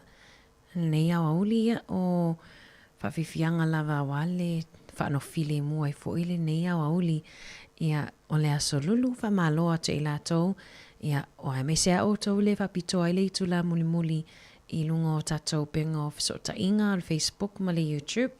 Sunga ia whaalenga lua atua whaapō ia le mafuta mai papali i sina whamausili si anava manuela venga o lau pasi nei aso. Whamaloa atu ia toa whai langi le au Elisaia patu tele sa la whai ia le mafuta mai foi. Pamaloa atu te malisa tamatoa sanga polu tele mai lato o malawa ele o maawa suawhai inungo o tatou penga fisota inga. Pamaloa atu tautua si ufonga lau mua ia o hamai o tau nea wauli. Ia o mātou i porurua ia o leana matoa i te tele ti munga masavili le tai awana leila. Ia e leo pewa tau whiololo mai o walau fia mai nei taimi ma mai le savili. Ia ai tautua nale saunga le mū nunga le ala tele. Wawai atu i longo penga tawailangi le tio New Zealand. I le nuu Hawke's Bay, te reila tau i o tatu pa angai mafuta mai Hawke's Bay. Ia le ua o si itia le numero tangata fwoi e o sa ili fesoso ani. Ia ono le te tele o le timunga lo longa a. Le wa matano lo vai ai nisi o vaengo o Hawke's Bay a mata mai ana nafi ia ile loloto timunga. Ia o le wha moe valo i ele ofiso wa ai tau e o atu i le aso ata e ao i le se fulu i le pō ia o lo valo ia timunga mamafa i le tui mātu o Hawke's Bay. Pei o le vaenga fo i le o toi langa mai lunga ia toi langa manatu tangata toi i mawhatianga na mawhatia i lātou ia mai le a whao kapirielu. Ia le wotoi talo whaia, talo sia awane i awhia ia nisi. Ia ono suingo le tau. Ia o tatou tala noa nei fo i le suingo le tau. Baba ia tu fo i Samoa. Ia pe o Samoa le whiunga i le pule a hamsanga. Ia ma le tuanga nei a Murray. O le asolona luan nei lai wha solo lava le conferenisi po le conference a le Pacific Climate Change. O le conferenisi o le suingo le tau. Ia na alo wha atu mulia ia i le au walau lia o tangata mai malo ese o lo iai. Ia le alo iai ma le neinua tatou Facebook page ale Samoa Capital Radio. Ia o nalo tu mai le ata o le whiunga le lipule. Ia o sunga ia ta sesa, le tatou sui whasalau Samoa. Ia whapele sunga ia Murray. Ia nalo o awai ai i le whamoe na. Nisi o whamoe ta ua. Lo wha ngā solo i tutono si o tatou atunu o Samoa. Ia e whamalo atu le whafunga mai ma le sila mai mo mai. I le nei vaenga o le awauli. Ia mai po le asau. Sau ti fo ile wa mantua umana faile ma le tamaftanga le awauli. Ia ona faile o le mena le tau e tatou e vaenga ie o le dessert. Ia po le dessert fa mai listo ina. Ia mai po le asau o le vai ainga. Tatou Samoa valvalu vi po le ase sala TV. O sala TV na e tau ai. Ia tatou inei. Ia pe o le eskulimia le vaenga e pito lata ane ai. Ia po le fruit salad fa mai lisi lomatua. Ai tatou atu whawhiwhianga o le whawhiwhianga ma le kolisi a vele e le latou lau siva.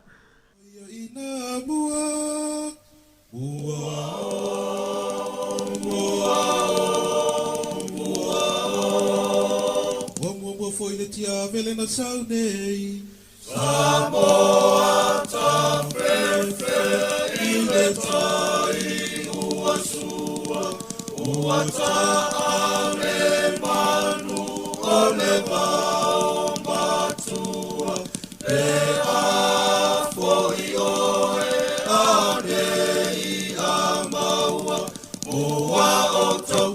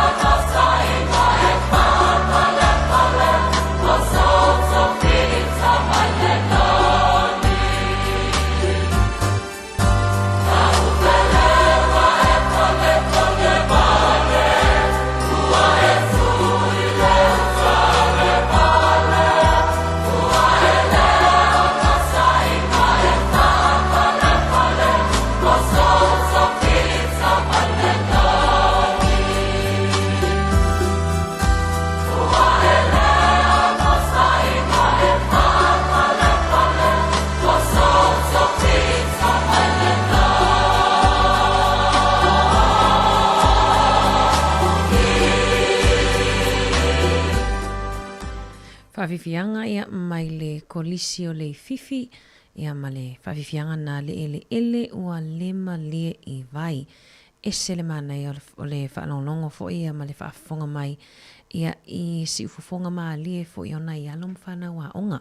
Ia wa o isi pesena mo moator kolisi o a vele, ia na tātu fo ana le la, ia le pese, ia mai le a onga matata ese Don Bosco ia la fua, ia tele o malua fou, le kolisi le whakasai malua fou. Ia o le tele on mana ia o pese na ia alom whanau ia o te loa matutua leo vaenga ia ni tono o whai pese ia o whaisi leva o ia fwoi whātunga. Ai toi whamalo atu tato o whafonga malo pe whapeli whatoi toi mafuta mai, whatalo whatoi le whale toi a whenga ia I sila, ia le alo mafuta mai ia whale toi a ailini sianu ua, malo lava, e le pese lua ie masa ni tata atu ile tu epi aso ia. Masa ni atu ile talo whawha moa lo vaenga I o sumeo, ni masa ni tatu pese ie lua le tu alofa. Iswailea o te ofo I lo tama, te tatu toi whaalongolongo ta sia lo vaenga ia. Ia ma whai sau atal nei vaenga o leo hauli.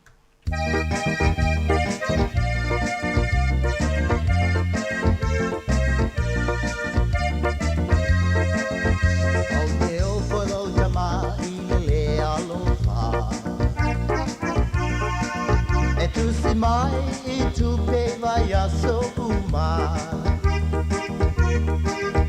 fa ala mai a o taulanga vai olea na la ko ile tu pe le vai a so lea Isa nga tu pe ta ia pe ole palesa Pela e fua I tu pela au oni usila o ole lava Mana ya lo wata mai wa fa ai loa Ai fa to po ia matua Na o matu papai ai la no po ala utama Isa moa Nana o mave umatame auma Le tiviri ama mala pusa aisa E o iula mai punave umale aina sa utala Mana yalo musu E fai ngaluenga Ai fa atu Ilo agata Ola mona fai Ola ule lava Ai onolo alofa Yo matua Ita iso o mai e au matua Ai le mawhau o I le matana Na ta whaai poi pole ai o se mea Ka I le mama Te le mawhau o I lo aloha Na o au mai ai o I ni usila Manu whaapene o whai ma polo ngā o oi sa loa Na e sila pia lava olo umativa E te lei alu atu lava I se pongisa Na e au solo atu lava I tua I lau ke whai ava O pea fo I lau au ngani I lau tama Si au lea whaapu si tau le la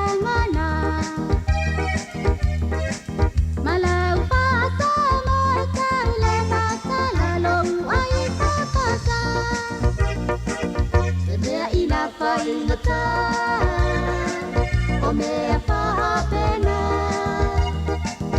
se ia lolo faia ma se isaia o mea paia salino ua falasia ei puai masua ele toe maua ei puai masua ele toe maua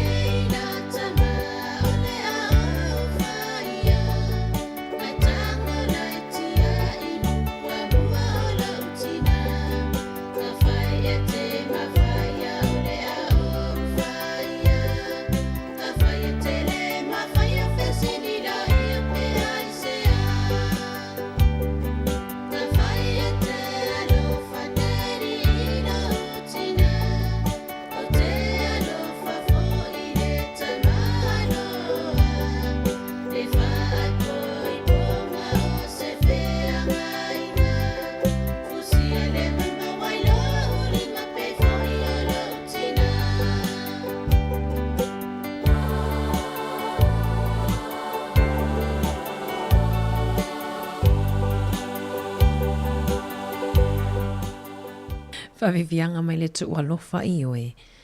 A whai e te alofa. Nei waenga o leo a uli o toe.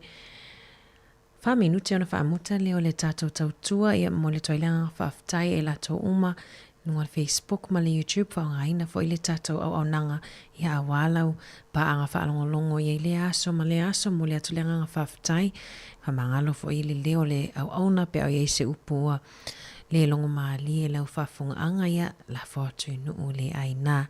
Le ai mātou te matua atu lava ina, ai whamania le atua, alofange le atua fufuanga matiu te whai o tutoa nei aso. Taulunga atu le tatou tautua i le whawhiwhianga ma le tamaita ai a langi matautia ma le pese a le tufa whaato whaatu ai. Ia Vitaliano Pulaa o le whaletua whenga wea i sila, ia mai lato o malava mafuta mai le tatou tautua i le nei awa uli tatou toi wheloa i le tai awa tai au toi amatalia i le tautua si ufonga lau mua i le itu la e fitu.